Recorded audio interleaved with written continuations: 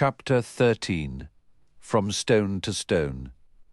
The pale light of dawn roused Rand, and for a moment he wondered if he was still trapped in a dream.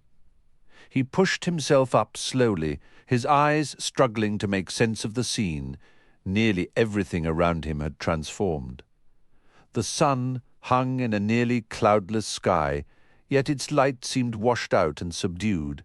Loyal and Hurin still lay on either side of him, wrapped in their cloaks and asleep, and their horses remained hobbled nearby. But everyone else, the soldiers, the other horses, his friends, had vanished. The very hollow where they had camped was altered.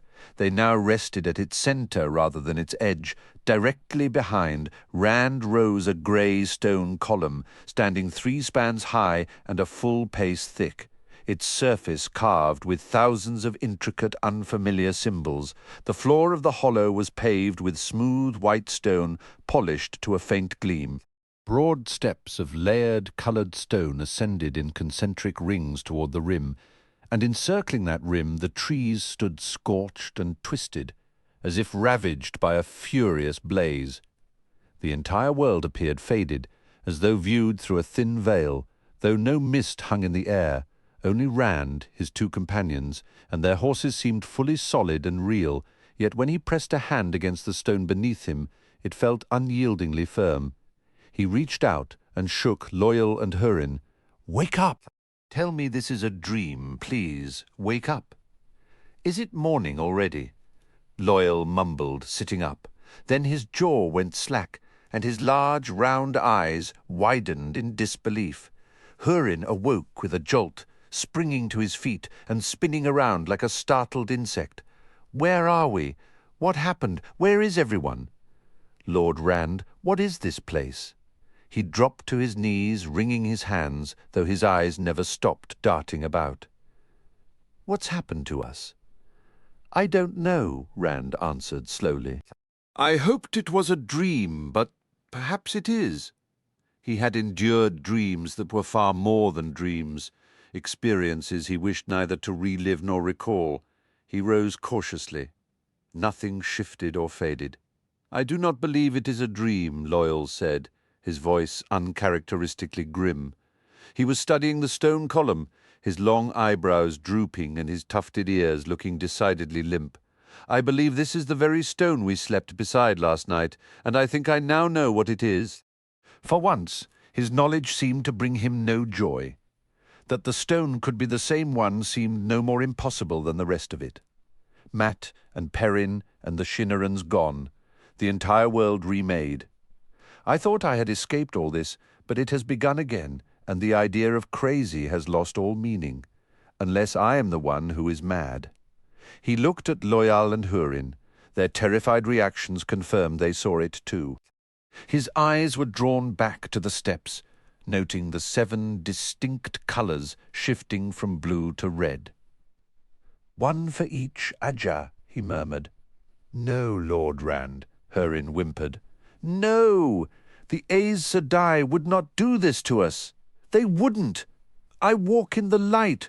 We all do, Hurin," Rand replied, his own voice steady despite the turmoil within. "The Aes Sedai won't harm you unless you become an obstacle. Could Myrain be behind this somehow? Loyal, you mentioned. You understand what this stone is. Explain it to me." I said, "I believe I understand, Rand. I once found fragments of an ancient text, just a handful of pages. One contained a sketch of this very stone. This stone," he emphasized the word with a weight that demanded attention, "or one nearly identical. Beneath it was inscribed, 'From stone to stone run the lines of if between the worlds that might be.' That doesn't clarify anything. Loyal. It sounds like nonsense." The Ogier gave a sorrowful shake of his great head. "Those pages were scarce. Part suggested that Aes Sedai from the Age of Legends, the most formidable among those who could travel, might have utilized these stones. It didn't specify the method, but from what I could decipher, perhaps they employed the stones to visit other realities." His gaze flicked upward to the scorched trees before he hastily looked away, as if unwilling to contemplate what lay beyond the clearing's edge. But even if Aes Sedai could, or can, use them, we had no Aes Sedai with us to channel the power. So I failed to see how it's possible for us to be here. A cold shiver traced Rand's spine. Aes Sedai used them back in the Age of Legends, when there were male Aes Sedai as well. He recalled the enveloping void as he drifted into sleep, tinged with that disturbing radiance. He remembered the village room and the light he had grasped for escape. If that was the male half of the true source. No, it's impossible. But what if it isn't light? I was debating whether to flee, and all the while the very thing I fear is inside my own mind. Maybe I'm the one who brought us here. He pushed the thought away. Worlds that might be, I still don't comprehend. Loyal? The Ogier gave a massive, uneasy shrug. Nor do I, Rand. Most of the text read like this.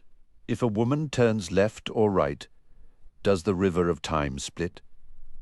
Does the wheel then weave two patterns? 1,000 for every choice she makes. Countless as the stars is one reality, the others only shadows and echoes. You see, it was murky. Mostly questions, many seeming to contradict each other, and there simply wasn't more of it. He returned to staring at the column, though his expression wished it would vanish.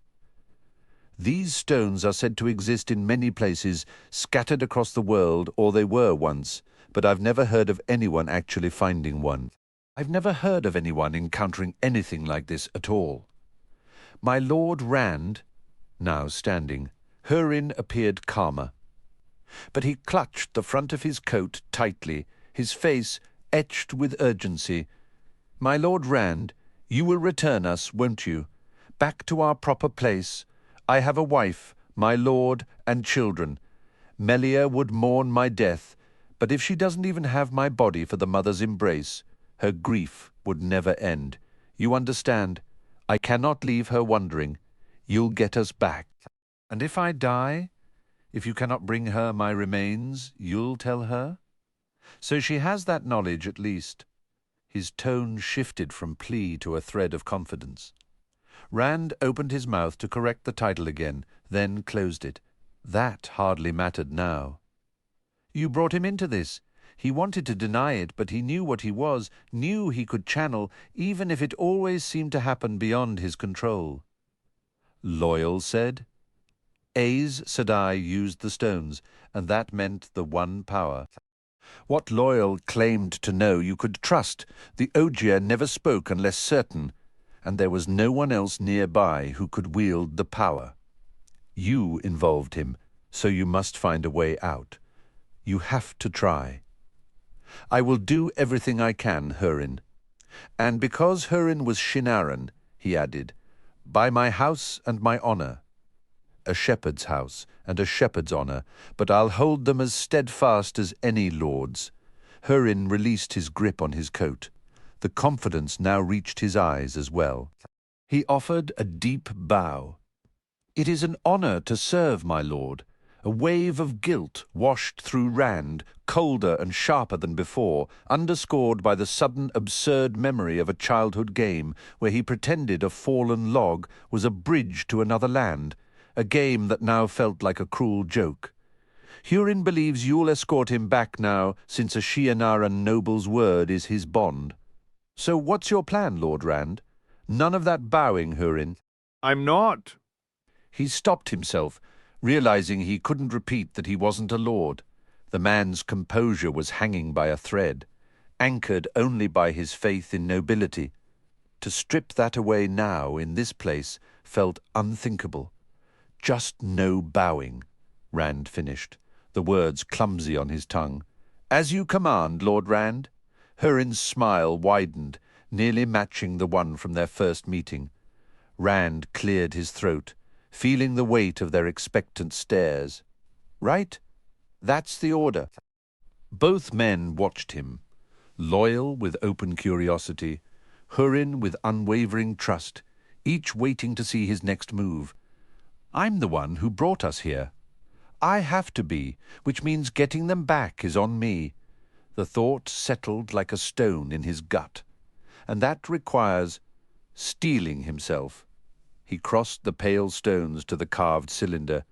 Unfamiliar script wound around each symbol, letters that curved and spiraled before jagging into sharp angles. At least it wasn't Trolloc writing. With a reluctant breath, he placed his palms against the column. It looked like ordinary polished stone, but felt unnervingly slick, like oiled metal. Closing his eyes, he summoned the flame. The void formed slowly, resisted by his own rising dread. Fear of what he was attempting clogged his mind, a tide that swelled no matter how much he fed to the flame. I can't do this. I won't channel. There has to be another path. Gritting his teeth, he forced the thoughts into silence. Sweat prickled on his forehead. He pushed on, shoving each fresh fear into the fire until it blazed, and the emptiness finally enveloped him. At its heart, he floated, aware of the light, Sedin, even behind closed lids. It glowed, a warmth permeating everything, yet it wavered like a candle seen through greased parchment. The light felt tainted, like scum on a pond. He reached, not with hands, but with an inner straining toward that radiance, and grasped nothing. It was like trying to hold water. It slipped through, leaving only a greasy residue that made his skin crawl. Desperation mounted outside the void. He constructed an image, the hollow as it had been with Ingtar and the lances resting near their horses, with Mat and Perrin present, and the stone mostly buried, save one exposed end. He tried to fuse that memory with the foul light to force them together. The hollow, with all of us there, Loyal and Hurin with me, Mat and Perrin, and the Shianarans, all together. A searing pain erupted in his skull. Together. The void exploded into a storm of glass shards, shredding his mind. Gasping, he stumbled back, eyes flying open. His hands ached from pressing the stone, his arms trembled, his stomach churned with the phantom feel of filth, and his head. He fought to steady his breathing. This was new, before the void vanished like a burst bubble, swift and clean. Never had it shattered like this, each fragment cutting deep. His skull felt numb, as if the pain of 1,000 slices was still gathering. He touched his temple, half expecting blood, but found none. Hurin still watched, confidence unshaken. If anything, the sniffer seemed more assured by the moment Lord Rand was acting. That was what lords did. They shielded the land and its people. They set wrongs right and ensured justice. As long as Rand was trying, Hurin would believe it would all work out. That was simply the way of lords loyal wore a puzzled expression, his gaze fixed on Rand with a thoughtful frown. Rand wondered what the Ogier was thinking. It was worth attempting, he said, though the lingering sensation of rancid oil inside his mind, light, it's inside me, I don't want it there, made his stomach churn.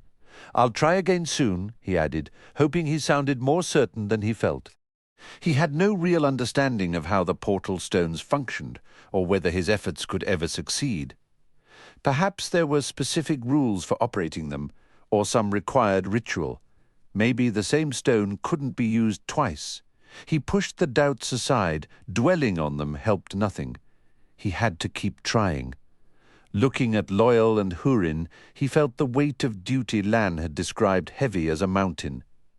"My lord, I was thinking," Hurin began, then hesitated, looking somewhat embarrassed. "If we locate the Dark Friends, perhaps we can force one of them to tell us how to return.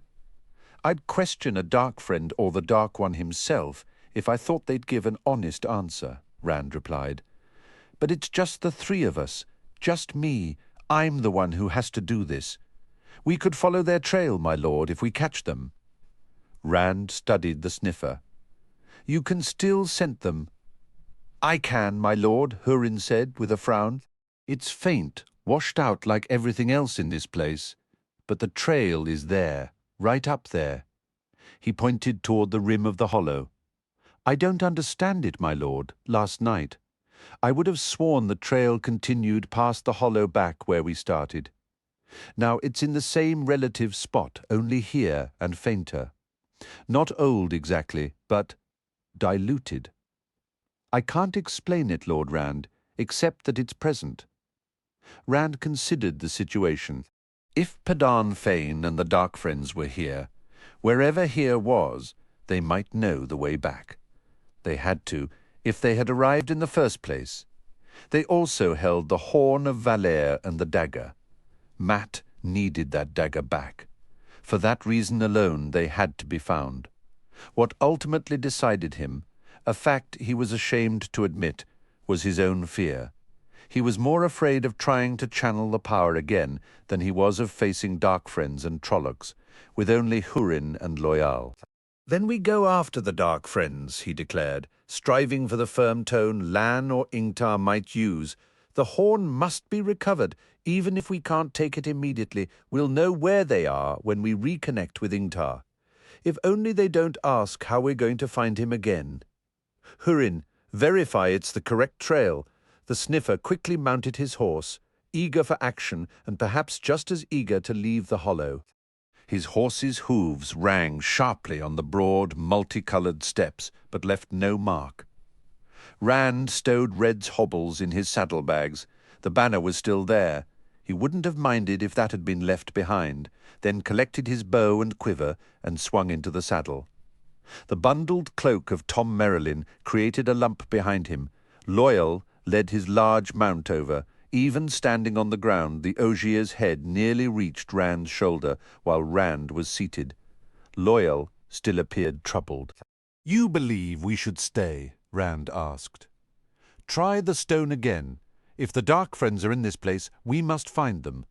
We can't leave the horn in their hands. You heard the Amelin, and we have to retrieve that dagger. Mat will die without it." Loyal nodded slowly. "Yes, Rand, we must. But the stones. We'll find another. You said they're scattered everywhere. If they're all surrounded by stonework like this, it shouldn't be too difficult to locate one."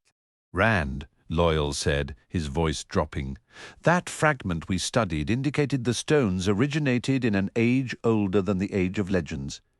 Even the Aes Sedai of that time didn't fully comprehend them, though some of the most powerful used them. They used them with the one power. Rand, how did you intend to make this stone take us back?" For a moment Rand could do nothing but stare at the Ogier, his mind racing faster than it ever had before. If these stones are older than the Age of Legends, perhaps the ones who built them didn't rely on the one power. There has to be another method. The Dark Friends reached this place, and they certainly couldn't channel.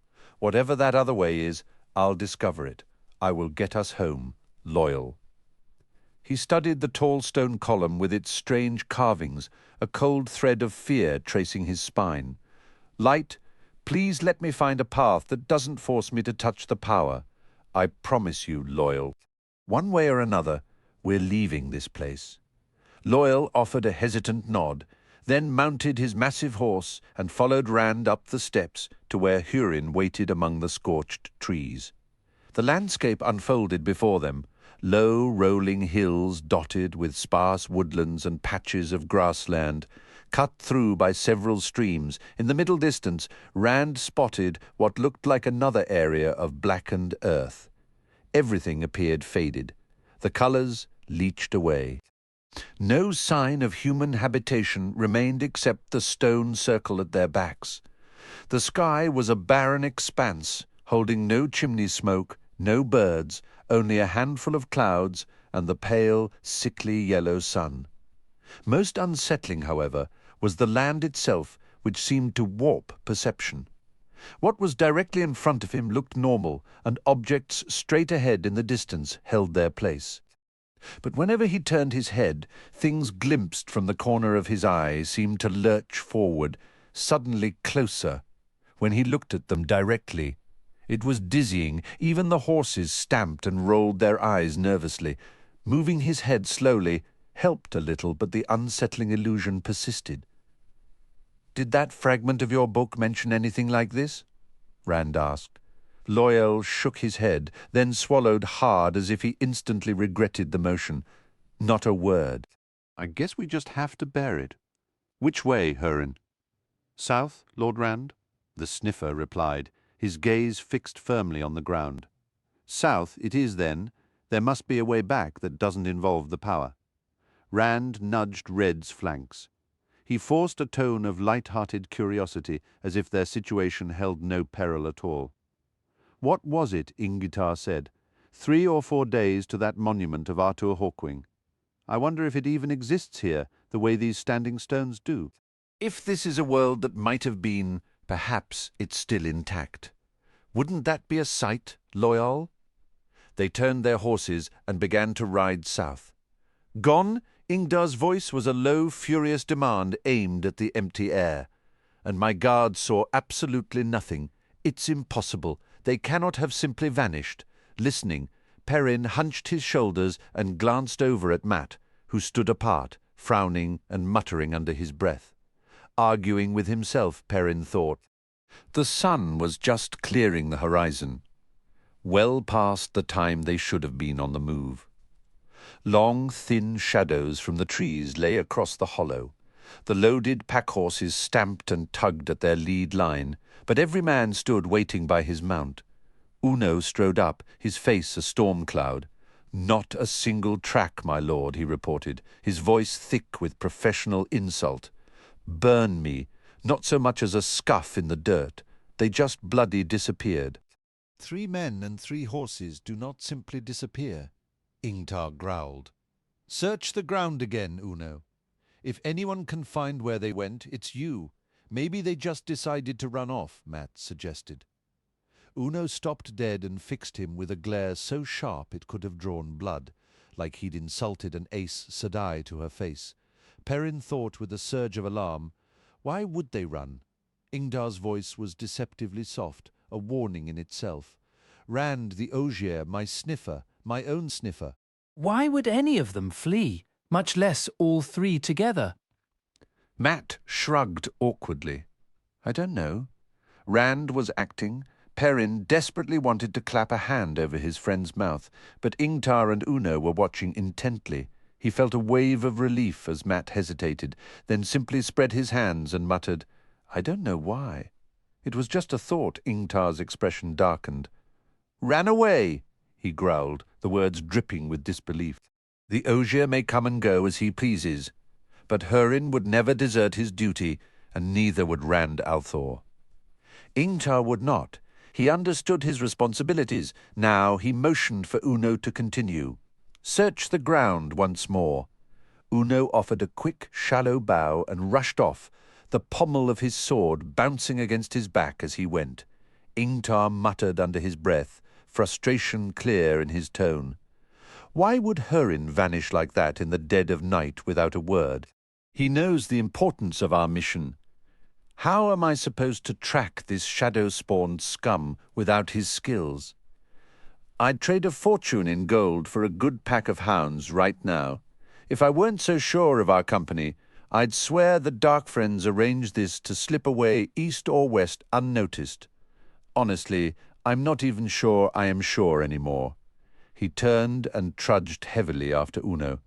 Perrin shifted his weight, a knot of unease tightening in his stomach. Every passing minute put more distance between them and the Dark Friends. More distance from the Horn of Valere and from that cursed dagger from Shadar Logoth.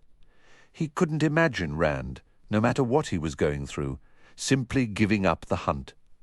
But where had he gone, and why? Loyal might follow out of loyalty, but Hurin? Maybe he did just run, Perrin whispered to himself, glancing around. No one seemed to hear. Even Mat was lost in his own thoughts. He ran a rough hand through his hair. If Aes Sedai were hounding him to become some kind of prophesied monster, he'd probably run too, but fretting over Rand wasn't helping them find the trail.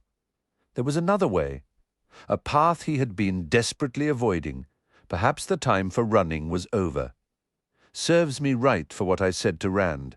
I wish I could just flee, even knowing the help he could provide, the help he should provide, he wavered. No one was watching him. Even if they were, they wouldn't understand what they were seeing. Finally, with great reluctance, he closed his eyes and let his consciousness loosen, allowing his awareness to flow outward, away from his own form. He had fought this from the very beginning, long before his eyes started shifting from a plain dark brown to that unsettling burnished gold. At that first moment of understanding, that initial spark of recognition, he had outright refused to believe it, and he had been running from the truth ever since. Part of him still wanted to bolt. His mind expanded now, sensing for what was always present in wild places where men were scarce, reaching for his kin. He hated to think of them that way, but it was the truth. Early on, he had feared this ability was touched by the Dark One's influence, or perhaps by the One Power itself, either one a nightmare for a man who just wanted to be a simple blacksmith, to live quietly in the light. From that fear, he had gained a sliver of understanding for what Rand must be enduring, that deep-seated terror of your own nature, that feeling of being stained. He wasn't entirely free of that feeling himself. Yet this thing he did was ancient, older than humanity's grasp of the One Power, something primal from the dawn of time itself. Not the power, Moiraine had assured him. Something believed lost now returned. Egwene knew as well, though he desperately wished she didn't. He wished no one did. He could only hope she had kept his secret contact. He felt them other presences, other minds. He felt his brothers, the wolves. Their thoughts washed over him, not as words, but as a swirling torrent of sensations and raw emotion. At first, it had all been an indecipherable storm of feeling, but now his mind had learned to translate wolf-brother surprise, a two legs who speaks. A memory faded and incredibly ancient, surfaced, men and wolves running together, two packs hunting as one. We have heard this comes again. Are you Longtooth? The image was faint, a man clad in hides, a long knife in his hand, but superimposed over it, more vivid, was the picture of a shaggy wolf with one tooth longer than the others, a steel tooth that caught the sun. The wolf led the charge through deep, powdery snow toward panicked deer floundering belly-deep. The hunt a matter of survival against a slow, starving end, the glare of the sun on endless white. The wind howling through mountain passes, swirling the snow into a biting mist. A wolf's name was always a complex tapestry. Perrin recognized the man in the memory. It was Elias Mashera, the one who had first shown him the world of the wolves. Sometimes he found himself wishing he had never crossed paths with Elias. No, he corrected himself, and tried to summon a mental image. Yes, we have heard of you. The picture that came was not the one he had constructed for himself, that of a broad-shouldered young man with unruly brown curls and an axe at his hip, whom others often mistook for Slow. That version of him was present, somewhere in the shared vision from the wolves, but it was utterly overshadowed by the far more powerful impression of a colossal, untamed bull with horns of polished metal, charging through the night with all the vigor and joy of youth, its curly hide glinting under the moon as it crashed into a line of mounted white cloaks. The air was sharp and cold, the darkness complete, and the blood on those horns was a shocking, vivid red young bull. For an instant, Perrin was so stunned he lost the connection entirely. He had never imagined they would give him a name, and he desperately wished he could forget how he had earned it. His hand went to the axe on his belt, its half-moon blade catching the light. "Light, help me! I took 2 lives. They would have ended mine, and Egwene's without a second thought, but still he shoved the memory away.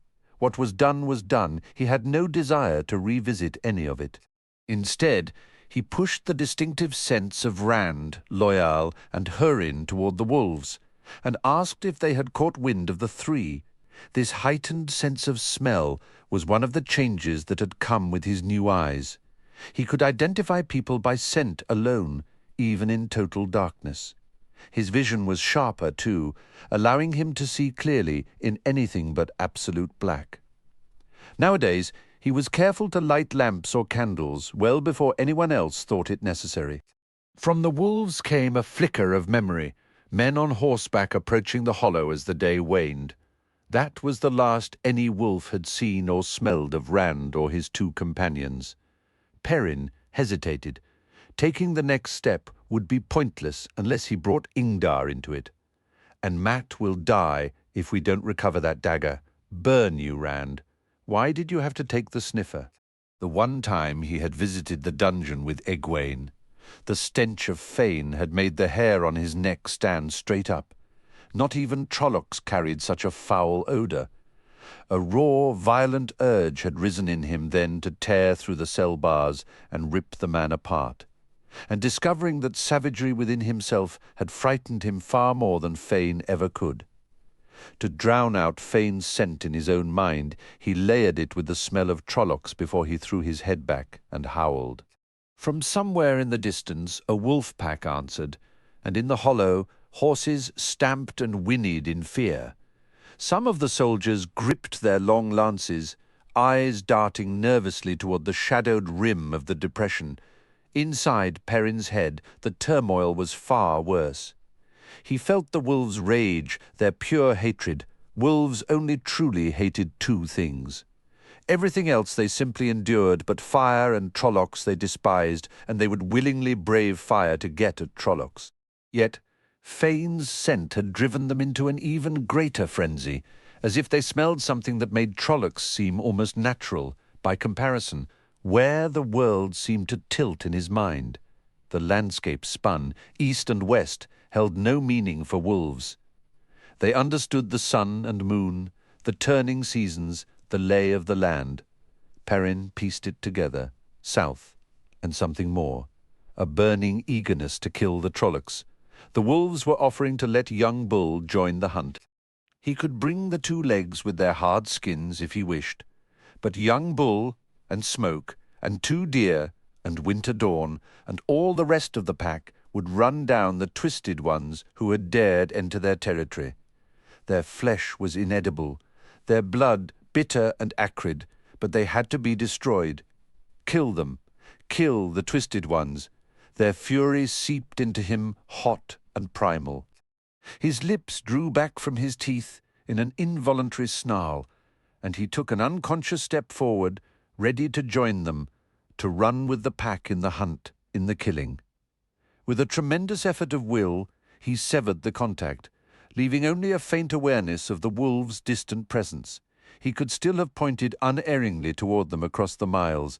A deep chill settled in his gut. "I'm a man, not a wolf. Light help me. I'm a man. You feeling all right, Perrin?" Mat asked, sidling closer. His tone was its usual flippant self, underlaid with a bitter edge these days, but his expression was genuinely concerned. "That's all I need. First Rand runs off, and now you look like you're about to fall over. I have no idea where we'll find a wisdom to tend to you out here. I might have some willow bark in my saddlebags. If Ingtar gives us a moment, I can brew you some tea. It would serve you right if I made it bitter enough to curl your toes." "I'm fine, Mat," Perrin insisted, shaking off his friend's concern. He went to find Ingtar. The Shianaran lord was on the rim with Uno, Rhaegar, and Massima, all of them studying the ground. The others gave him a questioning look as he pulled Ingtar aside, making sure they were well out of earshot. "I don't know where Rand or the others have gone," Perrin said quietly, "but Paden Fane, the Trollocs, and the rest of the Dark Friends are still moving south. How can you possibly know that?" Ingdar asked, his eyes narrowing. Perrin took a steadying breath. "The wolves told me." He braced himself for ridicule, for accusations of madness or worse, for being named a Dark Friend. He deliberately moved his hands away from his axe, tucking his thumbs behind his belt. "I will not kill, not again. If he tries to end me for this, I'll run. But I won't take another life." To his surprise, Ingdar did not laugh. Instead, he considered for a long moment. "I have heard rumours of such things," he said slowly. "There was a warder once, a man named Elias Mackera. Some claimed he could speak with wolves. He vanished years ago." He caught the flicker in Perrin's eyes. "You know him, don't you?" "I know him," Perrin replied flatly. "He's the one who I don't want to talk about it. I never asked for this. That's exactly what Rand said." Light, I wish I were back at Master Luhan's forge right now, the familiar heat on my face and a simple piece of iron to shape. These wolves, Ingdar pressed. Will they track the Dark Friends and Trollocs for us? Perrin gave a single nod. Good? I will have the horn, whatever the cost. Ingdar glanced back at the others, still searching for signs. Best we keep this between us for now. Wolves are seen as good omens in the borderlands. Trollocs fear them. Still, some of the men might not understand. I'd prefer if nobody else ever learned of it, Perrin said. Then we'll tell them you have Hurin's talent, that you're a sniffer. They know of that, they're comfortable with it. A few noticed you wrinkling your nose back in that village and at the ferry. I've already heard jokes about your delicate sense of smell. You keep us on the trail today. Once Uno finds enough tracks to confirm it, every man will be convinced. I will have the horn. Ingtar looked up at the sky and raised his voice. Daylight's wasting, to horse. Much to Perrin's relief, the Shienerans accepted Ingtar's explanation. A handful looked doubtful. Massima even spat in disgust. But Uno's thoughtful nod settled the matter. For most Matt, however, was harder to persuade. A sniffer? You're going to track killers by smell, Perrin. You've gone as mad as Rand.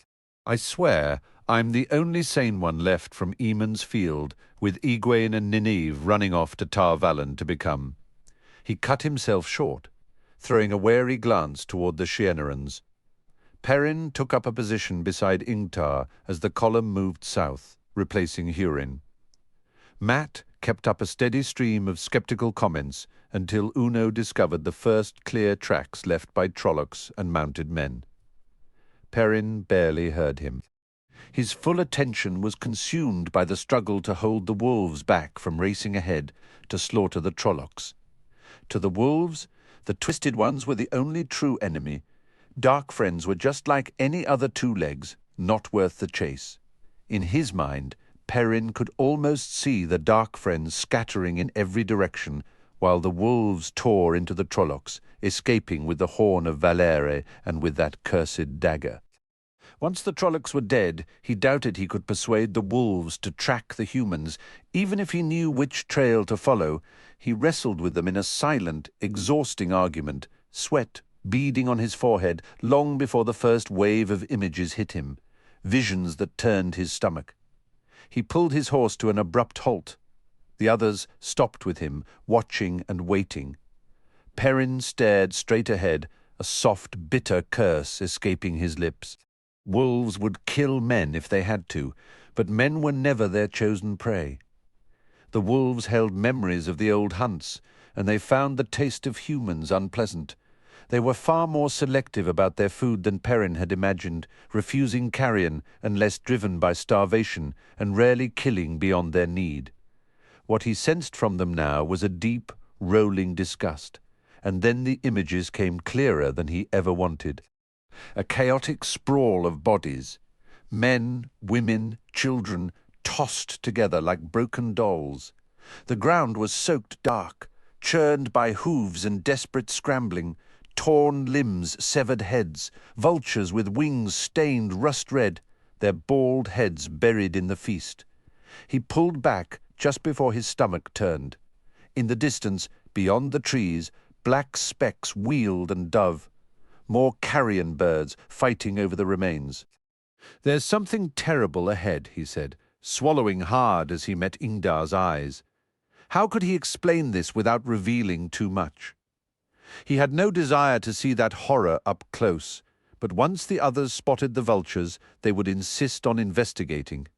He had to give them enough to steer wide. The villagers, I believe the Trollocs slaughtered them. Uno began to swear under his breath, and the other Shirnarans murmured grimly. None seemed surprised by his claim. If Lord Ingtar said he was a sniffer, then a sniffer could smell death. "And we are being followed," Ingtar stated. Matt perked up in his saddle. "Maybe it's Rand. I knew he wouldn't abandon me to the north." Thin dust plumes rose from bare patches in the grass. The Shirnarans fanned out, lances ready, wary in this uneasy land. A rider appeared, a woman Perrin could tell long before the others, closing the distance swiftly. She slowed to a trot as she reached them, fanning herself with a hand. She was plump, her hair greying, her cloak bundled behind her saddle, and she blinked at the company with a vague expression. "That's one of the A's Sedai," Matt said, his voice dropping with disappointment. "I recognize her, Verin." "Verin Sedai," Ingtar said sharply, then bowed from his saddle. "Moiraine Sedai sent me," Lord Ingtar Verin announced with a satisfied smile. "She suspected you might have need of me." What a gallop that was! I thought I might not catch you before Cairhien. You saw that village, of course? Dreadful business? And that Myrddraal ravens and crows covered the rooftops, but not a one would go near the thing, even dead. I had to brush away a small army of flies just to get a look. A pity I hadn't time to take it down. I've never had the chance to examine her. Abruptly her eyes sharpened, and the absent manner vanished. "Where is Randall Thor?" Ingdar's face tightened. "Gone, Verin Sedai.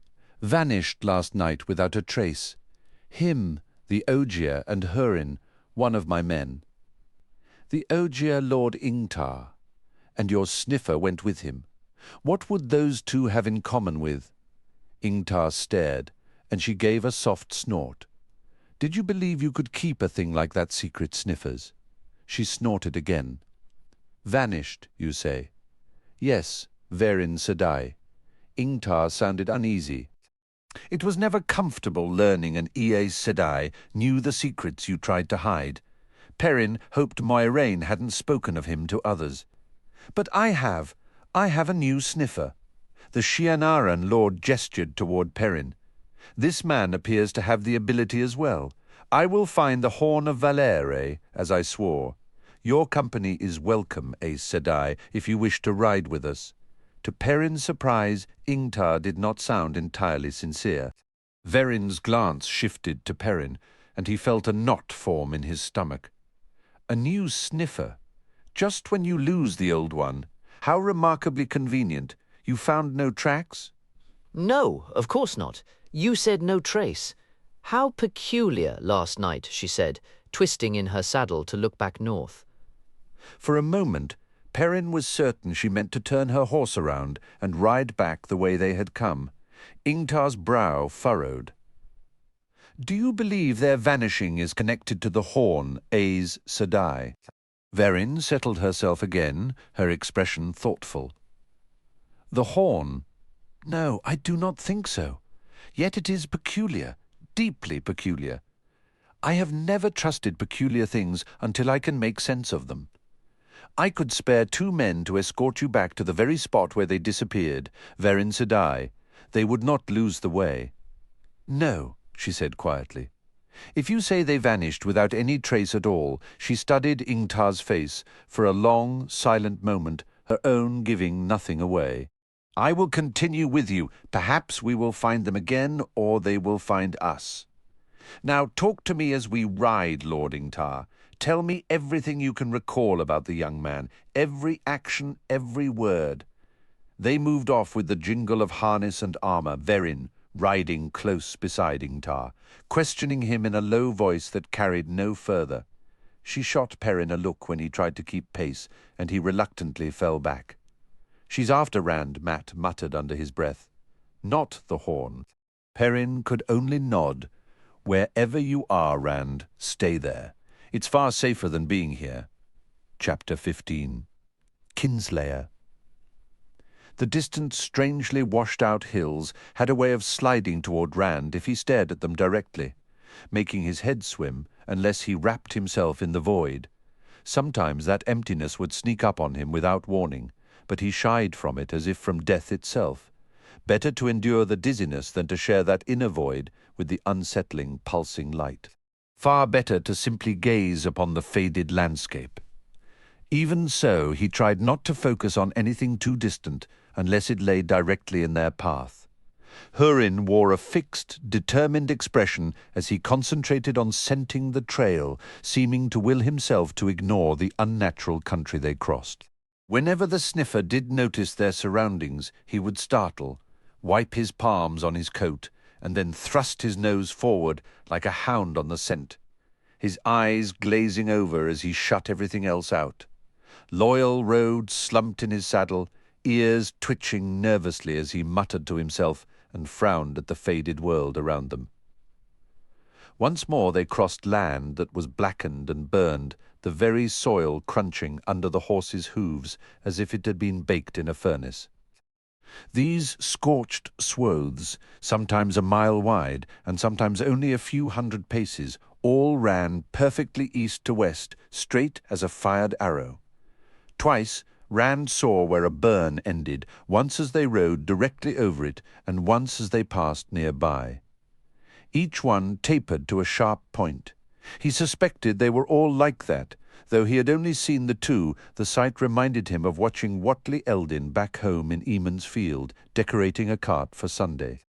What would paint his bright scenes and the intricate scrollwork that framed them? For the borders, he would let the tip of his brush just touch the wood, creating a thin line that grew thicker as he pressed down, then thin again as he lifted away.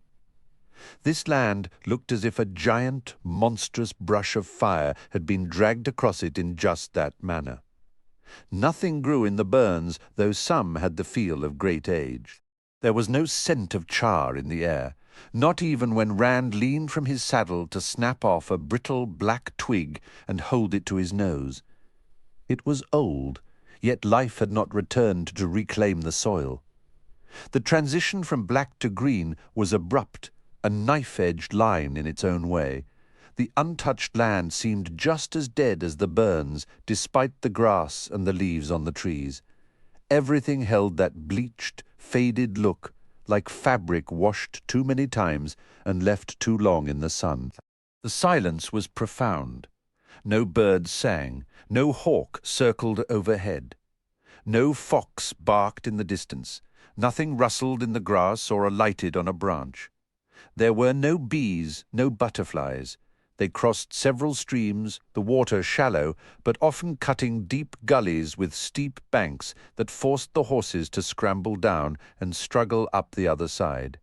The stream's water was clear, save for the mud churned up by the horses' hooves. Yet it was unnervingly empty of life. No darting minnows, no tadpoles, not even a water strider skimming the surface or a delicate lacewing hovering above.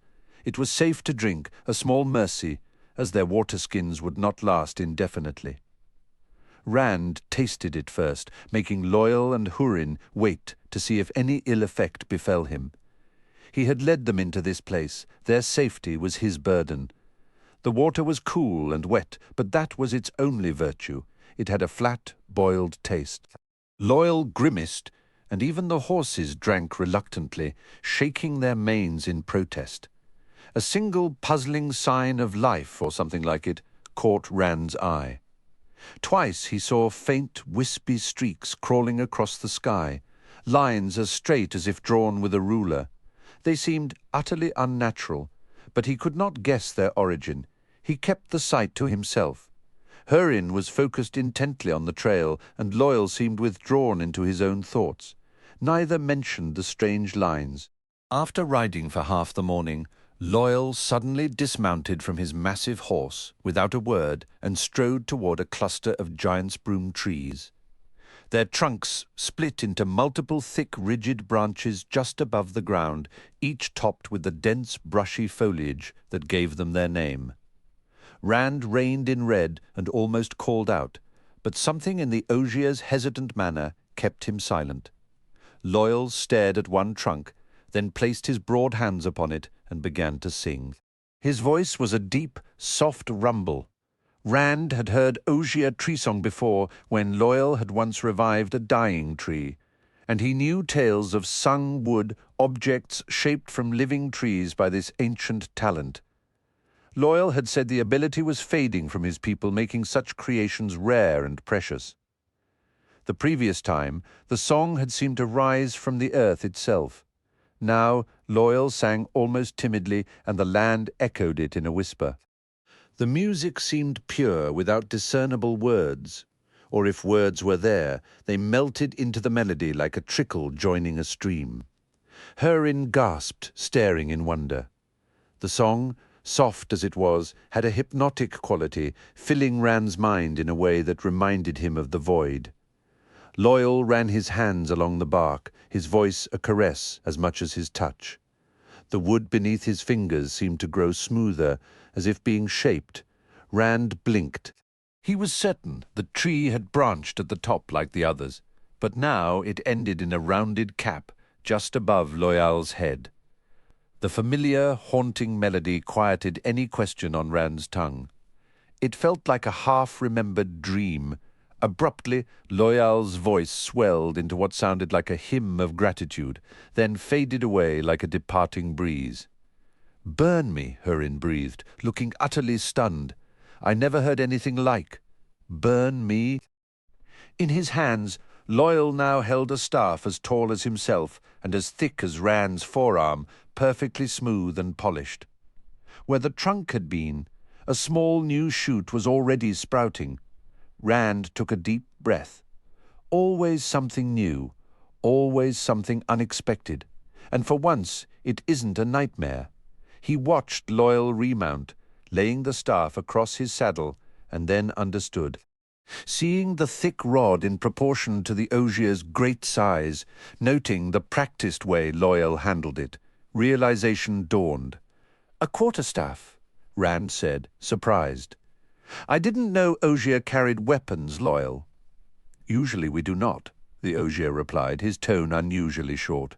"Usually the price has always been too high." He hefted the massive quarterstaff, his broad nose wrinkling with clear distaste. "Elder Hayman would likely accuse me of overcomplicating things, but I'm not acting out of recklessness." Rand. "This place," he shuddered, his tufted ears giving a nervous flick. "We'll be out of here soon," Rand replied, forcing a tone of assurance. Loyal continued as if he hadn't spoken. "Everything is connected, Rand. Living or not, thinking or not, all that exists is interwoven. A tree doesn't think yet it belongs to the pattern, and that pattern has a mood. I can't describe it any better than I can describe joy itself. But Rand, this land was pleased when that weapon was forged." Pleased. "May the light guide us," Hurin whispered anxiously, "and the Creator's hand shield us. Though we may face the final embrace of the earth, may the light show our path."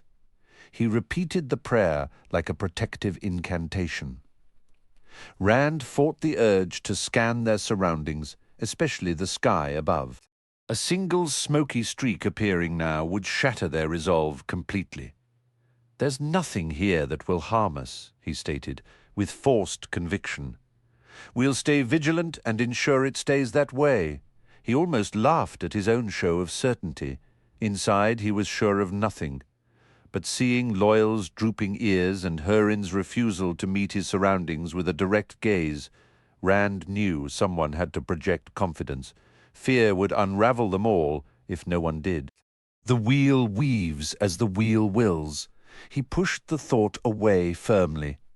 This has nothing to do with the wheel, or Tavaran, or Aes Sedai, or prophecies. It's simply the situation we're in. Loyal, are you finished here? The osier gave a slow nod, regretfully running a hand along his quarterstaff. Rand turned to the sniffer. "Do you still have the scent?" "I do, Lord Rand, that I do. Then let's follow it. Once we find Fane and his dark friends, we'll return as heroes with the dagger for Mat and the horn of Valere. Lead on, Hurin. Heroes. I'd be content if we all just make it out of here alive. I do not like this place," Loyal stated bluntly, gripping his staff as if expecting an immediate threat. "All the more reason we don't plan to stay, then, right?" Rand said. Hurin let out a short, tense laugh, but Loyal's gaze remained steady. "A very good thing we don't, Rand." As they pressed onward to the south, Rand noticed his casual mention of going home had lifted their spirits slightly. Hurin's posture in the saddle straightened, and Loyal's ears perked up a little. Now wasn't the time to reveal he shared their deep-seated fear, so he buried it, battling it alone. Hurin maintained a grim humor through the morning, muttering, "A good thing we don't plan to stay," followed by a hollow chuckle until Rand had to bite his tongue to keep from telling him to stop. By midday, however, the sniffer fell silent, shaking his head with a troubled frown, and Rand found himself missing the uneasy repetition. "Is there a problem with the trail, Hurin?" he asked. The man shrugged, his expression clouded. "Yes, Lord Rand, and then again, no, it's hard to say. It has to be one or the other." "Have you lost it?" "There's no shame if you have. You said it was faint from the start. If we can't find the Dark Friends, we'll locate another portal stone and return that way." Light anything but that. He kept his face neutral. "If Dark Friends can enter this place and leave, so can we. It's not that I've lost it, Lord Rand. I can still catch their foul stench. It's something else. It's—" With a frustrated grimace, Hurin burst out. "It's as if I'm recalling the smell from memory instead of sensing it now. But I'm not. There are dozens of other trails crossing over it. Dozens upon dozens, and all manner of violent scents, some so fresh they seem minutes old, yet faded like everything else here. This morning, right after we left that hollow, I could have sworn hundreds had been slaughtered right beneath our feet just moments before. But there were no bodies, not a single mark on the grass, except our own hoofprints. A thing like that should have left the ground churned and stained, yet there was not a single mark. It's all like this, my lord. But I am on the trail. I truly am. This place has me jumping at shadows. That's all it is. It must be." Rand looked toward Loyal. The Ogier sometimes had the strangest bits of lore, but he appeared just as confused as Hurin. Rand forced a confidence into his voice he didn't feel. "I know you're giving it your all, Hurin. We're all on edge. Just follow what you can, and we'll catch them." "As you command, Lord Rand." Hurin nudged his horse onward. "As you command." Yet when darkness fell, there was still no sight of the Dark Friends, and Hurin confessed the trail was growing weaker than ever. The sniffer muttered under his breath, a single word repeated like a mantra. Remembering, there had been no trace, truly none. Rand was no master tracker like Uno, but any boy from the Two Rivers learned to follow signs well enough to find a stray ewe or hunt a hare for the stew pot. He had seen nothing. It was as if the land had lain undisturbed by any living soul before their arrival. There should have been some clue if the Dark Friends were ahead, but Hurin kept following the scent only he could perceive. As the sun dipped below the horizon, they made camp within a cluster of trees the fire had spared, chewing on provisions from their saddlebags, stale flatbread and jerky, washed down with lukewarm, bland water. It was a meagre supper, tough and flavorless.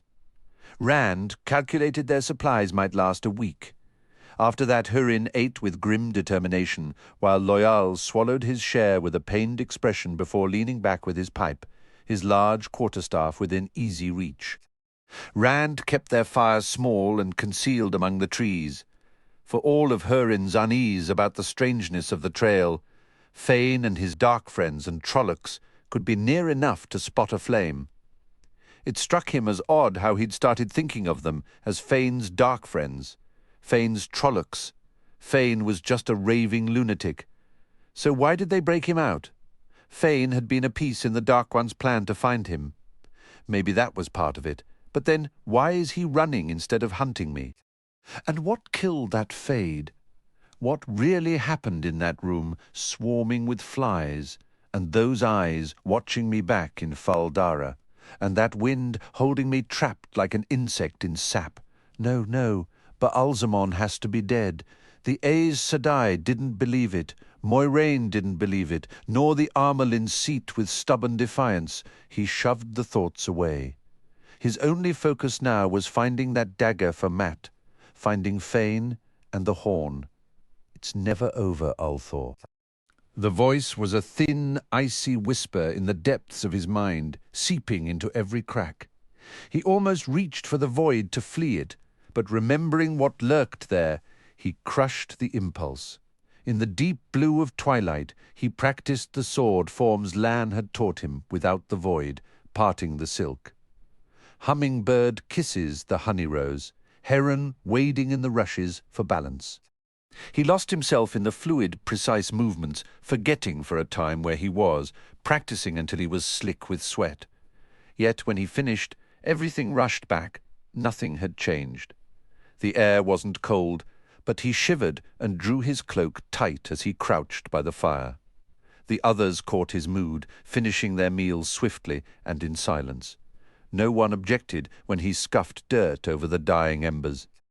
Rand took the first watch himself, pacing the edges of the grove with his bow, occasionally testing the slide of his sword in its scabbard. The cold moon was nearly full, hanging high in the black sky, and the night was as silent and vacant as the day. Vacant was the right word. The land felt as empty as a bone-dry jug. It was difficult to believe anyone else existed in the entire world, in this world, except for the three of them. Hard to believe even the dark friends were out there somewhere ahead. For a sense of company, he unfolded Tom Merrilin's cloak, revealing the harp and flute in their stiff leather cases resting on the mosaic of colourful patches. Rand lifted the flute from its case, its gold and silver catching the faint light. His fingers found the familiar positions, guided by the memory of a gleeman's patient lessons long ago. He played a few soft notes of the wind that shakes the willow, the melody a fragile, mournful whisper in the oppressive stillness. Even at that hushed volume, the sound felt too present, too raw for this haunted place. With a sigh, he carefully returned the instrument and retied the bundle. Taking the watch, he settled in for the long hours, letting his companions rest. He wasn't sure how much time had passed when he noticed the fog. It clung thickly to the earth, turning Hurin and Loyal into vague, cloud-like shapes. Higher up it thinned, but still veiled the world, leaving only the closest trees visible. The moon hung like a blurred coin seen through a wet cloth. Anything could be moving toward them, completely unseen. His hand went to his sword hilt, a voice, cold and mocking, cut through the silence behind him. "Swords are useless against me, Luz Therin. You should know that by now." The fog swirled at Rand's boots as he whirled, the heron-marked blade flashing into his grasp, held ready before him. The void enveloped his mind instantly. The tainted glow of Sedin was a distant, almost unnoticed flicker this time. A shadowy form advanced through the mist, leaning on a tall staff. Behind it, the fog itself seemed to curdle and darken, becoming a pool of blackness deeper than the night. A chill crawled up Rand's spine. The figure drew closer, resolving into a man clad head to toe in black, his face hidden behind a mask of black silk. The shadow was a part of him. His staff was black as charred wood, yet it shone with a slick, moonlit gleam. For a heartbeat, the eye-holes of the mask glowed with a furnace light. But Rand didn't need that sign to know. "Baalzamon," he whispered. "This is a dream, it has to be. I fell asleep, and—" The laugh that answered him was the crackle and roar of a great fire. "You cling to denial, Luz Therin. If I wished, I could reach out and touch you, Kinslayer. I can always reach you, in every place, in every time. I am not the dragon. My name is Rand Al." He bit off the words, clamping his jaw shut. "Oh, I know the name you use in this turning," Baalzamon said, his voice beginning to thrum with power. The fires in his eyes flared so brightly that Rand could see the flickering light through the silk. I know every name you have ever worn across age upon age, long before you earned the title Kinslayer.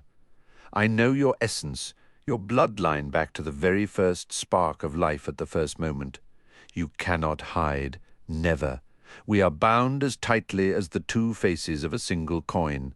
Common men may lose themselves in the pattern's weave, but a Tavren shines like a beacon on a hilltop, and you blaze as if 10,000 arrows of light were fixed in the heavens, all pointing directly at you. You are mine, and always within my grasp. Father of lies, Rand forced the words out. Even within the void, his mouth felt dry as dust. Light. Please let this be a dream. The thoughts scrabbled at the edges of his emptiness. Even one of those dreams that feels too real. He can't actually be here. The Dark One is bound in Sheol Ghul, sealed away by the Creator at the dawn of time. He knew too much now for that old comfort to hold. The name fits you. If you could simply take me, why haven't you? Because you can't. I walk in the light. You cannot touch me. Balsamon leaned on his staff, studying Rand for a long moment. Then, with an almost casual air, he moved to stand over the sleeping forms of Loyal and Hurin, peering down. The vast shadow shifted with him. Rand noticed something then. The grey fog did not stir around the figure's feet as it did around his own. It was as if Balsamon wasn't truly there. That observation sparked a fragile hope. Perhaps this was just a dream. You keep strange company? Balsamon mused, his tone almost conversational. You always did, these two, the girl who attempts to stand guard over you, a feeble protector, kinslayer, weak. Even if she had 100 years to grow into her strength, she would never be a shield you could hide behind. A girl? Rand's mind raced. Who is he talking about? Moraine is certainly no child. I have no idea what you're talking about, Father of Lies. You deceive, and even when you speak a truth, you warp it into a falsehood. Do I, Luz Therin? You understand what you are, who you are. I have revealed it to you. So have those women from Tar Valon. Rand moved slightly, and Baalzamon released a laugh that rumbled like distant thunder. They believe themselves secure in their white tower, yet my servants walk among their own ranks. The Aes Sedai named Moiraine told you your identity, did she not? Was she lying? Or is she one of mine? The White Tower intends to use you like a dog on a chain. Am I lying? Am I lying when I say you hunt for the Horn of Valere? He laughed once more. Despite the emptiness of the void, Rand had to fight the urge to clamp his hands over his ears. Sometimes ancient foes battle for so long they become unwitting allies. They believe they strike at you, yet they have grown so intertwined it is as if you direct the blow yourself. You do not direct me, Rand stated. I reject you. I have 1,000 threads binding you, Kinslayer, each finer than silk and stronger than steel. Time itself has woven 1,000 cords between us. The war we two have waged, do you recall any fragment of it? Do you possess even a flicker of understanding that we have clashed before, battles beyond counting, stretching back to the dawn of time? I hold knowledge you lack. That conflict will soon conclude. The last battle approaches. The final one, Luz Therin. Do you truly believe you can evade it? You pitiful, trembling insect. You will serve me or perish, and this time the cycle will not restart with your death. The grave belongs to the great Lord of the Dark. This time, if you die, you will be utterly annihilated. This time the wheel will be shattered regardless of your actions, and the world reshaped in a new form. Serve me, serve Shaitan, or be destroyed for all eternity. Upon the speaking of that name, the very air seemed to congeal. The darkness behind Baalzamon expanded and grew, menacing to consume everything. Rand felt it swallowing him, a paradox of ice-cold and coal-hot, blacker than the grave, pulling him into its depths and overwhelming the world. He clutched his sword hilt until his knuckles ached. I deny you, and I deny your might. I walk within the light. The light preserves us, and we find shelter in the palm of the Creator's hand. He blinked. Baal-Zamon remained standing, the vast darkness still looming behind him, but everything else seemed to have been a mirage. "Do you wish to see my face?" It was a hushed whisper. Rand swallowed hard. "No, you should." A gloved hand rose toward the black mask. "No." The mask was removed. It was the face of a man, terribly scarred by fire. Yet in the spaces between the black-rimmed crimson fissures that marred those features, the skin appeared unblemished and smooth. Dark eyes fixed on Rand, cruel lips curved into a smile, revealing a flash of white teeth. "Look upon me, Kinslayer, and witness 100th part of your own destiny." For an instant, those eyes and that mouth transformed into gateways leading into infinite caverns of flame. This is what the power left unchecked can accomplish even upon me. But I heal, Lews-Therin. I know the pathways to greater strength. It will consume you like a moth flying into a blast furnace. I will not touch it. Rand felt the void surrounding him, felt Sedin. I won't. You cannot prevent yourself. Leave me alone. Power. Baal-Zamon's voice softened, becoming persuasive. You can wield power once more, Lews-Therin. You are connected to it now, in this very moment. I sense it. I can perceive it. Feel it, Lews-Therin. Feel the radiance within you. Feel the strength that could be yours. All you must do is reach for it. But the shadow lies between you and it. Madness and death. You need not die, Lews-Therin, not ever again. No, Rand said, yet the voice continued, drilling into his mind. I can instruct you in controlling that power so it does not consume you. No one else alive can teach you this. The great Lord of the Dark can shield you from the madness. The power can be yours, and you can live forever. Forever. All you must offer in return is service. Merely serve. Simple words. I am yours, great Lord, and power will be yours. The voice promised power beyond the imaginings of the Tar Valon Aes Sedai, and immortality besides, if only he would surrender and pledge his service. Rand's mouth went dry, to avoid madness and death. Never, he rasped, the words scraping his throat. I walk in the light, you cannot touch me. Touch you, Lews-Therin, I will consume you, taste it, and know as I once knew. Those dark eyes erupted into fire once more, that mouth a blossoming furnace of flame that swelled brighter than the midday sun. In response, the heron-marked blade at his side began to glow like metal fresh from the smith's fire. A cry was torn from Rand. As the hilt seared his palms, he screamed, dropping the sword. Then the very fog ignited, a conflagration that leaped and roared, devouring everything. He yelled, beating at his clothes as they smoked, charred, and dissolved into ash, beating with hands that blackened and shriveled, skin cracking and peeling away in the agony. He screamed again, the pain hammering against the emptiness of the void within him. He tried to burrow deeper into that nothingness. There, just beyond sight, was the glow, the tainted radiance of Sedin.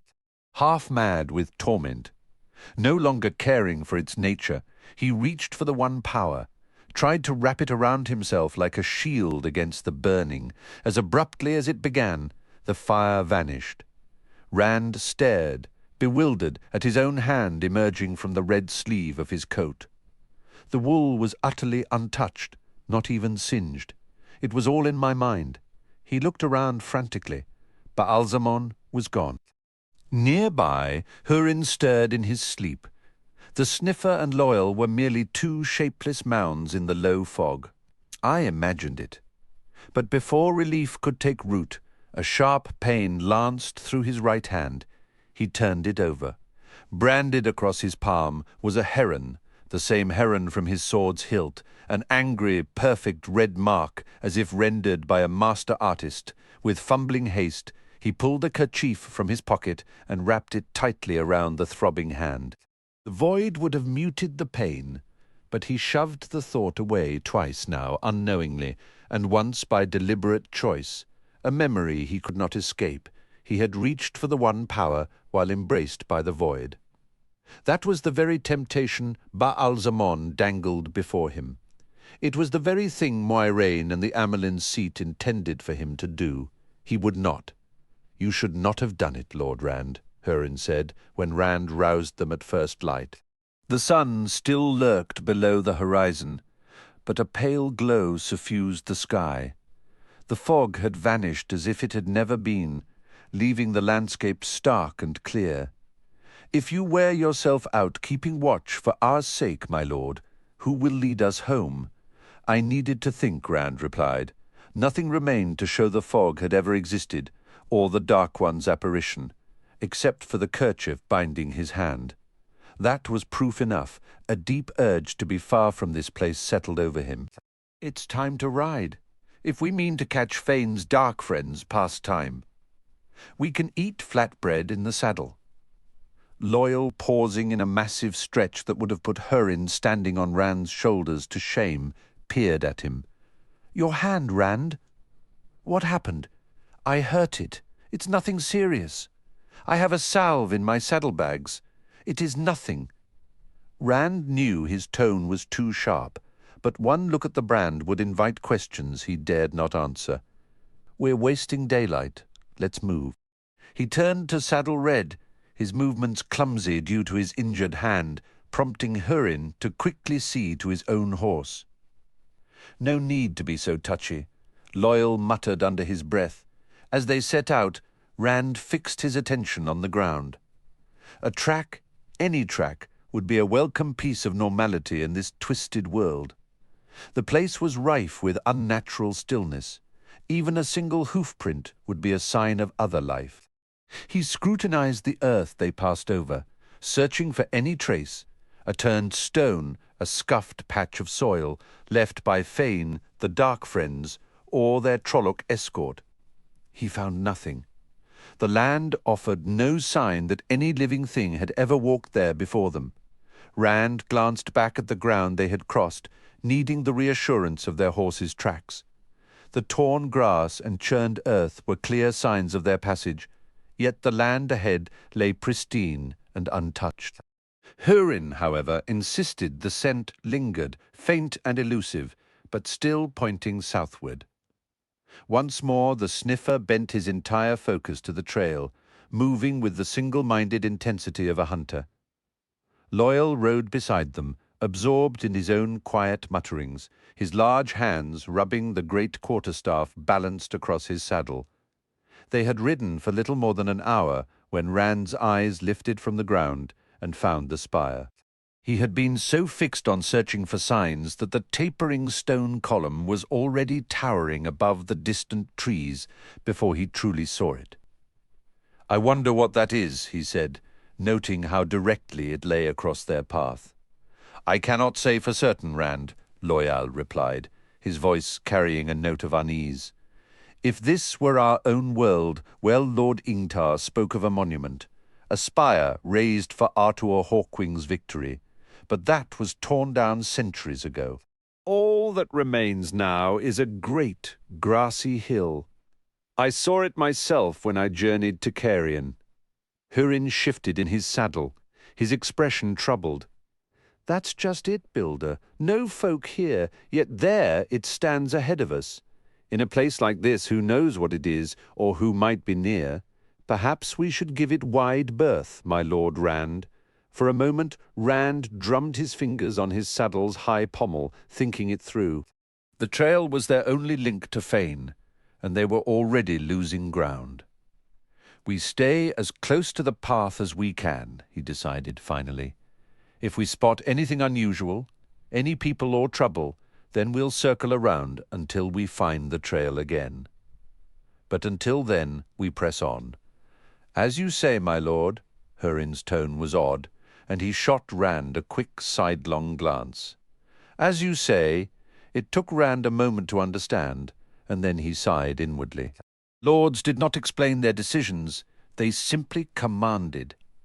"I never asked him to treat me like some bloody lord," he thought, but the answering thought came just as clear. "Yet you allowed it. You made the choice. Now the duty is yours. Follow the trail, Hurin," Rand said. With a flicker of a relieved grin, the sniffer nudged his horse forward. The pale sun climbed higher as they rode, and by midday they were within a mile of the spire. They had reached a narrow stream cutting through a shallow gully, and the trees here grew thin. Rand could see the mound it stood upon, a round, flat-topped hill, and the grey spire itself soaring 100 spans into the air. Now he could make out the shape carved at its peak, a bird with wings spread wide. "A hawk," Rand said, a spark of recognition lighting within him. "It has to be Hawkwing's monument. The people here must have built it and never tore it down. Think of it, Hurin. When we return, you'll be able to tell everyone what it truly looked like. Only the 3 of us in all the world will have seen it." Hurin nodded, a faint smile touching his lips. "Aye, my lord, my children would love that tale, their father seeing Hawkwing's spire." Rand Loyal began, his voice thick with worry, but Rand cut him off. "We can gallop the distance," he said, a sudden restless energy filling him. This place felt still and dead, but they were alive. A hard ride will do us good. Rand. Loyal tried again. "I do not believe that is." But Rand did not wait. He dug his heels into Red's flanks, and the stallions surged forward. They splashed through the shallow stream in 2 strides, scrambling up the far bank. Hurin was right behind him, and though Rand heard Loyal calling out behind them, he only laughed, waved for the Ogier to follow, and galloped on toward the ancient stone. Focusing his gaze on a single point helped steady the shifting landscape, and the wind offered a cool relief against his skin. The mound spanned a considerable area, yet its grassy incline rose gently. The grey spire thrust upward, broad and squared, so that despite its height it appeared more massive than tall, almost squat. Rand's laughter faded, and he reined in Red, his expression turning grim. "Is that the monument to Hawkwing, Lord Rand?" Hurin asked, his voice uneasy. "Something about it feels wrong." Rand knew the harsh, angular script covering the monument's face, and he recognized some of the massive symbols carved there. The horned skull of the Davol Trollocs, the iron fist of the Daimon, the trident of the Kobal, and the whirlwind of the Afrate. Near the base lay a great hawk, carved on its back, a lightning bolt through its body, with ravens picking at its eyes. The vast stone wings at the spire's peak seemed to blot out the sun. He heard Loyal's approach. "I tried to warn you, Rand," the Ogier said. "It is a raven, not a hawk. I could see it clearly." Hurin turned his man away, refusing to look at the structure any longer. "But how?" Rand protested. "After Hawkwing won a victory over the Trollocs here, Ingtar was certain of it." "Not here," Loyal replied slowly, his voice heavy. "Clearly not in this place. From stone to stone run the lines of it between the worlds that might be. I've been pondering that, and I believe I understand those worlds that might be. They could be versions of our own world, realities that might have existed if history had taken different turns. Perhaps that's why everything seems so faded and thin here, because it's a mere possibility, a shadow of what is real. In this particular world, I fear the Trollocs were victorious. That may be why we've encountered no villages or people." A cold dread prickled Rand's skin. Where Trollocs triumphed, they did not leave humans alive except as cattle.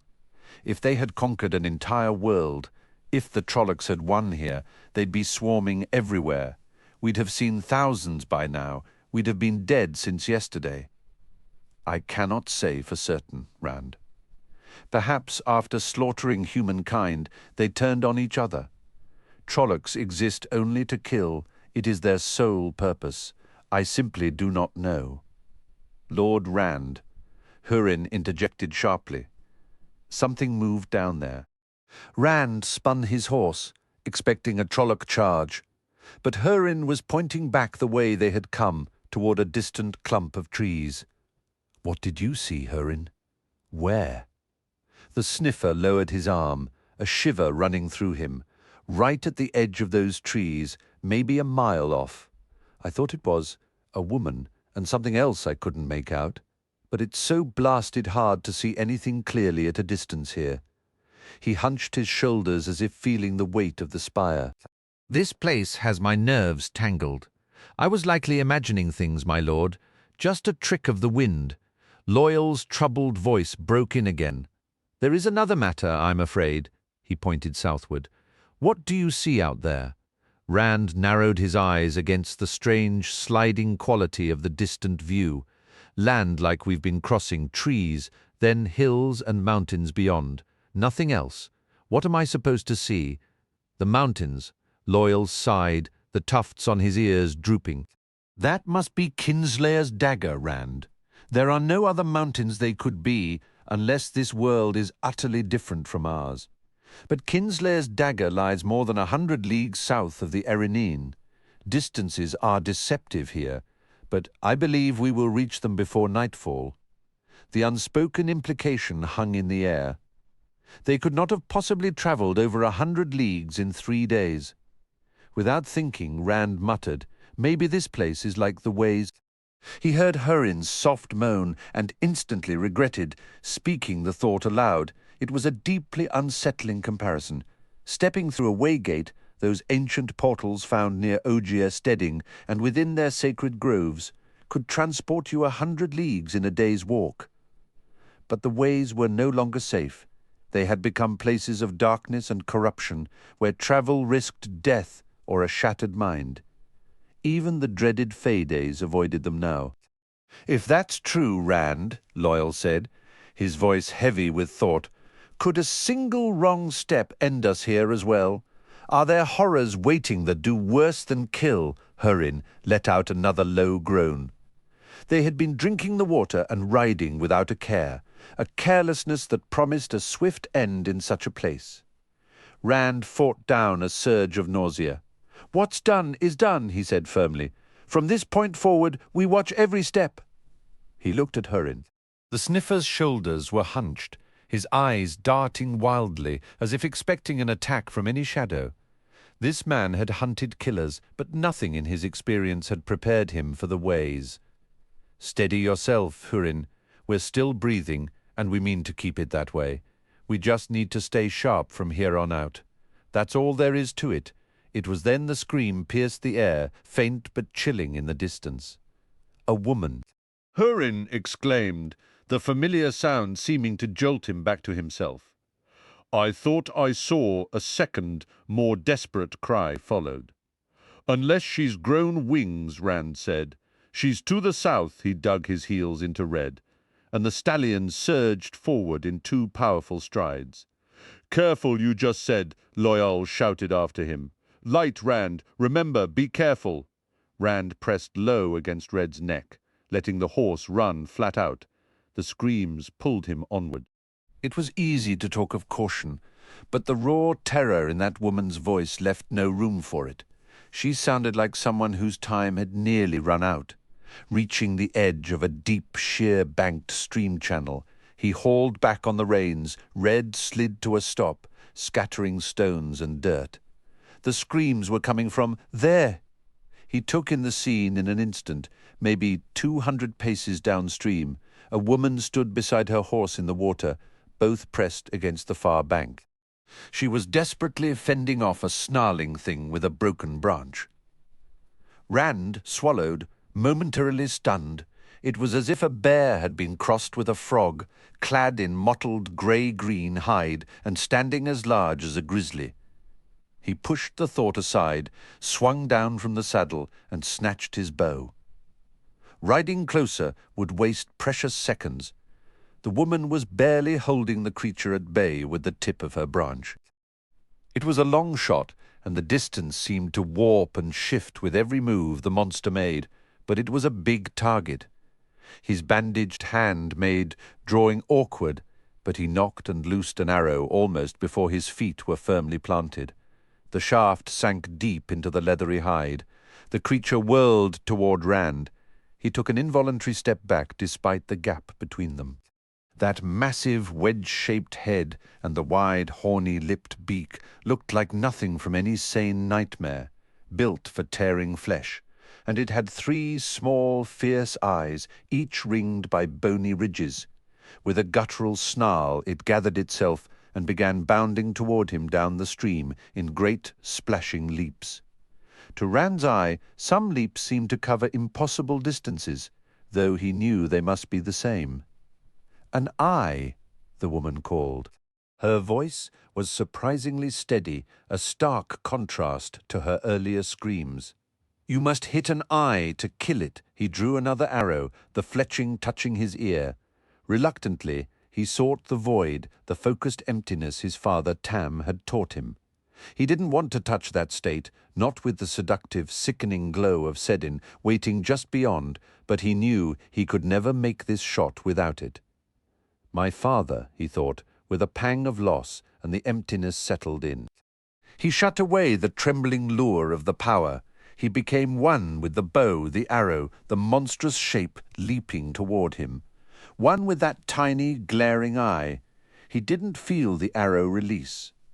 The creature rose in another bound, and at the peak of its arc, the shaft struck true, piercing its central eye. The creature crashed down, sending another massive spray of water and churned earth into the air. The ripples from its impact spread outward, but the beast itself lay still. "A fine shot, and courageously done," the woman called out. She was already on her horse, riding toward him. Rand felt a flicker of surprise that she hadn't fled the moment the Grolm's focus shifted. She rode past the hulking body, still encircled by the widening rings of its final moments, without so much as a downward glance, urged her horse up the bank and dismounted. Not many men would hold their ground against a charging Grolm, my lord. She was dressed entirely in white, her riding dress split for the saddle and cinched with a silver belt. Her boots, visible beneath the hem, were intricately tooled with silver, and even her saddle was white with silver fittings. Her snow-white mare, with its elegantly arched neck and delicate gait, stood nearly as tall as Rand's bay. Yet it was the woman herself. He guessed she might be around Ninive's age, who commanded his attention. For one, she was tall, just a hand taller, and she might almost meet his eyes. For another, she was strikingly beautiful, her skin like pale ivory set against long, dark hair, and eyes so black they seemed to swallow the light. He had known beautiful women before.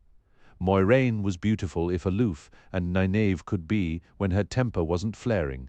Egwene and Elaine, the daughter-heir of Andor, each could steal a man's breath. But this woman, his mouth went dry. He felt his heart thump back to life in his chest. "Your companions, my lord?" Startled. He glanced around. Hurin and Loyal had approached. Hurin was staring with the same rapt expression Rand knew had been on his own face, and even the Ogier appeared captivated. "These are my friends," he said. "Loyal and Hurin.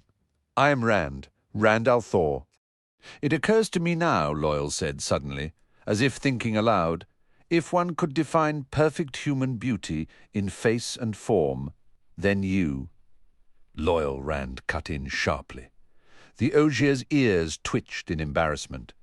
Rand's own ears burned. Loyal's words echoed his own thoughts too closely.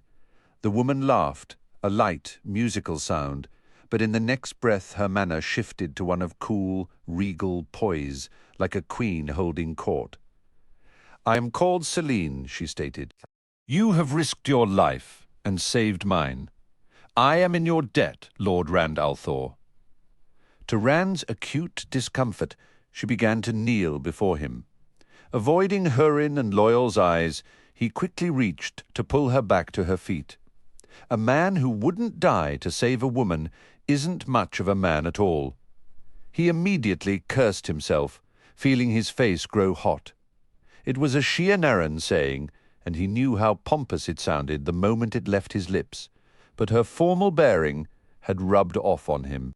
"What I meant, that is to say, you idiot, you can't tell her saving her was nothing. It was my honor." That at least sounded properly formal, vaguely Shienaran. He hoped it would suffice. His mind had gone as blank as if he were holding the void.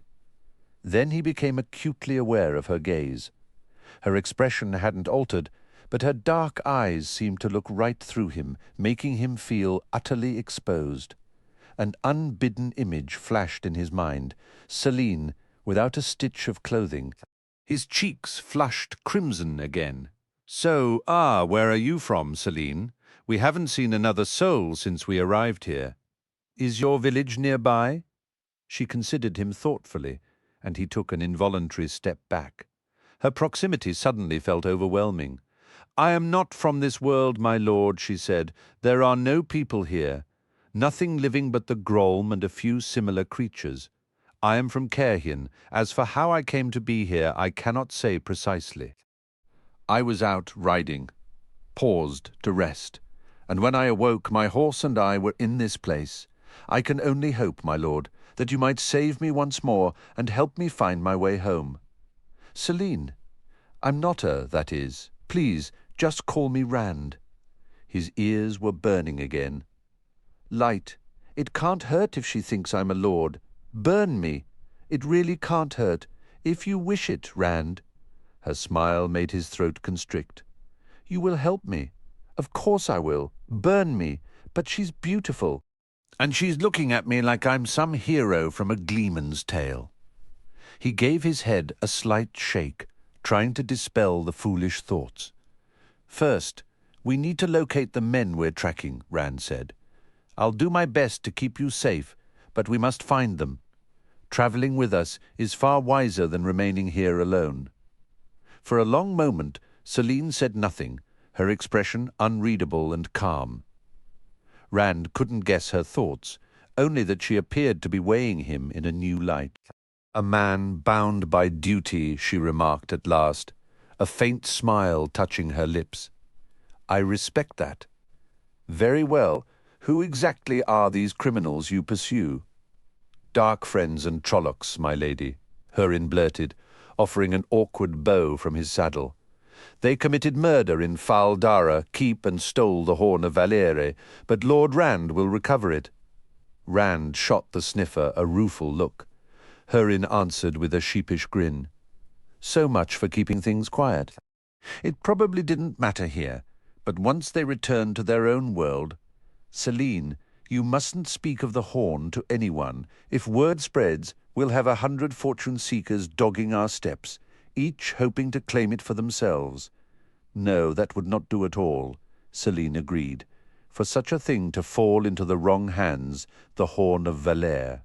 I cannot tell you how often I've dreamed of merely touching it, of holding it just once. You must promise me, when you have it, you will let me feel it. Before any of that, we have to find it. We should ride on." Rand offered his hand to help her mount. Hurin hurried down to steady her stirrup. "Whatever that creature was I killed, a Grolm you called it. There may be others nearby." Her grip was firm, surprisingly strong, and her skin felt like silk. No, something even softer, impossibly smooth. Rand shivered. "There always are," Celine said quietly. Her tall white mare sidestepped and bared its teeth at Red, but a light touch on the reins settled the animal.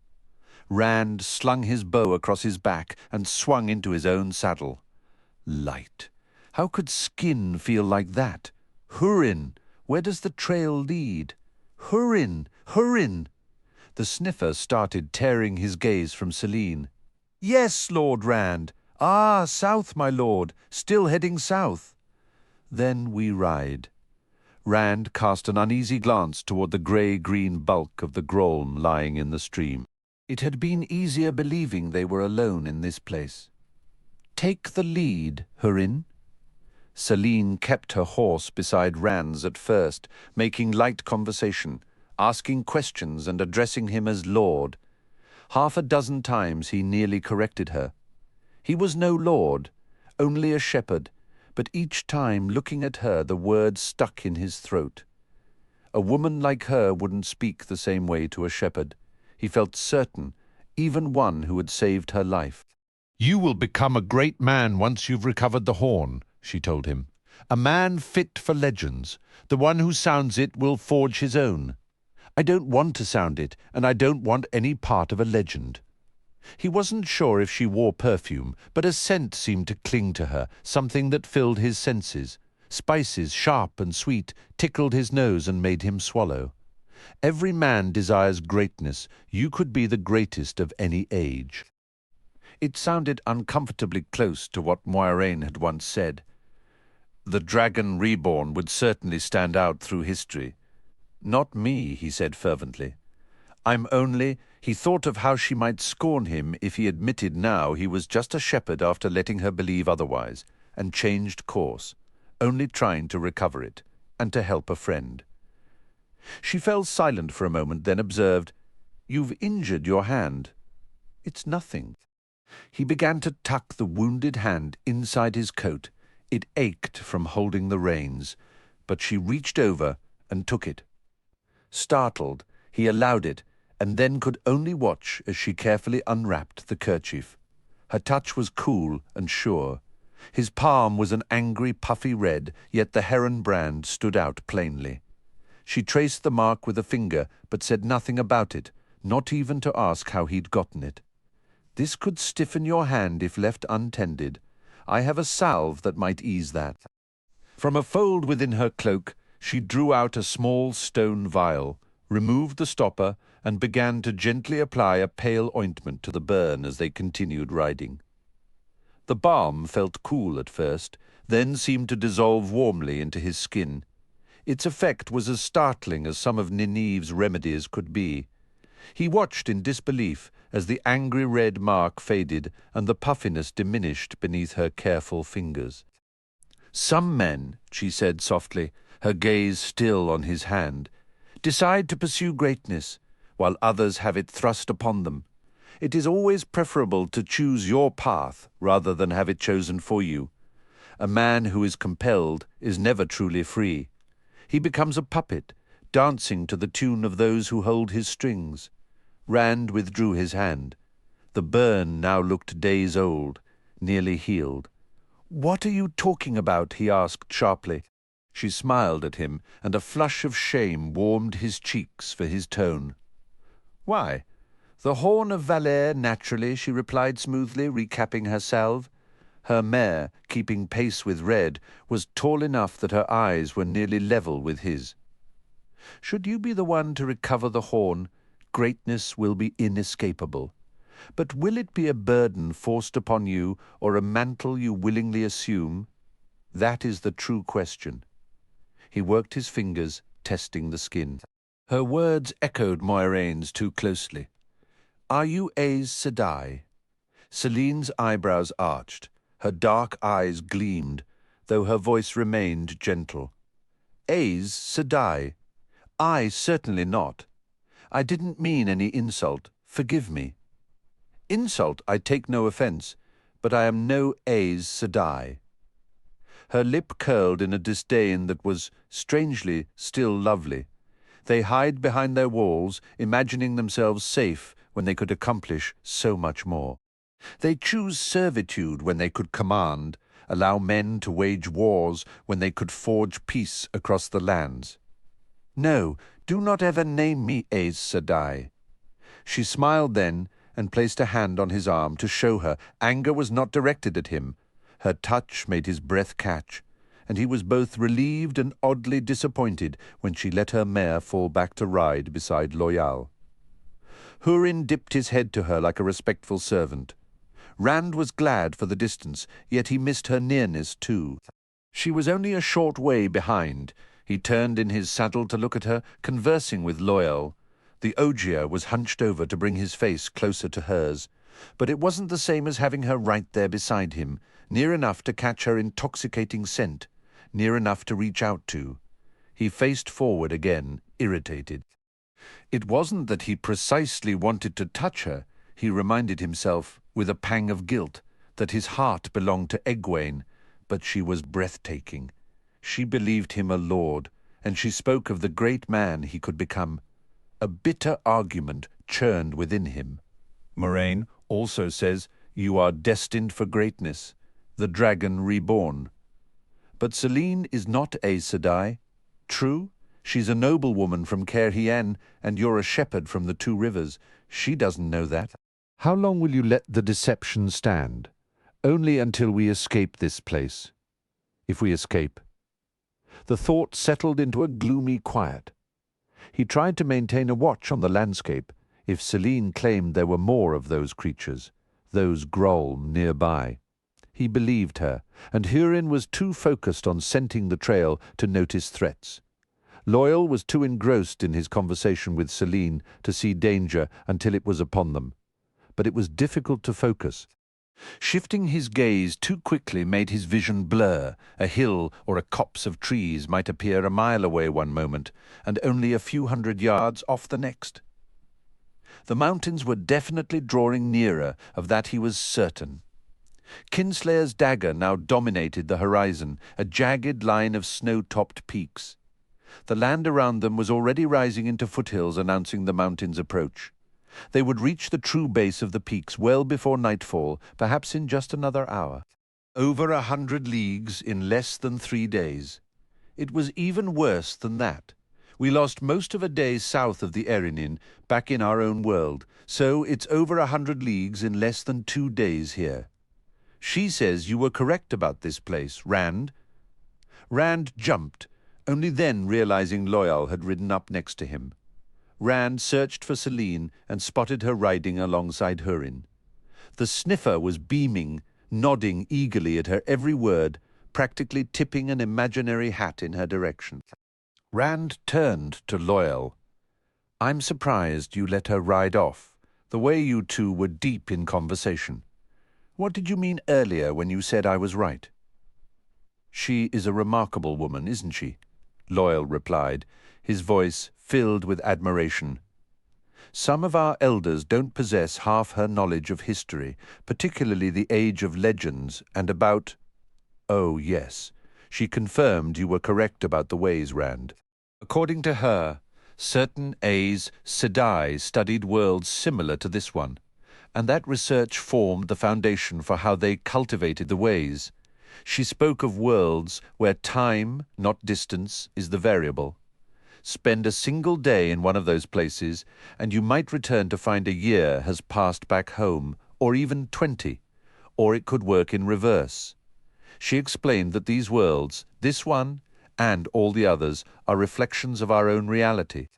This place feels faint to us because it's a fragile reflection, a world that barely had a chance to exist. Others are nearly as probable as ours. Those are as solid as our world and are inhabited by the same people, she claims. Rand, can you imagine? You could travel to one and encounter yourself.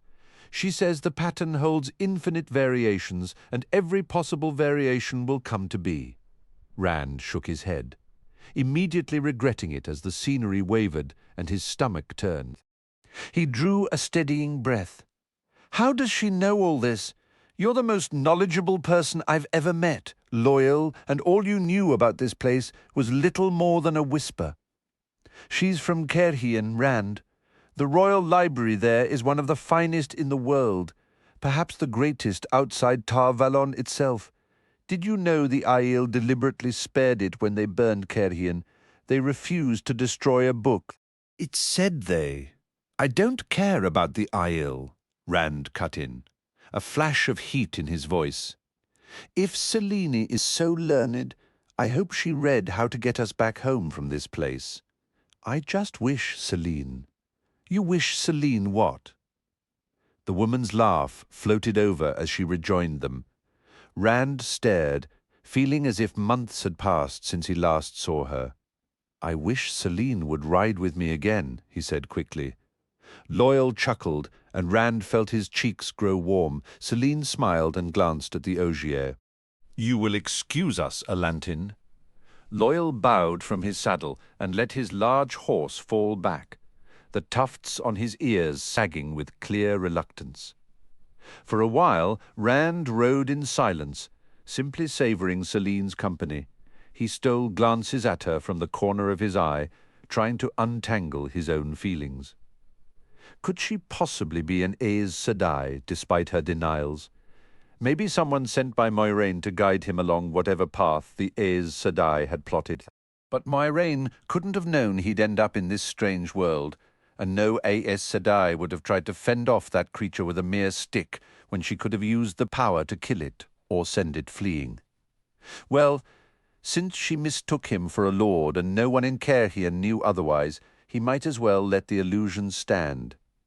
She was undoubtedly the most beautiful woman he had ever seen, clever and well-read, and she believed he was brave. What more could a man want in a wife? "That's insane thinking. If I could marry anyone, it would be Egwene. But I can't ask a woman to bind herself to a man destined to lose his mind, someone who might one day harm her." Yet Celine was so breathtakingly beautiful. He noticed her studying his sword and prepared his usual explanation in his mind. No, he wasn't a blade master, but his father had given him the weapon. Tam. Light. Why couldn't you truly be my father? He crushed the thought mercilessly. "That was an incredible shot," Celine said suddenly. "No, I'm not," a Rand began, then paused, confused. "A shot? Yes. A minuscule target, that eye, moving at 100 paces. You have a superb hand with that bow." Rand shifted uncomfortably in his saddle. "Ah, thank you. It's a technique my father taught me." He found himself telling her about the void, how Tam had instructed him to use it with the bow, and even about Lan and his sword lessons. "The oneness," she declared, her tone one of clear satisfaction. Noticing his puzzled expression, she elaborated, "That's what some call it, the oneness. To truly master it, you should live within it, wrapped in its embrace constantly, or so I've been told." He didn't need to consider the emptiness that awaited him to know his answer. Yet what he voiced was, "I'll think on it." "Carry this void of yours with you always, Rand al'Thor, and you'll discover applications for it beyond your imagination." "I said I will think about it." She began to speak again, but he interrupted. "You seem to know so much about the void, this oneness, as you name it, about this entire world. Loyal reads constantly. He's consumed more books than I've ever laid eyes on, and he's never encountered more than a scrap concerning the stones."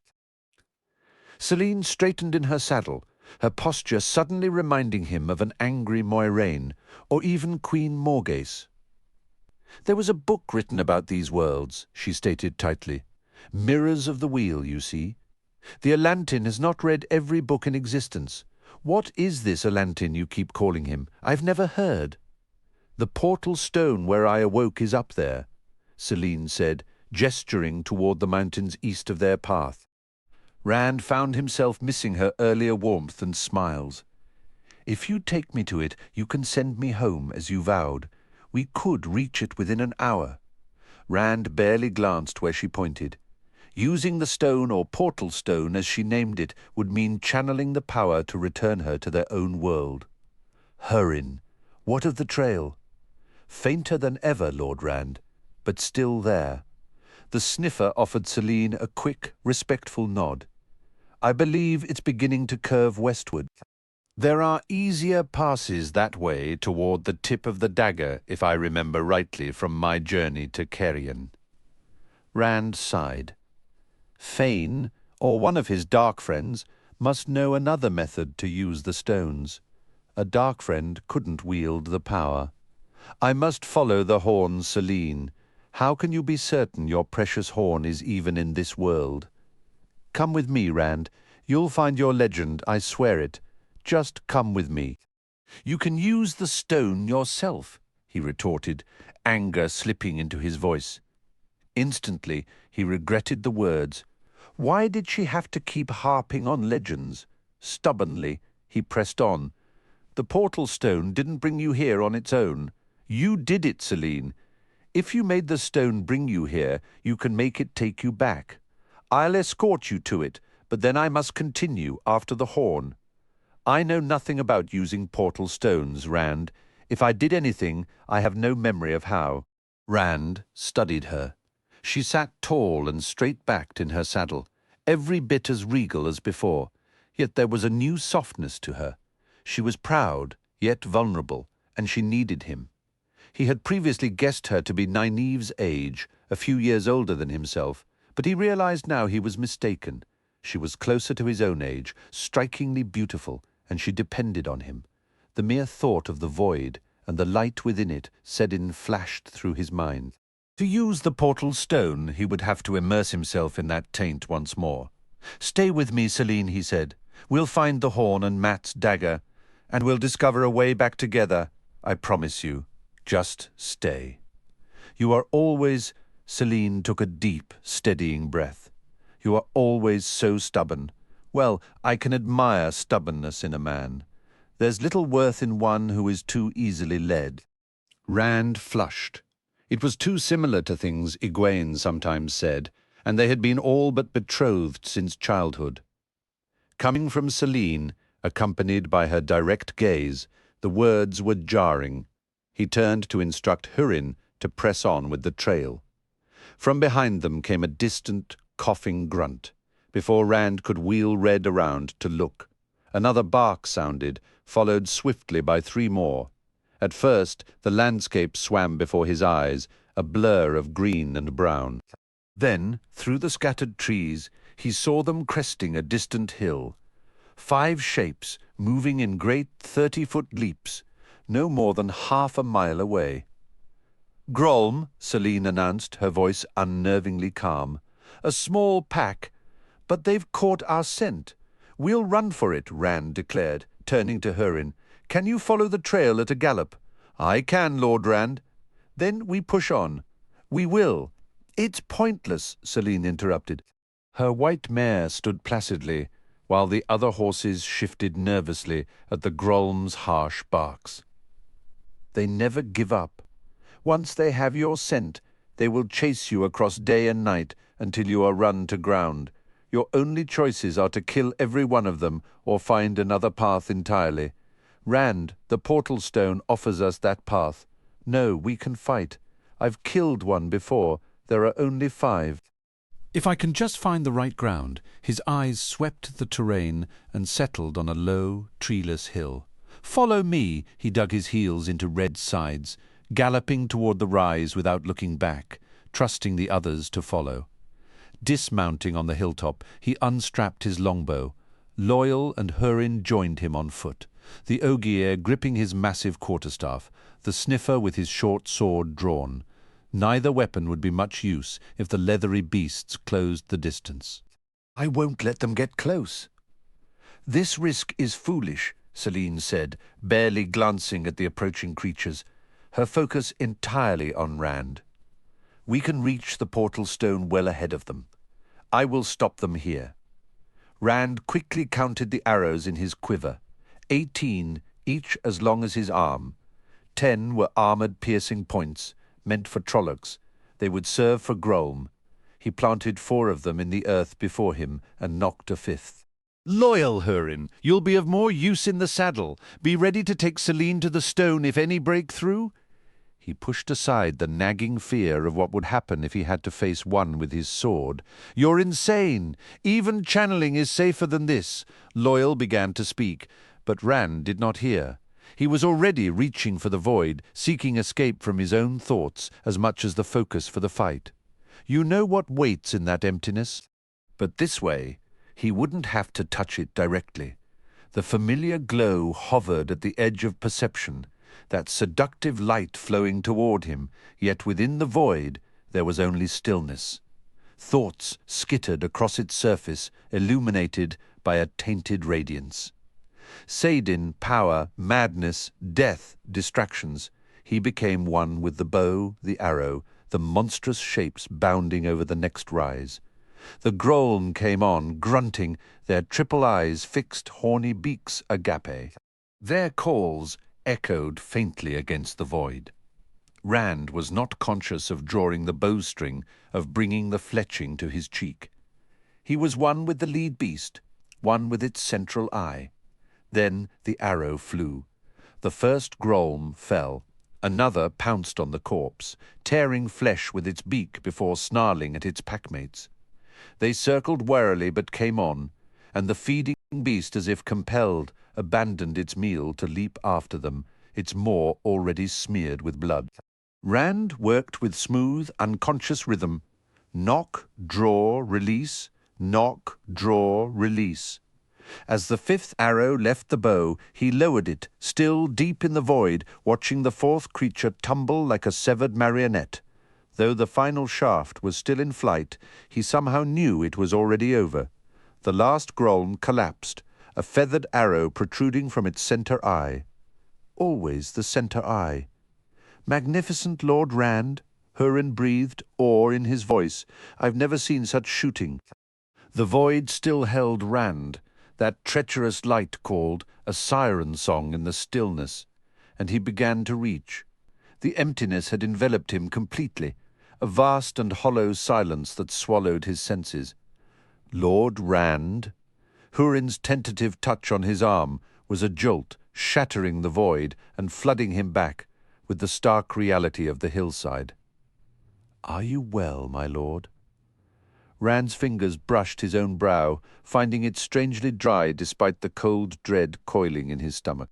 I'm fine, Hurin. The words felt thin and unconvincing even to his own ears. It becomes simpler with practice, so they say, Selene observed, her voice cool and measured. The more you dwell within that oneness, the more readily it answers your call. Rand shot her a sharp look. Well, I've no intention of practicing. Not again, not for a long while. But the lie tasted bitter. A part of him, a horrifying, hungry part, ached for that emptiness. He had felt more truly alive within that void, sickness and all, than he did now in the plain light of day. Now felt like a pale copy of living, a shadow play after glimpsing the sun. All it would take was a reach, a thought towards Sedin. No, he muttered aloud, as if to chain the desire. His eyes drifted to the 5 monstrous Grolm carcasses littering the ground. No threat there any more. Now we can finally be on a harsh, coughing bark ripped through the air from beyond the next rise, answered instantly by others from the east and the west. Then more, a growing chorus. Rand's bow came up halfway. How many arrows remain? Selene demanded, urgency cutting through her usual composure. Can you slay 20, 30, 100? Our only path now is the portal stone. She speaks the truth, Rand, Loyal rumbled, his voice heavy with reluctance. Choice has left us.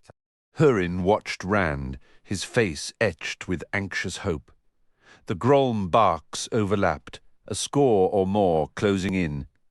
The stone, Rand agreed. The words dragged from him. Anger, hot and sharp, fueled his movements as he vaulted back into Red's saddle and slung his bow. Then, lead on, Selene. Show us this stone. With a curt nod, she wheeled her mare and urged it into a trot. The others followed, Loyal and Hurin, with grim determination, Rand with a simmering resistance. The Grolm cries chased them, multiplying until it seemed 100 throats bayed from a tightening semicircle at their backs.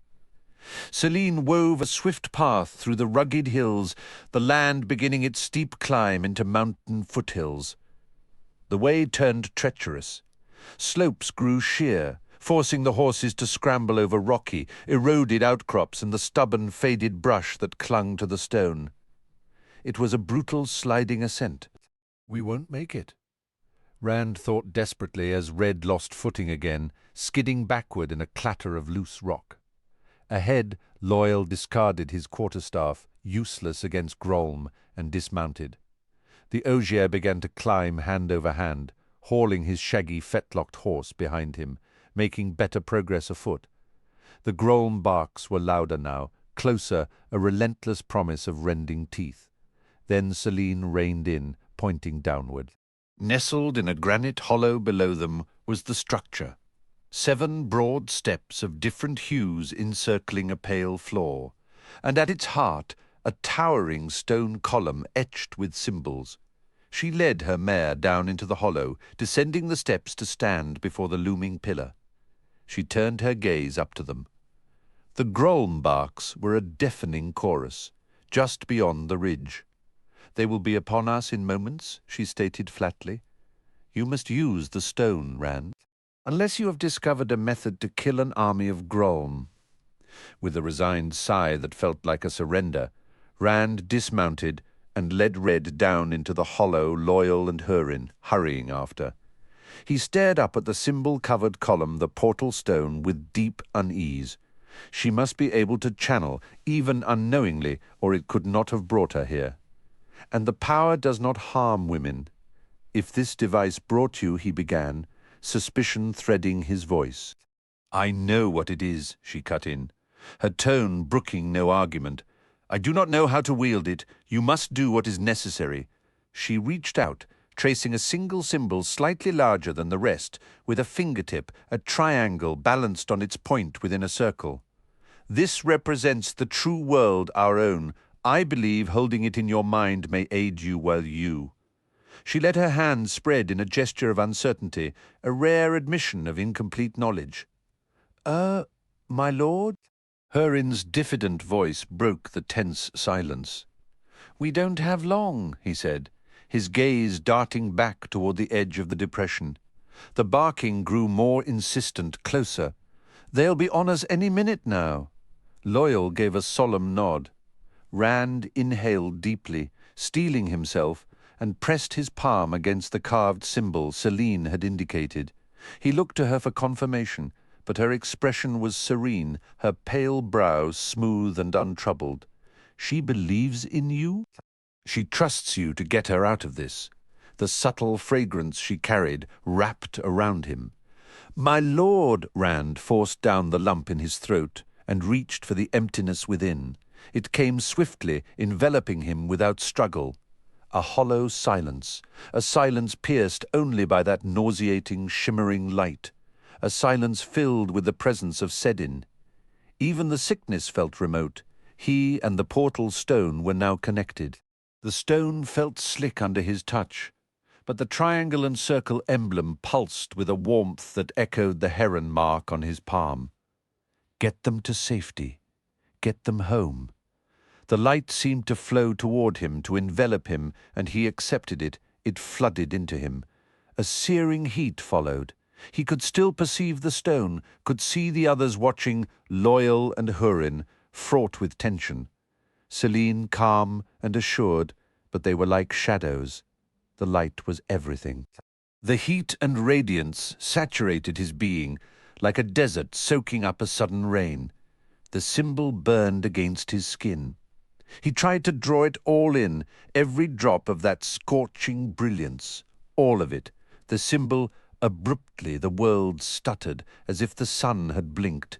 Then again the emblem was a white-hot brand. He drank the light greedily. The world flickered, flickered. It was revolting, that light. It was also the only thing he craved. Flicker. He gulped at it. It made his stomach heave. He needed all of it. Flicker. The triangle and circles scorched him. He could smell it searing his flesh. Flicker. He wanted it all. A scream tore from him, a raw sound of agony and desperate need. Flicker, flicker, flicker, flicker, flicker, flicker. Hands tugged at him. He was barely conscious of them. He stumbled backward as the void dissolved, taking the light and the twisting sickness with it. The light, he watched it fade with a pang of loss. Wanting, that is madness. But I was so full of power. I was disoriented. He blinked at Selene. It was she who held his shoulders, her dark eyes searching his with awe. He lifted his hand. The heron brand remained, but there was no charred triangle, no mark of the symbol. Extraordinary, Selene murmured, her voice low. She glanced at Loyal and Hurin. The Ogier appeared dumbfounded, his wide eyes like saucers. The sniffer was crouched, one hand braced on the earth as if to keep from falling. All of us here, and the horses as well. And you haven't the faintest idea how you managed it. Extraordinary. Are we? Rand's voice was a rough croak. He swallowed. Look for yourself, Selene said, a sudden bright laugh escaping her. You brought us home. You brought all of us home. Rand finally took in their surroundings. The hollow enclosed them, though no stairs were visible, only a few oddly smooth stones in shades of red and blue scattered about. The column was partly buried in a scree slide against the mountainside. The symbols here were worn blurred by long centuries of wind and rain, and everything felt solid. The colours were rich and unwavering, the granite a robust grey, the brush a true green and brown after the surreal quality of that other place. It all seemed almost too intense, too real. Home, Rand exhaled, and then a laugh bubbled up from his own chest. We're home, Loyal's laughter boomed out like a joyful foghorn. Hurin sprang up and executed a gleeful little jig. You did it, Selene said. Leaning in so close her face was all he could see. I never doubted you. Rand's laughter faded. I suppose I did. He shot a glance at the toppled portal stone and managed a shaky chuckle. I just wish I knew what exactly I did. Selene's eyes held his deep and unreadable. Perhaps one day you will understand, she said softly. You are meant for remarkable things. Her eyes were as dark and profound as a moonless night, as soft as the finest velvet. Her lips, the thought of kissing her flashed through his mind, and he quickly blinked and stepped back, clearing his throat. Selene, you have to promise not to tell anyone about this, about the portal stone, or about me. I don't understand it myself, and nobody else will either. You know how people react to things that confuse them. Her face remained completely unreadable. In that moment, he desperately wished Matt and Perrin were with him. Perrin had a way with words around girls, and Matt could spin a lie without blinking. Rand felt clumsy at both. Then, unexpectedly, Selene smiled and offered a slightly teasing curtsy. Your secret is safe with me, my Lord Rand al'Thor? Rand looked at her and cleared his throat once more. Is she upset with me? She definitely would be if I'd tried to kiss her. At least, I think she would. He wished she wouldn't study him with that knowing gaze, as if she could see straight into his thoughts. Hurin, is there any possibility the Dark Friends used this stone before we did? The sniffer shook his head with a regretful sigh. They were veering west of this location, Lord Rand. Unless these portal stones are more plentiful than I've ever seen, I'd say they're still trapped in that other place. But it wouldn't take me long to check. The landscape here mirrors that world. I could find the spot here where I lost their trail there, if you follow my meaning, and see if they've already passed through. Rand glanced at the sky. The sun, a robust golden sun, not the weak version they'd left behind, hung low in the west, stretching their shadows long across the hollow. Another hour would bring full dusk. We'll check in the morning, he decided, but I fear we've lost them for good. We cannot lose that dagger. It's not an option. Selene, if that's the case, tomorrow we will escort you home. Is your home in the city of Caerien itself, or somewhere nearby? You may not have lost the Horn of Valeri yet, Selene said, her words measured. As you are aware, I do possess some knowledge of those other worlds. Mirrors of the wheel, Loyal interjected. She shot him a look, then nodded. Precisely. Those worlds function as mirrors in a sense, particularly the uninhabited ones. Some only reflect great events that have already happened in our true world, but others hold a faint shadow of a reflection before the event occurs. The passage of the Horn of Valeri would undoubtedly qualify as a great event. Reflections of what is to come are fainter than reflections of what is or what was, much like Hurin described the trail he followed. Hurin stared, disbelief plain on his face. "Are you telling me, my lady, that I've been smelling where those dark friends are going to be?" "The light preserve me, I wouldn't wish for that. It's troubling enough to smell where violence has been without smelling where it will be too. There can't be many places where some kind of violence won't happen. Eventually, it would likely drive me mad. That place we just left nearly did. I could smell it constantly there, killing and pain, and the most vile evil imaginable. I could even smell it on us, on all of us, even on you, my lady, forgive me for saying it. It was just that place, warping my senses the way it warped your vision. He gave a full-body shudder. I'm relieved we're out. I still can't quite clear the scent from my nostrils." Rand rubbed absently at the heron mark branded into his palm. "What's your opinion, Loyal? Could we actually be ahead of Fane and his dark friends?" The Ogier frowned, his broad shoulders lifting in a shrug. "I cannot say, Rand. I know nothing about any of this. I believe we are back in our own world. I believe we are in the Kinslayer's dagger. Beyond that," he shrugged again, his long eyebrows drooping. "We really should be seeing you home, Celine," Rand insisted. "Your family will be worried sick about you. A few days will prove whether I am correct," she replied, a thread of impatience in her voice. "Hurin can locate where he lost the trail. He said so himself. We can watch the area." "The Horn of Valere cannot be much longer in reaching this point. Think of it, Rand, the Horn of Valere. The man who sounds it will be remembered in legend for all time." "I want no part of legends," Rand said sharply. But a nagging thought persisted. What if the Dark Friends slip past? What if Ingtar lost them? Then the Dark Friends keep the horn forever, and Matt dies. He let out a tense breath.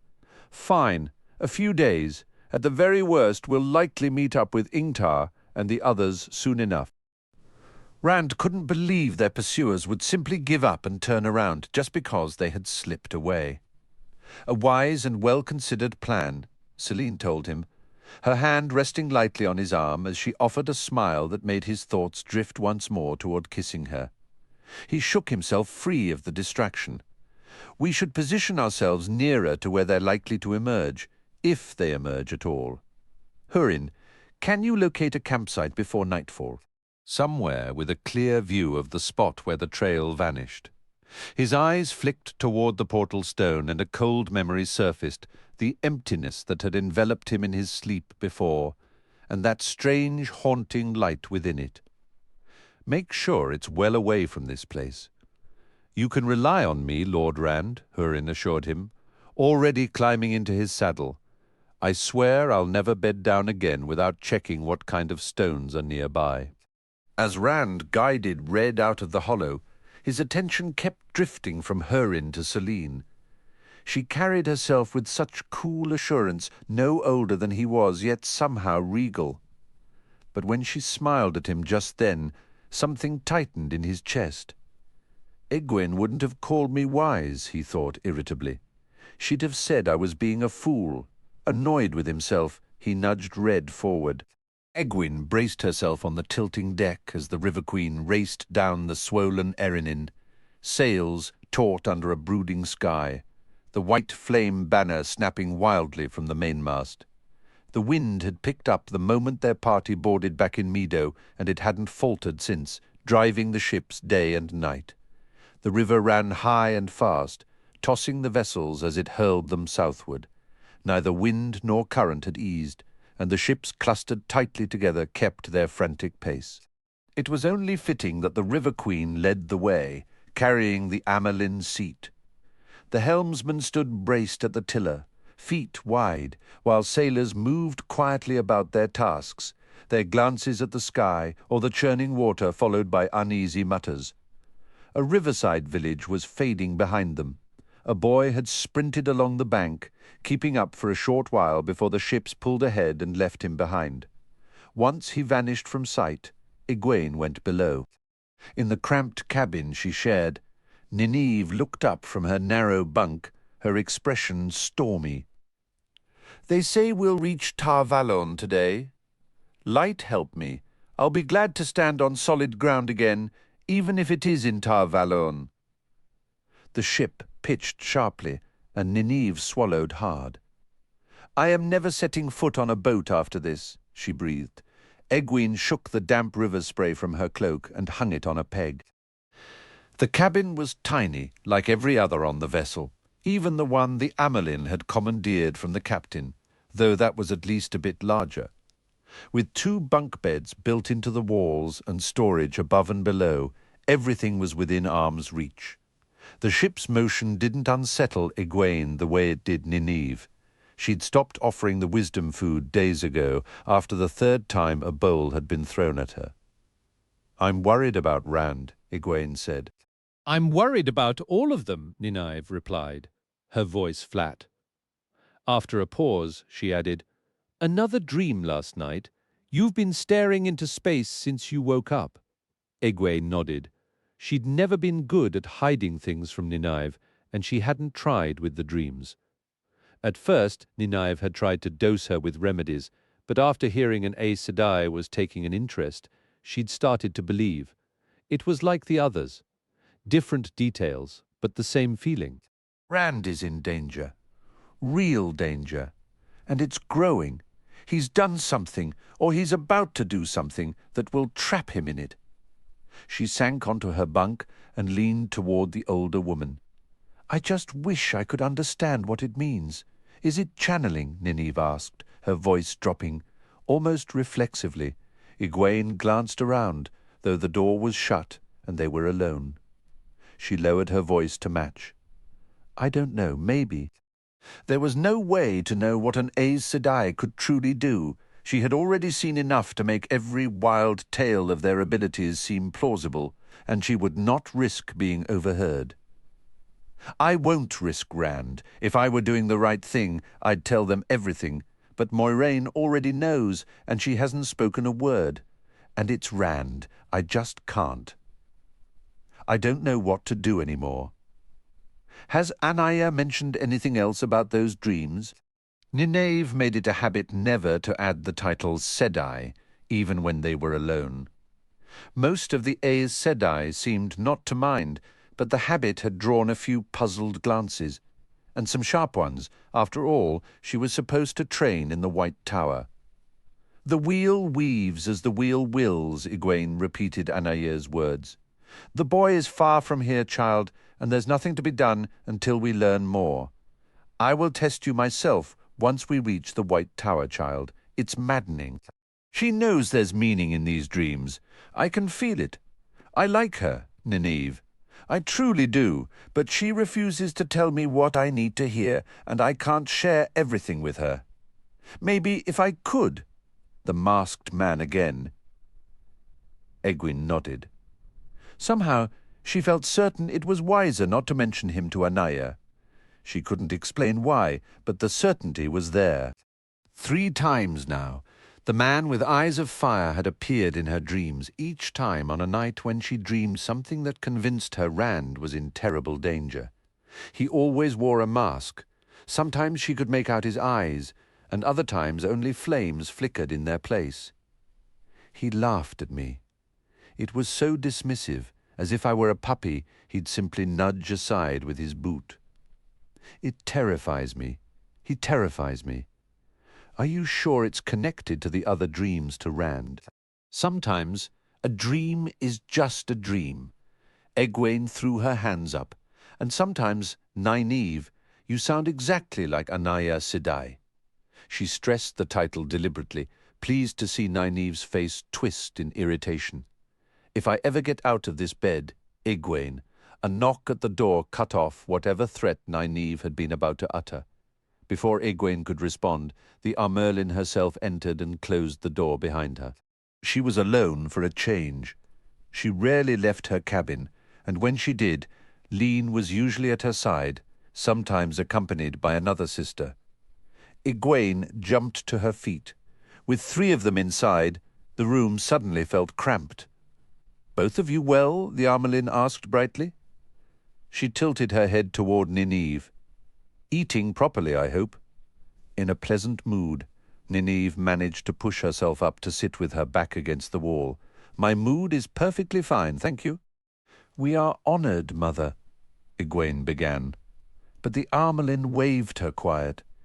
"It's refreshing to be on the river again, but it grows as dull as a stagnant pond, with nothing to occupy the hours the ship listed." And she adjusted her stance without a flicker of notice. "I will give you your lesson today." She settled herself gracefully onto the foot of Egwene's bed, tucking her feet beneath her. "Sit, child." Egwene sat, but Nineve began straining to push herself upright. "I believe I'll take some air on deck." "I said sit!" The Armelin's voice snapped like a whip. Yet Nynaeve kept rising, swaying unsteadily. She still had both hands braced on the bed, but she was nearly standing, Egwene tensed, ready to catch her if she fell. Closing her eyes, Nynaeve slowly lowered herself back onto the mattress. "Perhaps I'll stay. It's probably windy up there anyway." The Armelin let out a short, sharp laugh. "They told me you had a temper like a seagull with a fishbone stuck in its throat. Some of them, child, say you'd benefit from time as a novice, regardless of your age. I say, if you have the talent I've heard about, you belong among the accepted." She laughed again, a dry, knowing sound. "I always believe in giving people exactly what they deserve. Yes, I suspect you will learn a great deal once you reach the White Tower." "I'd rather one of the warders taught me how to handle a sword," Nynaeve muttered thickly. She swallowed hard and opened her eyes. "There is a particular person I would like to try it on." Egwene shot her a sharp look. Was Nynaeve referring to the Armelin, a foolish and dangerous thought, or perhaps to Lan? She bristled every time his name came up. "A sword," the Armelin replied. "I've never placed much faith in blades, even with skill, child. You'll always face men who match it and bring far more strength to bear. But if it's a sword you wish for—" She raised her hand, and Egwene gasped while Nynaeve's eyes widened in disbelief. A sword appeared in her grasp, its blade and hilt a strange, pale blue-white that seemed to radiate a deep chill. Fashioned from the air itself, child, woven with air. "It holds an edge as well as fine steel, even better than most, yet remains a limited tool." The sword shifted seamlessly into a paring knife. There was no gradual change. It simply was one thing, then the next. Now this, the Armelin noted, has its uses. The knife dissolved into a wisp of mist that faded into nothing. She rested her empty hand back in her lap. But either feat demands more effort than it's often worth simpler to carry a good knife. You must learn not only how to wield your ability, but when it's wiser to act as any ordinary woman might. Let a blacksmith craft knives for cleaning fish. Rely on the one power too freely, and you may grow too fond of it. That path is perilous. The hunger for more grows, and sooner or later you risk drawing more than you can control. That can burn you out like a spent candle. Or, if I must endure these lessons, Nynaeve cut in, her voice tight, I would prefer they be of some actual use. All this stir the air. Nynaeve, light the candle. Now extinguish it. Light it again. It's absurd. Egwene shut her eyes briefly. Please, Nynaeve, hold your temper. She bit her lip to keep from speaking aloud. The Armelin was quiet for a long moment. Useful, she finally said. You wished for a sword. Imagine a man charging at me with a blade. What would I do? Something practical, I assure you. This, perhaps, for a heartbeat? Egwene thought she glimpsed a faint shimmer around the woman seated across from her. Then the very air grew dense. Nothing visible altered, yet Egwene could feel its weight pressing in. She tried to lift her arm, but it refused to move as if she were trapped in solid jelly. Only her head remained free. "Release me," Nynaeve snarled. Her eyes blazed and her head twisted side to side, but the rest of her body sat frozen.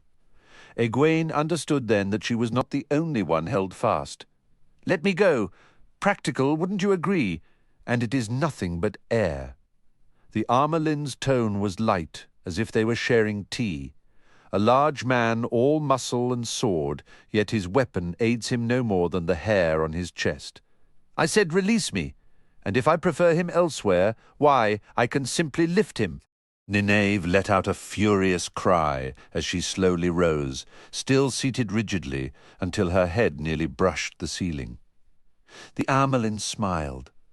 I've often wished this trick allowed flight. The records say Aes Sedai could fly in the Age of Legends, but the method is unclear. Not this way, though. It doesn't work so. You might reach out and lift a chest your own weight. You look strong, but try as you might, you cannot lift yourself. Nineve's head thrashed angrily, though not another muscle stirred. The light consume you. Let me down. Egwene swallowed, hoping she would not be next afloat. So, the Armerlin went on, this large, hairy man, and so forth. He is helpless before me, while I may do as I please. Why, if I chose?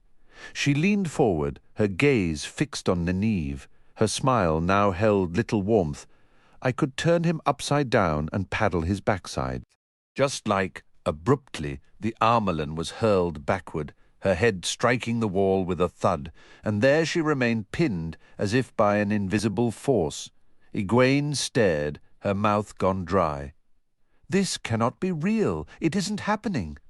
They were right, the Armerlin declared, her voice tight and breathless. They told me you were a fast learner, and they said it took your temper flaring to truly unlock your potential. She drew a ragged breath. Shall we release each other at the same time, child? Nineve, suspended in the air with her eyes blazing, snapped. You let me go this instant, or I'll. Suddenly her expression shifted to one of stunned disbelief and profound emptiness. Her lips moved without sound. The Armerlin pushed herself upright, rolling her shoulders. You don't know everything yet, do you, child? Not even a fraction. You never imagined I could sever your connection to the true source. You can still sense it, but touching it is as impossible for you now as a fish touching the moon. When you learn enough to be raised to the shawl, no single sister will be able to do this to you. The stronger you grow, the more Aes Sedai it will require to shield you against your will. So do you think you want to learn now? Nineve pressed her lips into a thin, grim line and met the Armerlin's gaze defiantly. The Armerlin sighed. If your potential were even a hair less, child, I would send you to the Mistress of Novices and tell her to keep you for the rest of your days. But you will get exactly what you deserve. Nineve's eyes flew wide, and she had only a moment to begin a shout before she plummeted, landing on her bed with a heavy thump. Egwene flinched. The mattresses were notoriously thin, and the wooden frame beneath unforgiving. Nineve's face remained stony as she adjusted her sitting position almost imperceptibly. And now, the Armerlin stated firmly, unless you desire another demonstration, we will proceed with your instruction. Or perhaps we should say, continue it. Mother, Egwene whispered weakly. She still could not move a muscle below her neck. The Armerlin glanced at her, then offered a small, apologetic smile. Oh, forgive me, child. I'm afraid your friend was occupying my full attention. All at once, Egwene could move again. She lifted her arms just to prove to herself it was true. Are you both prepared to learn? Yes, mother, Egwene answered swiftly. The Armerlin raised an eyebrow at Nynaeve. After a tense pause, Nynaeve replied in a clipped tone, Yes, mother. Egwene let out a quiet sigh of relief. Good. Now then, clear your mind of everything except the image of a flower bud. By the time the Armerlin departed, Egwene was drenched in sweat. She had believed some of the other Aes Sedai were demanding instructors, but this calm, plain-faced woman somehow coaxed out every last ounce of effort, and when there was nothing left, she seemed to reach inside and pull out more. The session had been successful, however. As the door shut behind the Amelin, Egwene lifted a hand. A tiny, perfect flame flickered to life, hovering just above her forefinger before dancing nimbly across her fingertips. She knew she wasn't supposed to channel without supervision, and accepted at the very least present, but her excitement over her progress overruled that caution. Nynaeve sprang to her feet and hurled her pillow at the closed door. That wretched, despicable, miserable hag. May the light scorch her. I'd like to toss her to the fish. I'd like to brew her a tonic that would turn her green for a year. I don't care if she's old enough to be my grandmother. If I had her back in Eamon's Field, she wouldn't sit comfortably for a week. Her teeth ground together so loudly Egwene jumped, letting the flame vanish. Egwene fixed her gaze firmly on her own lap. She desperately wished she could think of a way to slip out of the room without drawing Nynaeve's notice. The lesson had gone poorly for Nynaeve, precisely because she had kept her temper leashed until the Amelin was gone. She struggled to channel unless she was furious, and then it all erupted from her in a torrent. After repeated failures, the Amelin had done everything short of insulting her ancestors to provoke her again. Egwene wished Nynaeve could forget she had witnessed any of it. Nynaeve marched stiffly to her bed and stood glaring at the wall, her fist clenched tightly at her side. Egwene cast a longing look toward the door, imagining the quiet hallway beyond. "It wasn't your doing," Nynaeve stated, causing Egwene to jump. "Nynaeve, I—" Nynaeve turned, looking down at her. "It wasn't your fault," she said again, though her tone lacked conviction. "But if you ever whisper a single syllable of this, I'll— Light. I thought nothing could taste fouler than raw sheep-stung root. I'll remember that concoction the next time you decide to play the fool. So mind your step." Egwene flinched. That had been the Amelin's initial attempt to provoke Nynaeve's temper. A dark, greasy glob of something vile-smelling had materialized, and while the Amelin held Nynaeve bound with the power, had been shoved into the wisdom's mouth. The Amelin had even pinched her nose to force her to swallow. And Nynaeve never forgot a method once she'd seen it performed. Egwene doubted she could prevent her if Nynaeve ever got the notion. Despite her own progress with making a flame dance, she could never have pinned the Amelin against a wall. At least the ship's motion isn't turning your stomach anymore. Nynaeve grunted, then let out a short, sharp laugh. "I'm too furious to be seasick." With another humorless chuckle, she shook her head. "I'm too wretched to be sick." "Light. I feel as though I've been yanked through a knothole backwards. If that's what novice training entails, you'll have plenty of motivation to learn fast." Egwene frowned down at her knees. In contrast to Nynaeve, the Amerlin had merely encouraged her, praised her successes, offered sympathy for her stumbles, then gently urged her on again. But every Aes Sedai had warned that things would be different within the White Tower, more difficult, though none would specify how. If she had to endure what Nynaeve just had, day after day, she wasn't sure she could bear it. A shift in the ship's movement caught her attention. The rocking softened, and footsteps thudded on the deck overhead. A distant male shout echoed, its words unclear. She glanced up at Nynaeve. "Do you think Tar Valon?" "There's only one way to know," Nynaeve replied, resolutely fetching her cloak from its peg. When they emerged on deck, sailors were dashing about, hauling lines, reefing sails, and preparing long sweeps. The wind had faded to a whisper, and the clouds were beginning to break apart. Egwene hurried to the rail. It's Tar Valon!" Nynaeve joined her, her face an unreadable mask. The island was so vast it seemed less like land within a river and more as if the river itself divided around it. Bridges that appeared crafted from delicate lace arched from both banks to the island, spanning marshy ground as well as the water. The city walls, the famed shining walls of Tar Valon, gleamed a brilliant white as sunlight pierced the clouds. And on the western bank, its shattered peak trailing a faint wisp of smoke, Dragonmount rose stark and black against the sky, a solitary mountain amidst flat plains and gentle hills. Dragonmount where the dragon had perished. Dragonmount, forged by the dragon's death. Egwene wished she didn't think of Rand whenever she saw that peak, a man channeling. Light, protect him. The River Queen glided through a broad gap in a tall, circular wall that extended into the river. Inside, a lengthy wharf encircled a rounded harbour. Sailors secured the final sails and used the sweeps alone to guide the ship stern first toward the dock. All along the extensive wharf, the other vessels that had journeyed downriver were now being tucked into their berths among the ships already present. The banner of the white flame sent workers scrambling along the already bustling wharf. The armorlin appeared on deck before the mooring lines were fastened, but dockhands rushed a gangplank into place the moment she emerged.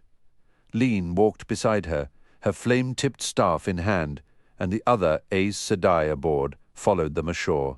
None of them spared even a glance for Egwene or Nynaeve. On the wharf, a formal delegation awaited the Amelin, shawled Aes Sedai offering deep bows, each stepping forward to kiss the Amelin's ring. The wharf was a hive of activity, caught between the unloading of ships and the formal arrival of the Amelin seat. Soldiers assembled in precise ranks upon disembarking, while dock workers maneuvered booms to handle cargo.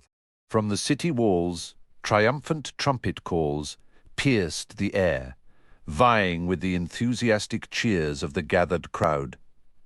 Nynaeve let out a sharp, dismissive sniff. "It appears we've been overlooked entirely. We'll manage on our own. Come along."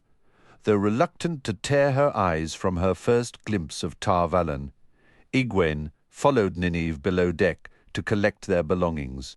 When they returned to the open air, their arms laden with bundles, the soldiers, the trumpets, and the Aes Sedai had all vanished. In their place, men were busy swinging open hatches and lowering thick cables into the ship's holds. Spotting a burly dockworker in a sleeveless brown shirt, Nynaeve seized his arm. "Our horses," she stated firmly. "I haven't got time," he grumbled, wrenching his arm free. "All the mounts are being taken directly to the White Tower. If you've got business there, you'd best be on your way. The Aes Sedai have little patience for dawdling newcomers." Another man, struggling with a bale swinging from a cable, shouted for him, and the dockworker hurried off without a second glance. Egwene and Nynaeve exchanged a look of shared frustration. They were truly on their own. With a face set in grim determination, Nynaeve stalked off the vessel. Egwene, however, made her way dejectedly down the gangplank, the thick, tarry scent of the wharf filling her nostrils. "After all that talk of wanting us here, now it feels like we're an afterthought," she thought bitterly. Broad stairs led from the dock to a wide arch fashioned from dark red stone. Upon passing through it, both women halted, utterly captivated. Every structure appeared a palace, though those nearest the arch housed inns and shops, judging by the signs above their doors. Intricate stonework adorned everything, and the architecture of each building seemed deliberately crafted to complement the next, guiding the eye in a seamless, vast design. Some edifices didn't resemble buildings at all, instead evoking colossal breaking waves, enormous shells, or fantastical cliffs shaped by the wind. Directly before the arch sprawled a broad square, complete with a fountain and trees, and Egwene could glimpse another plaza further on. Above it all soared the towers, tall, graceful, some connected by sweeping bridges high in the sky, and dominating everything rose one tower, taller and broader than all others, as brilliantly white as the legendary shining walls. "It truly steals your breath at first sight," remarked a woman's voice behind them. "And at the 10th sight, too, even at the 100th. Egwene turned. The woman was undoubtedly Aes Sedai. Egwene felt certain, despite the absence of a shawl. No one else possessed that ageless quality, and she carried herself with an air of absolute confidence that confirmed it. A glance at her hand revealed the golden ring, the serpent consuming its own tail. She was somewhat plump, with a kindly smile, and one of the most striking women Egwene had ever seen. High cheekbones were evident despite her softness. Her eyes had a distinct tilt and were the clearest, palest green, and her hair was a vibrant, fiery red. Egwene barely stopped herself from staring openly at that hair and those unusual eyes.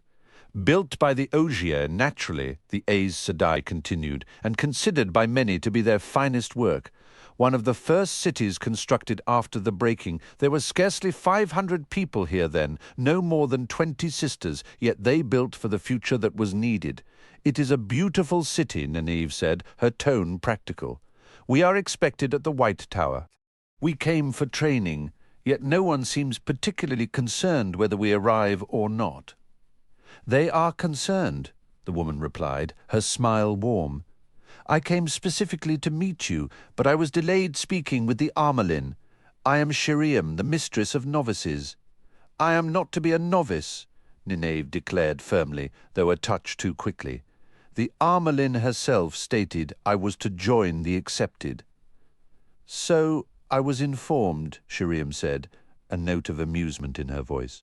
I've never heard of it being done quite that way before, but they say you are exceptional. Do remember, however, that even one of the accepted can be summoned to my study. It takes a greater bending of the rules than for a beginner, but such things have occurred before. Sheriam turned her attention to Egwene, seemingly oblivious to Nynaeve's deepening scowl. And you are our newest novice. It is always a welcome sight to see a new face join our ranks. You will bring our number to 40. Just 40. And of those, perhaps only 8 or 9 will ever be raised to the accepted.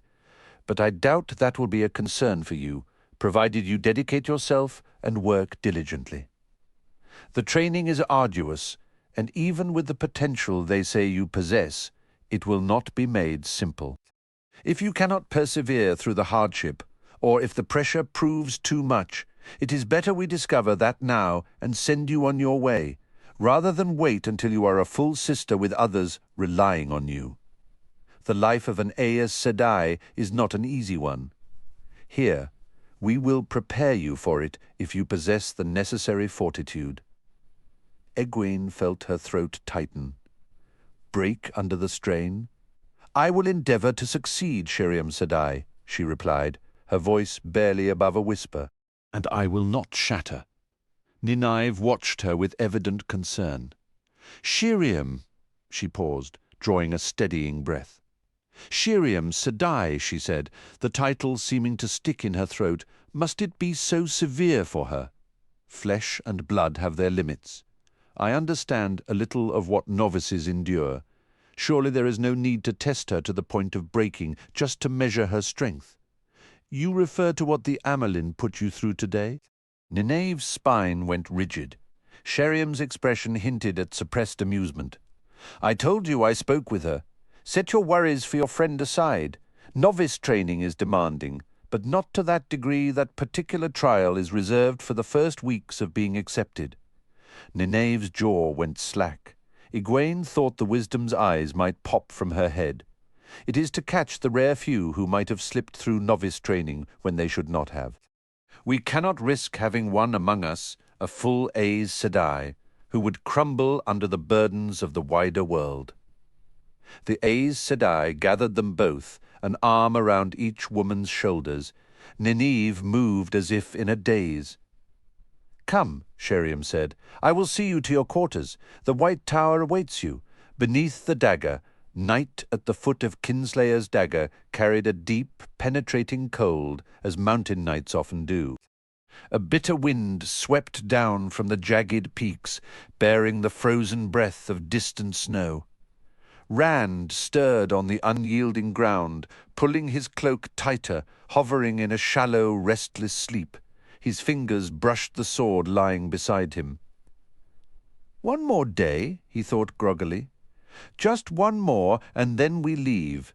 If no one comes by tomorrow, be it Ingtar or the Dark Friends. I will take Selene to Caerhien. He had made this promise to himself before. Each day they had spent on this mountainside, watching the spot where Hurin claimed the trail had existed in that other place, where Selene insisted the Dark Friends would emerge in this world. He told himself it was time to go, and then Selene would speak of the Horn of Valere. Her hand would rest lightly on his arm, her eyes would meet his, and before he realized it, he had agreed to wait just one more day. He huddled against the wind's bite, thinking of that touch and that gaze. If Egwene saw that, she'd skin me like a lamb, and Selene right alongside me. Egwene could well be in Tar Valon by now, learning the ways of an Aes Sedai. The next time she sees me, she'll likely try to gentle me on the spot. As he turned over, his hand moved past the sword and found the bundle containing Tom Merrilin's harp and flute. His fingers clenched unconsciously on the gleeman's patched cloak. I was happier then, I believe, even while running for my life, playing the flute for a meal and a corner by a fire. I was too naive to understand the currents pulling at me. There is no path back. Shivering, he opened his eyes. The only light spilled from a waning moon, hanging low and pale in the sky. A fire would have been a beacon to those they watched for. Loyal murmured something in his sleep, a low, rumbling sound. One of the horses stamped its hoof against the stony earth. Hurin had taken the first watch from a rocky ledge a little way up the mountainside. He would be coming to rouse Rand for his turn soon. Rand shifted in his blankets and froze in the pale moonlight. He could make out the silhouette of Selene, hunched over his saddlebags, her fingers working at the buckles. Her white gown seemed to drink in the faint glow, looking for something. She started, her gaze snapping toward him. "You frightened me." He pushed off his blanket, wrapping his cloak around his shoulders as he stood, and moved to her side. He was certain he had placed the saddlebags right beside him when he lay down. He never let them far from reach. He took them from her hands. Every buckle was fastened, even those on the compartment holding the dangerous banner. How could his survival hinge on keeping such a thing? If anyone recognized it for what it was, he'd be executed for mere possession. He studied her face, suspicion tightening his features. Selene didn't move, merely looked up at him, the moon catching in her dark eyes. "It occurred to me," she said softly, "that I've worn this same dress for too long. I could at least brush it out if I had something else to put on for a while. Perhaps one of your shirts." Rand nodded, a wave of relief washing over him. Her dress looked as pristine as when he first saw her, but he remembered how Egwene would fuss over the smallest stain. Of course. He opened the large pocket where he'd stuffed everything except the banner and pulled out a white silk shirt.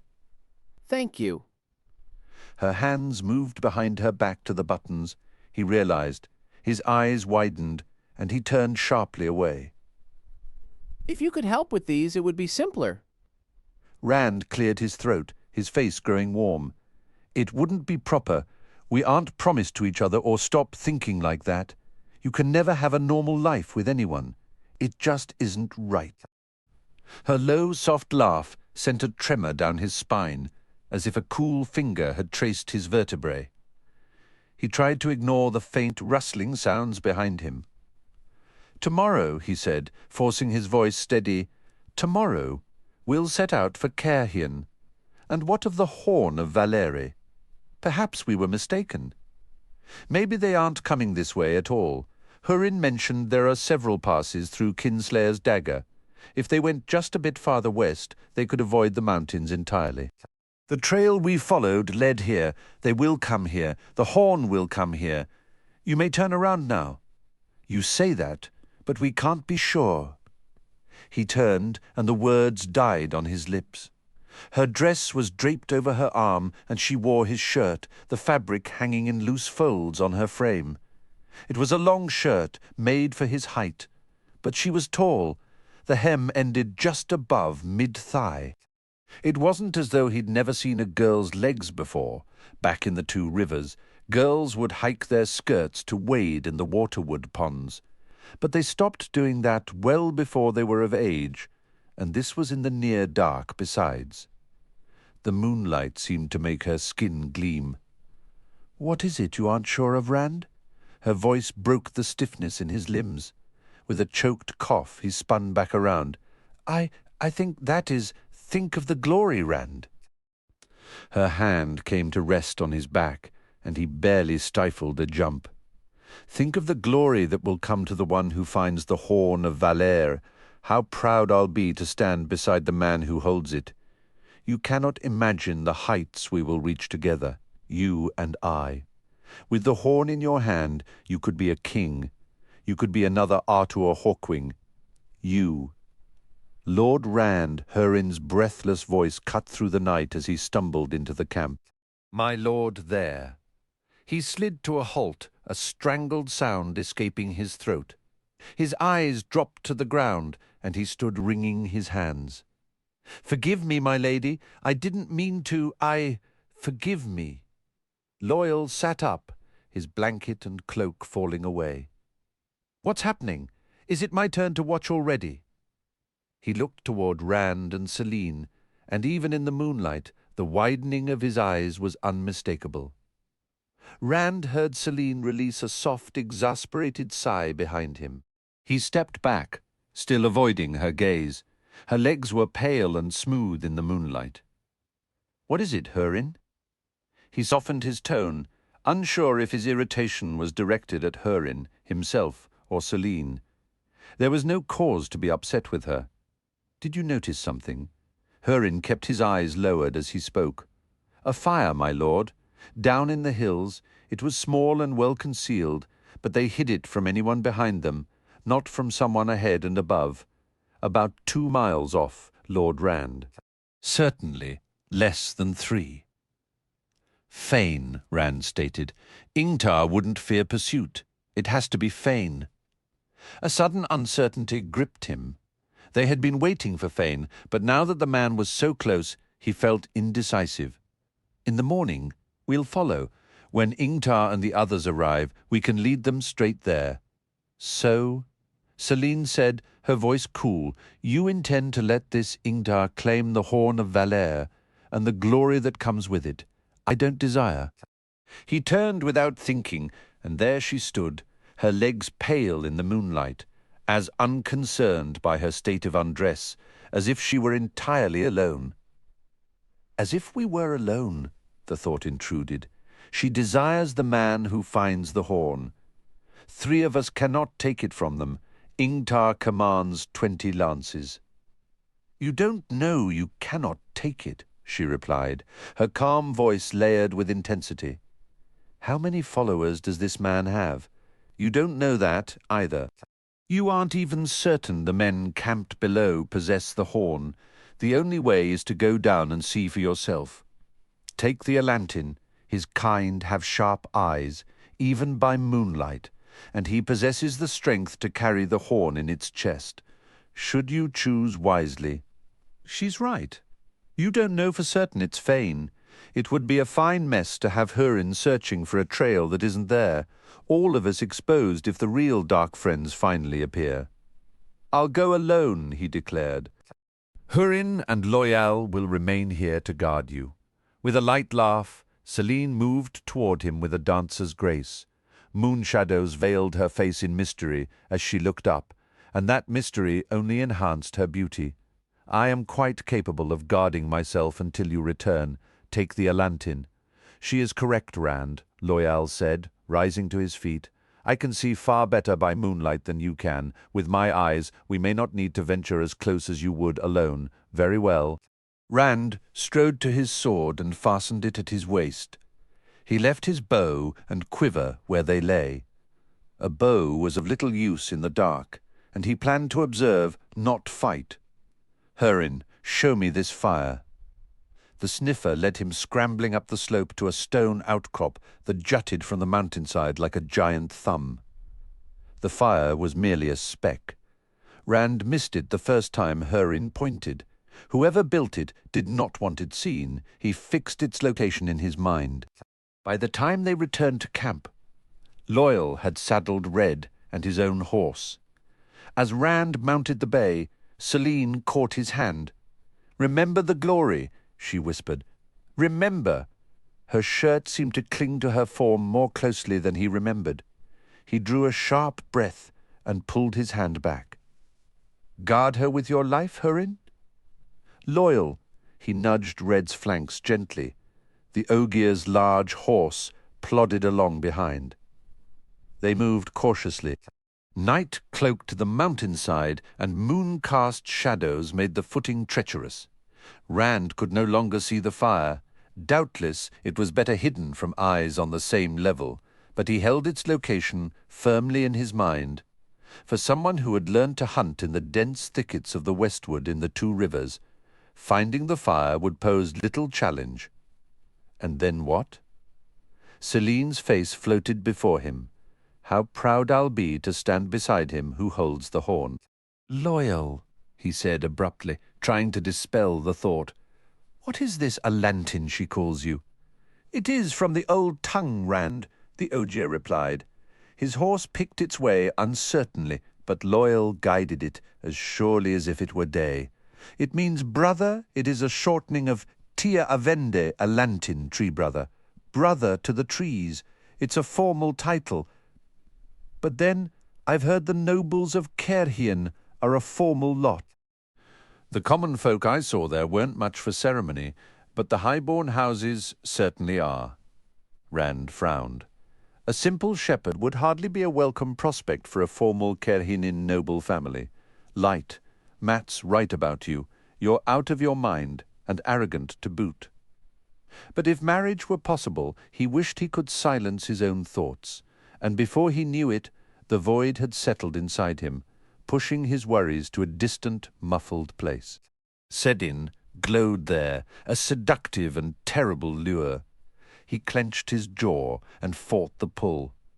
It was like trying to ignore a live coal burning in his skull, but he could just manage to keep it contained. Almost he nearly let the emptiness go, but the dark friends were out there in the darkness, closer now. And the Trollocs. He needed the void's detached calm, unsettling as it was.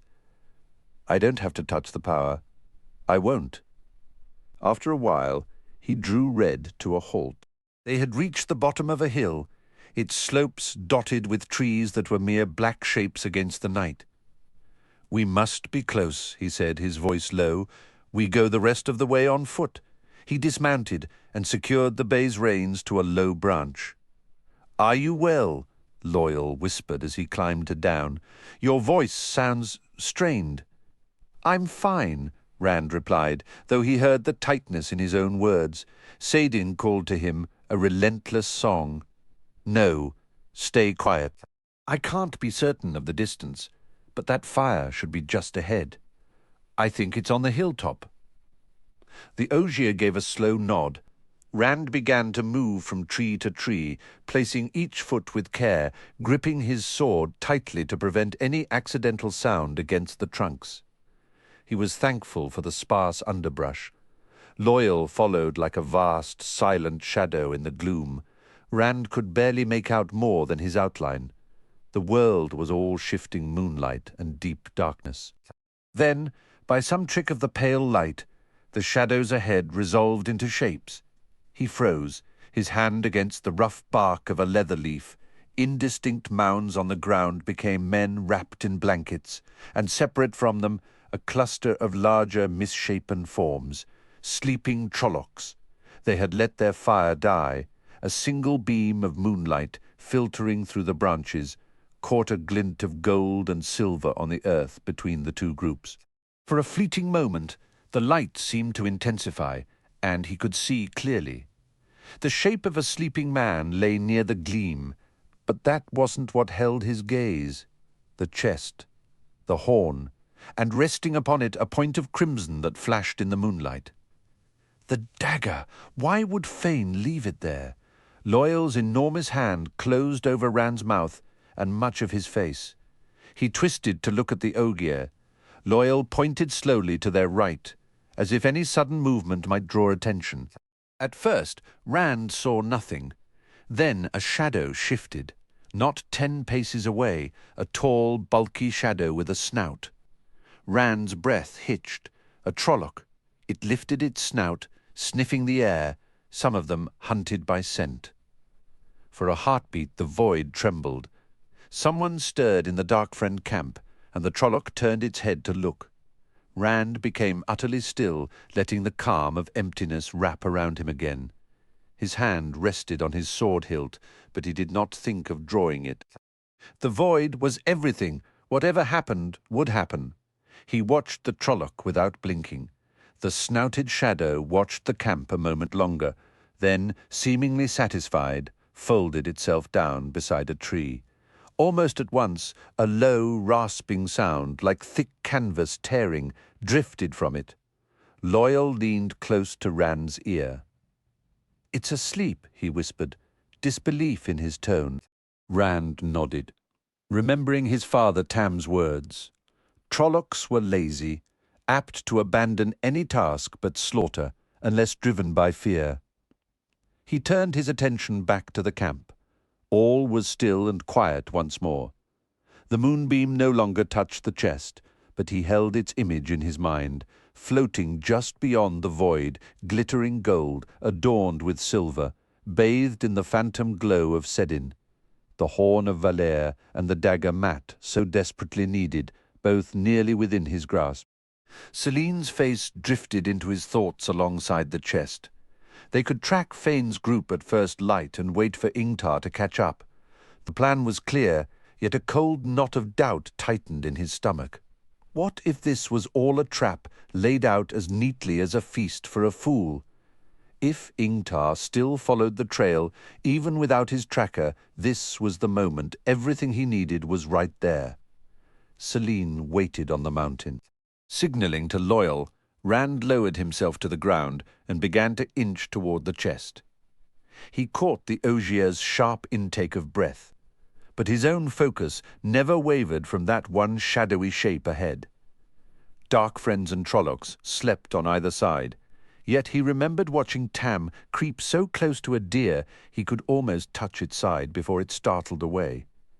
He'd tried to learn that same patience. This is insane.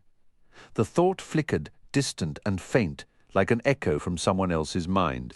You are losing yourself. Slowly, silently, he slid forward until his fingers brushed cold, intricate gold. This was the chest that held the horn of Valere. Then his hand found something else resting on the lid, the dagger, its blade bare. In the darkness, Rand's eyes went wide. Remembering what it had done to Mat, he flinched back, the calm of the void trembling with his alarm. A man, sleeping barely 2 paces away, groaned and twisted in his blankets. Rand forced his mind still, letting the void swallow the fear. The man settled, mumbling in his sleep. Cautiously, Rand reached for the dagger again. It hadn't hurt Mat at first, not right away. In one quick motion, he snatched it up and tucked it into his belt, pulling his hand back as if to limit the contact. He could feel it there, a cold weight against his hip, but within the void, sensation was distant, and the discomfort soon faded to something almost familiar. He allowed himself only a heartbeat to stare at the chest. The horn had to be inside, but he couldn't open it alone. Then he looked for Loyal. The Ogier was crouched nearby, his great head turning nervously between the sleeping humans and the hulking Trollocs. Even in the dim light, Loyal's eyes were wide as dinner plates. Rand reached out, took the Ogier's hand, and placed it on the chest, then mimed lifting. For what felt like an eternity, heartbeats really surrounded by enemies, Loyal stared. Then, carefully, he wrapped his arms around the golden chest and stood, lifting it as if it weighed nothing. Moving with even greater care than before, Rand began to retreat from the camp, keeping behind Loyal, both hands on his sword, watching the still forms of the Dark-Friends and Trollocs. The shadowed shapes began to blur into the night as they slipped away. We're almost clear. We've done it. Suddenly, the man who had slept near the chest bolted upright with a choked cry, then sprang to his feet. "It's gone! Wake up, you fools! It's Gun!" Even through the void, Rand knew that voice. Fane. Others scrambled up, dark friends and Trollocs alike, shouting and snarling in confusion. Fane's voice rose to a piercing howl. "I know it's you, Althor. You can't hide from me. Find him! Find him! Althor men and monsters scattered in every direction." Wrapped in emptiness, Rand kept moving. The seductive pulse of Sedin, nearly forgotten in the tension of the infiltration, throbbed at the edge of his awareness. "He cannot see us," Loyal whispered urgently. "Once we reach the horses." Out of the darkness a Trolloc lunged at them, its face a nightmare blend of man and eagle, a curved sword already slicing through the air. Rand moved without conscious thought. He and the blade were one cat dances on the wall. The Trolloc shrieked as it tumbled, its cry cutting short as it fell dead. "Go, Loyal!" Rand shouted. The pull of Sedin was a siren's call in his blood. Now he barely registered Loyal's heavy form, breaking into a clumsy run before another shadow detached itself from the darkness, a boar-snouted brute with curling tusks, hefting a spiked axe. Rand moved without thought, placing himself between the Ogier and the creature. Loyal had to escape with the horn. Towering over Rand, twice as broad, the Trolloc advanced with a silent, vicious snarl. The courtier taps his fan. This one died without a sound. Rand retreated step by step, eyes scanning the blackness. Sedin crooned to him, a melody of terrible beauty. The power whispered promises it could scour this hillside clean, reduce Fane and all his filth to ash. No, two more shapes emerged, wolf-headed and ram-horned, teeth glinting, horns curling, lizard in the thornbush. He dropped and rose in one fluid motion, the second beast falling so close its horns grazed his cloak. The song of Sedin was a seductive embrace, tugging at him with 1,000 threads of light. Burn them all. No. Never. Death would be cleaner. If he were dead, it would finally be over. A cluster of Trollocs appeared ahead, sniffing the air. 3, then 4. One pointed, unleashing a howl that was taken up by the others as they surged forward. Let it end. Rand roared, and he sprang to meet them. Their charge faltered for a heartbeat in shock. Then they came on with guttural, hungry cries, weapons high. He moved among them, a dancer to the deadly music of Sedin. Hummingbird kisses the honey rose. The song swelled within him, cunning and sweet, cat on hot sand. His blade was an extension of his will, alive in a way it had never been, as if mastering the sword could somehow master the power threatening to consume him. The heron spreads its wings. He stood panting, surrounded by still forms. "Better dead," he whispered hoarsely. He lifted his gaze up the slope toward the distant camp. Fane was there, with his dark friends and more Trollocs. Too many, an impossible tide. He took one step toward them, then another. "Rand, hurry!" Loyal's desperate, hushed cry pierced the hollow silence. "By the light, man! Come with me!" With deliberate care, Rand knelt to clean his blade on a Trolloc's coarse cloak. Then, with the formal precision of a training-yard drill under Lan's watchful eye, he slid the sword into its scabbard. Rand, as if they had all the time in the world, Rand walked to where Loyal stood with the horses. The Ogier was securing the golden chest to his saddle with straps from his bags, using his bundled cloak to cushion and balance it on the rounded seat. The song of Sedin had faded. The nausea-inducing glow remained, but it was distant now, held at bay as if he had truly wrestled it into submission. With a sense of wonder, he let the void dissolve. "I am losing my mind," he stated flatly. A sudden awareness of their location struck him, and he peered back down the trail. Shouts and howls echoed from various points. A search was underway, but no organized pursuit had yet formed. He swung onto Red's back. "Half the time, I cannot follow what you're talking about," Loyal rumbled. "If you must go mad, Would you kindly postpone it until we are safely back with Lady Selene and Hurin? How do you plan to ride with that thing on your saddle? I shall run. True to his word, the Ogier set off at a brisk trot, leading his horse by the reins. Rand urged Red forward to follow. The pace Loyal set matched a horse's fastest trot. Rand doubted the Ogier could maintain it for long, but Loyal's long legs drove him onward tirelessly. Perhaps his claim of once outrunning a horse wasn't just a boast. Every so often Loyal glanced over his shoulder, but the cries of their enemies grew fainter with each stride. Even as the ground steepened into the mountain slope, Loyal's speed barely diminished, and he trotted into their campsite with only slightly laboured breath. "You have it." Selene's voice was thick with triumph as her eyes fixed on the ornate chest. She had changed back into her own dress, which looked impossibly white to Rand's eyes. "I knew you would choose wisely. Might I see it?" "Did any follow you, my lord?" Hurin asked, his voice tight with worry. Rand gazed at the chest with reverence, but his attention drifted into the darkness down the slope. "If they're on our trail, we can't afford to linger. I doubt they are." "Hurin, go to that ridge and scan the hills." Rand dismounted as the man hurried upward. "Selene, I have no idea how to open this." "Loyal!" The Ogier gave a slow shake of his head. "Allow me." Even for someone of Selene's stature, Loyal's saddle sat high off the ground. She stretched up, her fingers tracing the intricate carvings on the chest's surface, pressing against the metal. A soft click sounded, and she pushed the lid open. As she rose onto her toes to reach inside, Rand leaned past her shoulder and lifted out the horn of Valere.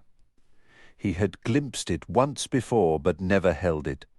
Though masterfully crafted, it didn't appear ancient or particularly powerful, a coiled golden horn shimmering in the low light, with silver script inlaid around its bell. He brushed the strange letters with a fingertip. They seemed to drink the moonlight. "Tia mi aven moridin isainde vadin," Selene murmured. "It means the grave is no bar to my call. You are destined to surpass even Artur Hawkwing.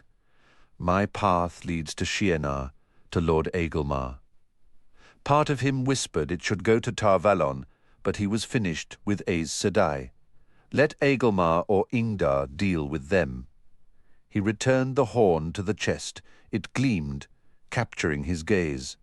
"That is a fool's errand," Selene stated. Rand winced at the phrasing. "Fool or not, it's my choice, I told you, Selene. I want no part of destiny." Back there, for a moment, I believed I did. I imagined wanting things. Light, she's breathtaking. Egwene? Selene? I'm not fit for either. It felt like something seized hold of me. Sedin had beckoned, and he'd fought it off with a blade. Or was that just another delusion? He drew a steadying breath. The horn belongs in Shienar, or if not there, Lord Agelmar will know its rightful place. Hurin returned from the higher slope, his face tense. "The fire's blazing again, Lord Rand, bigger than before. And I'm certain I heard shouts, down in the foothills. I don't believe they've found this mountain yet."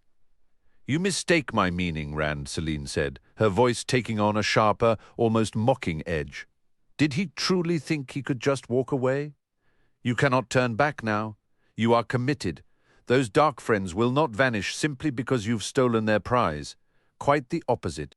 Unless you possess some secret method to slaughter them all, they will hunt you as relentlessly as you once pursued them." "Never!" Loyal and Hurin started at Rand's sudden force. He moderated his tone. "I have no way to kill them all. They can live forever for all I care." Selene's dark hair swayed as she shook her head. "Then retreat is closed to you. Only forward remains. You can reach the safety of Carian's walls far sooner than you could ever return to Shienar. Does the prospect of a few more days in my company truly seem so dreadful?" Her lips curved in a faint, knowing smile. Rand stared at the chest. Selene's presence was anything but a burden, yet near her thoughts surfaced, that he ought to suppress. Still, riding north meant risking an encounter with Fane and his followers. She was right about that. Fane would never relent. Ingtar wouldn't either. If Ingtar continued south, and Rand knew of no reason he wouldn't, he would eventually reach Carrion. Carrion, then, he agreed. You'll have to show me where you live. I've never seen the city. He moved to shut the chest. Did you take anything else from the Dark Friends? Selena asked. You mentioned a dagger earlier. How could he have forgotten? He left the chest open and drew the dagger from his belt. The naked blade curved like a sickle, its crossguard shaped into golden serpents. Set into the hilt, a ruby the size of his thumbnail glinted like a malevolent eye in the moonlight. As ornate and tainted as he knew it was, it felt no different from any other knife in his hand. Take care, Selene warned. Do not cut yourself. A cold tremor ran through him. If merely carrying the thing was perilous, he dreaded to imagine what a wound from it might do. This dagger comes from Shadar Logoth, Rand explained to the others. Carry it for too long, and it will warp you, corrupting you to your very core, just as that city is corrupted. Without the healing of an Aes Sedai, that corruption will be fatal in time. So that is Mat's sickness, Loyal murmured, his voice low. I had no idea. Hurin's eyes were fixed on the blade in Rand's grip. The sniffer wiped his palms nervously on his coat, his expression grim. We must all avoid touching it unless absolutely necessary, Rand continued. I'll find a way to transport it safely. It is a perilous thing, Selene said. Her gaze locked on the dagger as if the serpents etched upon it were alive and venomous. Cast it aside, leave it here, or bury it to keep it from others, but be free of it. Mat needs it, Rand stated firmly. You called it dangerous yourself? He does need it. The Aes Sedai said he would die without it to aid in his healing. They still have a leash on him, but this blade can sever it. Until I'm rid of this and the horn. They have a leash on me too, but I won't dance for them, no matter how hard they pull. He placed the dagger inside the chest, tucking it into the curve of the horn. It just fit, and closed the lid. The lock clicked shut with a definitive snap. That should protect us from its influence. He hoped it would. Lan had once said the time to appear most confident was when you were least sure. The chest will surely shield us, Selene replied, her voice strained. And now I intend to get what little remains of my night's sleep. Rand shook his head. We're too close here. Fane has a way of finding me, it seems. Seek the oneness if you are afraid, Selene told him. I want to put as much distance as possible between us and those dark friends by morning. I will saddle your mare. Stubborn, she sounded truly angry, but when he looked at her, her lips formed a smile that never touched her dark eyes. A stubborn man is best, once. Her voice faded, and that silence worried him. Women often left things unspoken, and in his experience, it was what they did not say that caused the most trouble. She watched quietly as he lifted her saddle onto the white mare's back and bent to fasten the girths. Gather them all, Fane snarled. The goat-snouted Trolloc shrank back from him. The fire, now built high, cast leaping shadows across the hilltop. His human followers clustered near the flames, too afraid to venture into the dark where the other Trollocs waited. Round up everyone still breathing, and if any think to flee, let them know they'll share that one's fate. He jerked a thumb toward the first Trolloc that had brought word Althor was missing. It still twitched in the mud, stained with its own blood, its hooves scraping furrows in the earth. Go, Fane whispered, and the goat-snouted Trolloc vanished into the night.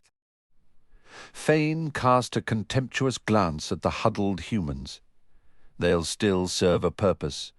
Then turned to stare into the darkness, toward the mountains known as Kinslayer's Dagger. Althor was up there somewhere with the horn. The thought made his teeth grind audibly. He did not know the exact location, but a relentless pull drew him toward those peaks. Toward Althor, that fragment of the Dark One's gift, remained within him. He had tried not to dwell on it until suddenly after the horn was stolen. Gone, Althor was there, tugging at him like fresh meat taunts a starving hound. "I am a hound no longer a hound." He heard the uneasy stirrings of the others around the fire, but paid them no mind. "You will pay for what was done to me, Althor. The world will pay." He threw his head back and cackled into the night, a laugh brimming with madness. "The world will pay." Chapter 20. Sedin. Rand pushed them onward through the darkness, permitting only a short halt at dawn to rest the horses, and to let Loyal recover. With the horn of Valere in its ornate chest strapped to his saddle, the Ogier had walked or jogged ahead of his massive mount without complaint, never slowing their pace. Sometime in the night they had crossed into Carrion. "I wish to see it once more," Selene said as they stopped. She dismounted and walked purposefully toward Loyal's horse. The sun, barely cresting the eastern peaks, stretched their shadows long and thin toward the west. "Bring it down for me, Alantin," Selene said, her voice a low command. Loyal's large hands moved to the chest straps, his ears twitching uncertainly. The horn of Valere, a firm no, came from Rand as he dismounted from Red. He repeated it, locking eyes with the Ogier.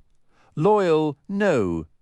With a troubled glance toward Selene, Loyal withdrew his hands.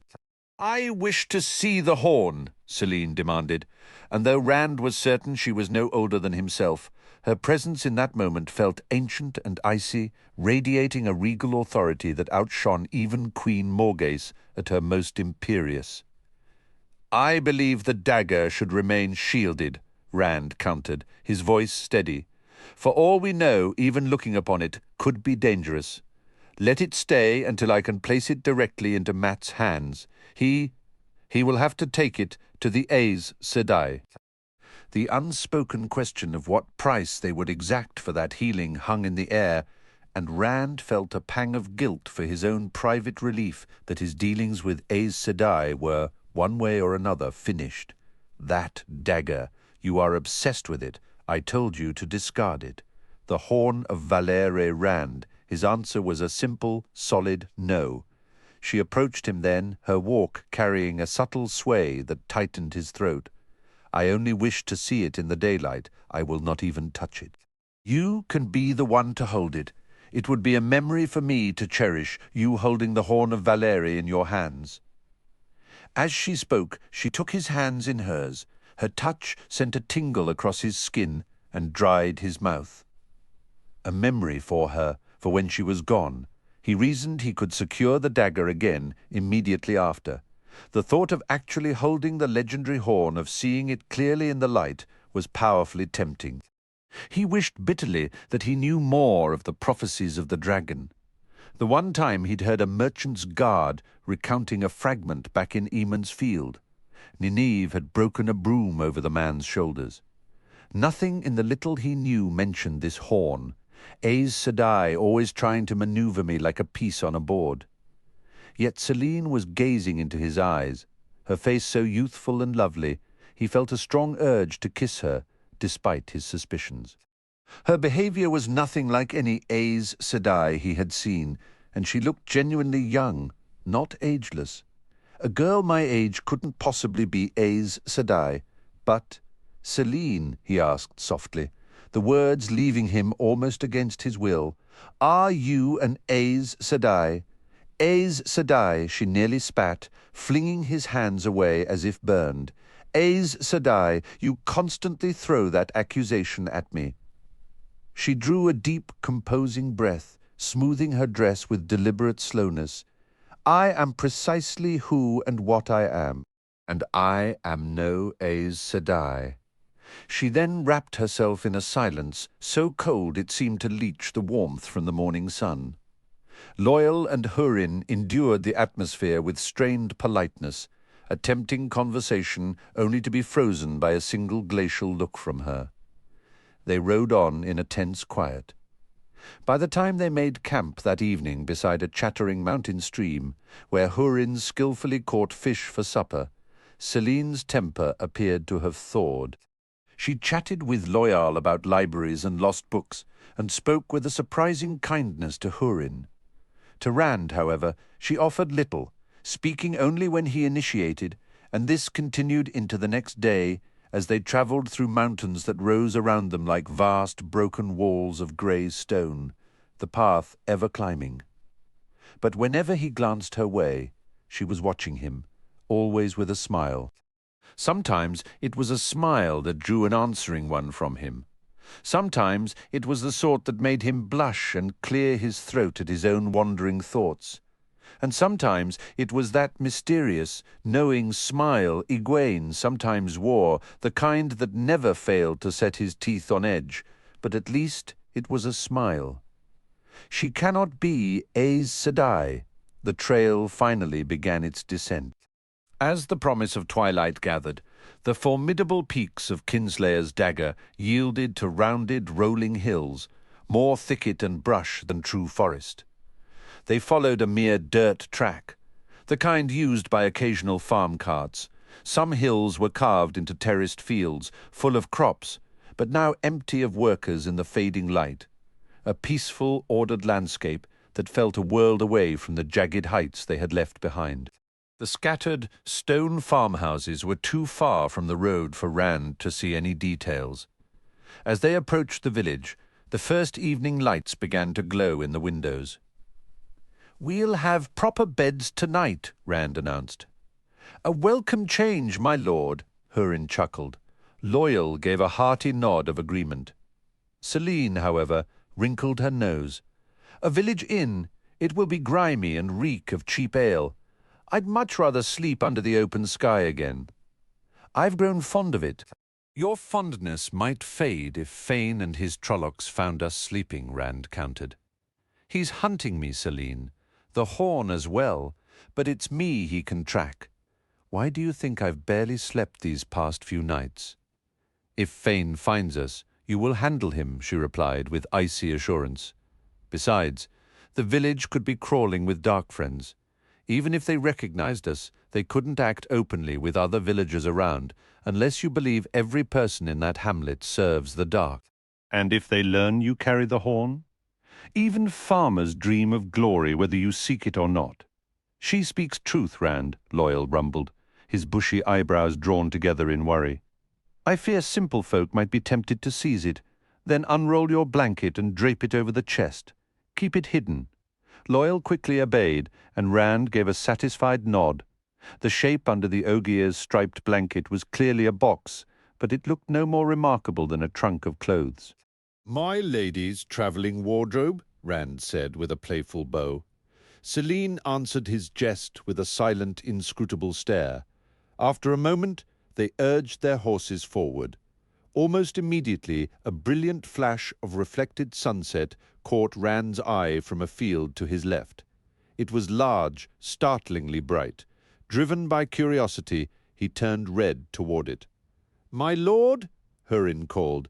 "The village is ahead. This will only take a moment," Rand said. "It's brighter than sun on a lake." "What in the light is it?"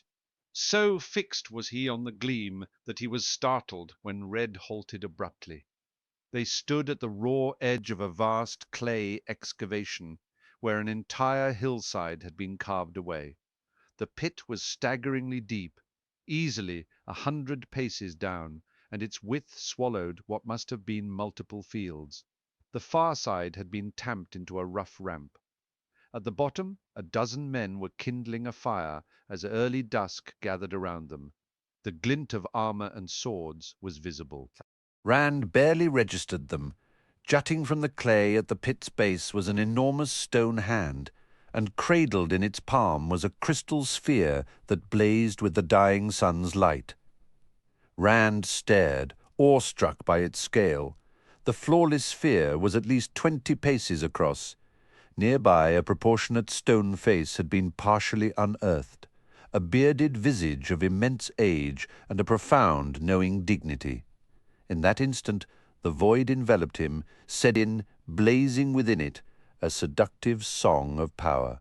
He was so absorbed he didn't initially recognize the sensation. He recalled a sea captain's tale about a giant hand and sphere on an island called Trimorking. "This place is perilous," Celine insisted, her voice tight. "Come away, Rand. I think I can find a path down," he murmured absently. Sadin's song thrummed in his veins. The colossal crystal seemed to burn with a white internal fire, and deep within its heart he fancied he saw light swirling in time to the power's melody. He wondered why the men below took no notice. Celine urged her mount beside his and gripped his arm firmly. "Please, Rand, you must come away now." He looked down at her hand, confused, then slowly lifted his gaze to meet her worried eyes. Celine's expression was etched with genuine concern, bordering on fear. "Even if this bank doesn't collapse and send us tumbling to our deaths, those men are clearly guards. People don't post guards on something they want the whole world to see. What's the point of evading Fane if some local lord's soldiers arrest you instead? We should leave now, then." Like a whisper from somewhere far off, it struck him. The void enveloped him completely. Sedin hummed a relentless tune, and the sphere throbbed in time. He could feel its rhythm without even looking. A wild notion surfaced. If he could match the song that Sedin sang, that enormous stone face would open its mouth and join him in chorus. They would all be one. Him, the song, Sedin. "Please, Rand," Celine pleaded, her voice strained. "I'll go to the village with you. I won't bring up the horn again. Just come away from here." He tried to let the void slip away, but it clung to him. Sedin's melody deepened into a low croon, and the light within the sphere pulsed like a living heart, like his own heart. Loyal, Hurin, and Celine were all watching him, but they seemed utterly blind to the radiant blaze pouring from the crystal. He fought to shove the emptiness aside, but it held firm as bedrock. He was trapped, floating in a hollow as unyielding as stone. The song of Sedin, the song of the sphere, they vibrated through his very bones with grim determination. He resisted, digging deep within himself. "I refuse, Rand."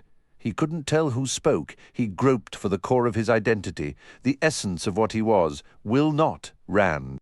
The melodies swelled, flooding him, filling the emptiness. His fingers brushed stone, scorched by a relentless sun, then frozen by a pitiless night. Not a searing light erupted inside him. "Blinding, till shade is gone," he muttered, "till water is gone." Raw power surged into his veins. He and the sphere were no longer separate. Into the shadow with teeth bared. The power belonged to him. The power was his, to spit in Sightblinder's eye. It was power enough to shatter the world. On the last day, the words tore from him as a shout, and abruptly the void vanished. His horse, red, shied at the cry. A chunk of clay gave way beneath a hoof, tumbling into the pit below. The bay stallion stumbled to its knees.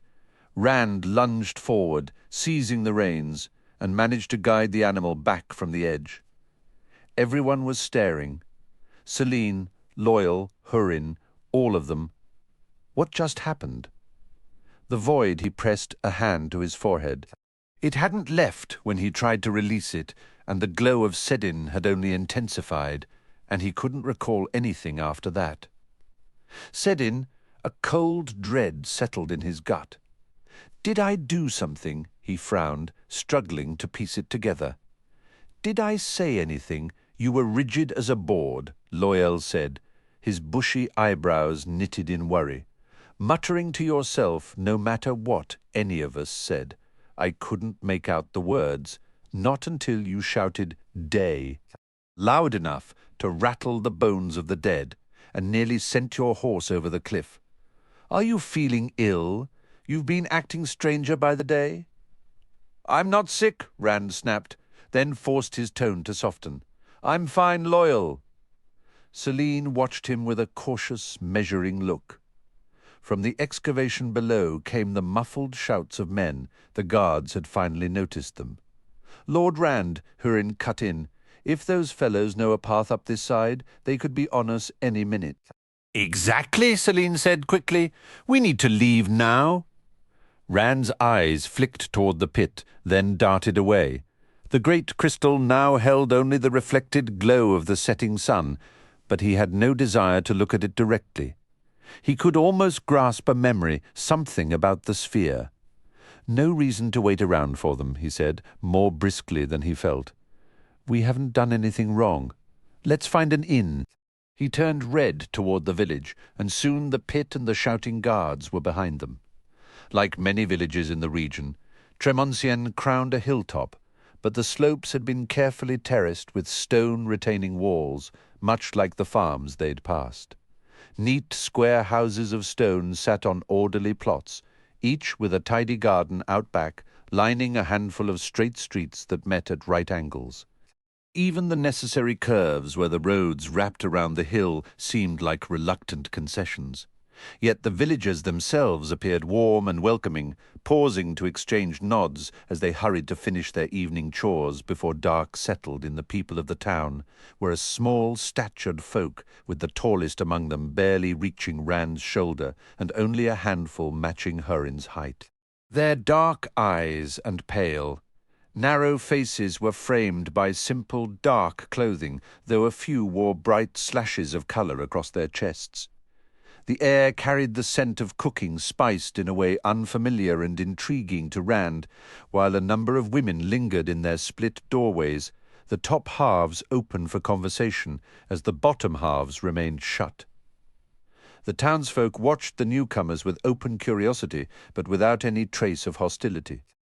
A few spared an extra glance for Loyal, an Ogier striding beside a horse as large as a Duran stallion. But even that attention was fleeting. The inn stood at the hill's crest, built of the same grey stone as every other structure, its identity proclaimed by a painted sign swinging above the wide doors, the 9 Rings. A smile touched Rand's lips as he dismounted and secured Red to a hitching post. That name had belonged to one of his most beloved childhood tales, and he suspected it still held a place in his heart. Helping Celine down, he felt her lingering tension. "Are you well?" he asked quietly. "I didn't mean to scare you earlier. Red would never let us go over an edge." He pushed aside his own nagging doubts about what had truly occurred on the path. "You terrified me," she replied, her voice strained, "and I am not a woman who frightens lightly. You could have gotten yourself killed. You could have destroyed everything." She adjusted her gown with deliberate care. "Ride with me tonight. Now bring the horn, and I will remain at your side for all time. Consider it me beside you and the horn of Valeri in your grasp. That is merely the beginning, I swear it. What more could any man ever desire?" Rand shook his head. "I cannot, Celine. The horn." He glanced around. Across the street, a man peered from a window before hastily closing the curtain. Evening shadows deepened the lane, leaving only Loyal and Hurin in view. "The horn does not belong to me. I have told you that." She turned her back to him, her white cloak forming a barrier as solid as any stone wall. The common room was not empty, as Rand had expected so near supper. 6 men were gathered around one table, dicing beside their tankards of ale, while a lone figure sat apart, finishing a meal. Though the dicers wore no visible weapons or armour, only plain coats and breeches of dark blue, something in their bearing, a certain alertness, a shared posture, marked them as soldiers. Rand's gaze shifted to the solitary man. An officer, clearly, with the tops of his high boots turned down and his sword leaning against the table. A single slash of red and another of yellow crossed the chest of his blue coat from shoulder to shoulder. His hair was shaved at the front, leaving the rest to fall long and dark down his back, while the soldier's hair was clipped short, as if shaped by the same blunt bowl. All 7 looked up as the newcomers entered. The innkeeper was a lean woman with a long nose and threads of grey in her hair, her wrinkles seeming born more from a habit of ready smiles than from age. She bustled forward, wiping her hands on a pristine white apron. "Good evening to you." Her sharp eyes took in Rand's gold-embroidered red coat and Celine's elegant white dress. "My lord, my lady, I am Magdalen Madwen. My lord, you are most welcome to the 9 Rings, and an Ogier. We do not see many of your kind passing through here, friend Ogier. Would you have come up from Stedding Sofu, perhaps?" Loyal managed an awkward half-bow under the weight of the chest he carried. "No, good innkeeper?" "I come from the opposite direction, from the borderlands." "From the borderlands, you say? Well?" She turned her attention to Rand. "And you, my lord, forgive my asking, but you do not have the look of the borderlands, if you don't mind my saying so." "I am from the 2 Rivers, Mistress Madwen in Andor." He glanced at Celine, who seemed to look through the very room and everyone in it, her expression detached and cool. "The Lady Celine is from Caerhien, from the capital itself." "I am from Andor, as you say, my lord." Mistress Madwen's gaze flickered briefly to the sword at Rand's hip, where the bronze herons were plainly visible on both scabbard and hilt. A faint frown touched her face, but it vanished as quickly as it had appeared. "You'll be wanting supper for yourself and your lovely lady and for your companions. Rooms as well, I imagine. I'll have your horses tended to. I've a fine table ready just over here, and there's pork with yellow peppers simmering. Might you be chasing the Horn of Valere, my lord, you and your lady?" As he moved to follow her, Rand nearly lost his footing. "Certainly not. What would make you think that?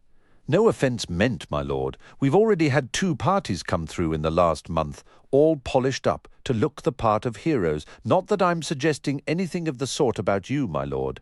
We don't see many strangers here, aside from traders coming up from the city to buy grain.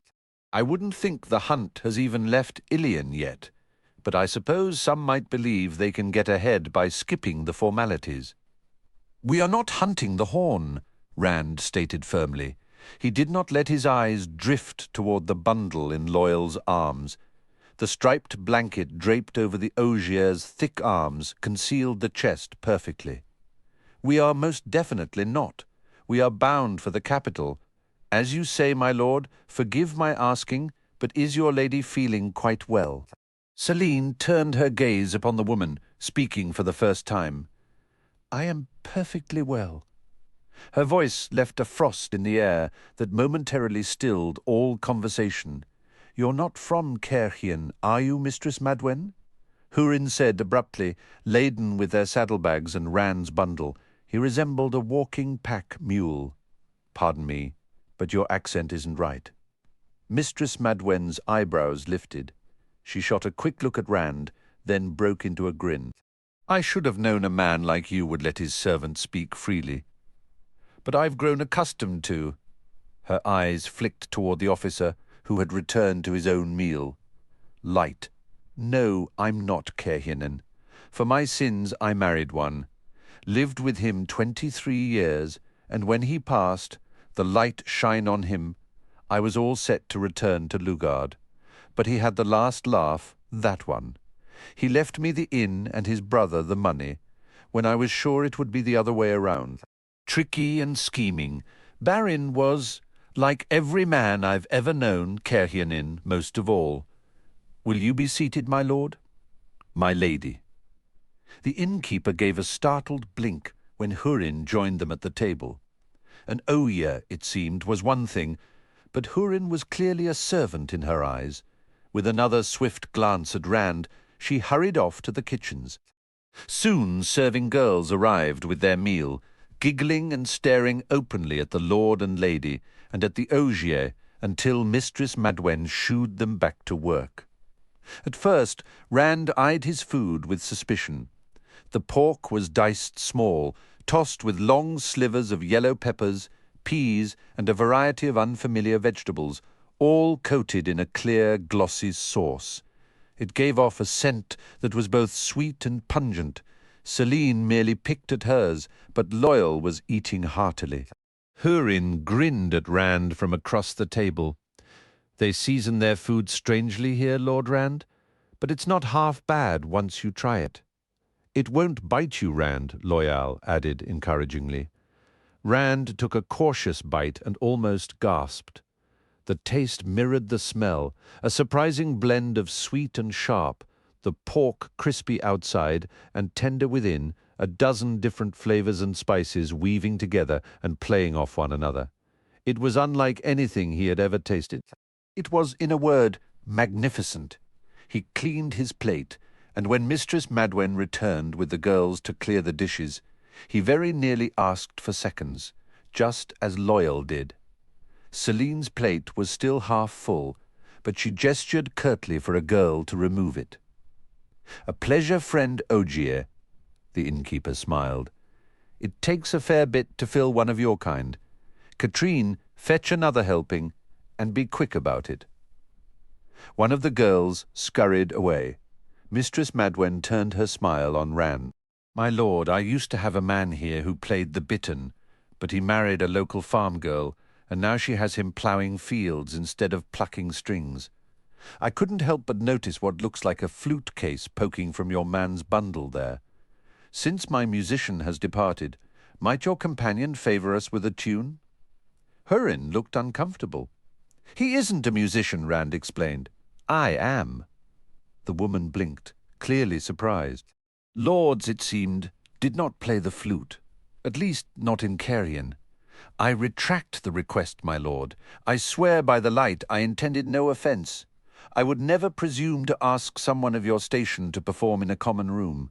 Rand paused only briefly. It had been too long since he'd held a flute instead of a sword, and the coins in his pouch were dwindling. Once he shed these fine clothes, once he delivered the horn to Inktar and the dagger to Mat, he would need the flute to earn his meals again while he searched for a place safe from Aes Sedai. And safe from myself? Something did happen back there. What was it? "I don't mind," he said. "Hurin, pass me the case. Just ease it out." There was no need to reveal a gleeman's cloak. Mistress Madwen's dark eyes held enough unspoken questions already. The flute itself, with its worked gold and silver chasing, looked like the sort a lord might own. If lords anywhere played such an instrument, the heron mark branded into his right palm did not hinder his fingering. Celine's salves had worked so well he barely remembered the brand unless he saw it. Yet it was on his mind now, and almost without thinking he began to play Heron on the Wing. Hurin nodded along to the melody, and Loyal tapped a thick finger on the table in time. Celine watched Rand with a look of curious appraisal. "I'm not a lord, my lady. I'm a shepherd, and I play for my supper in common rooms, but the soldiers turned from their conversation to listen, and their officer shut the wooden cover of the book he had been reading." Celine's steady gaze kindled a stubborn spark within Rand. Deliberately, he avoided any tune that might suit a palace or a manor house.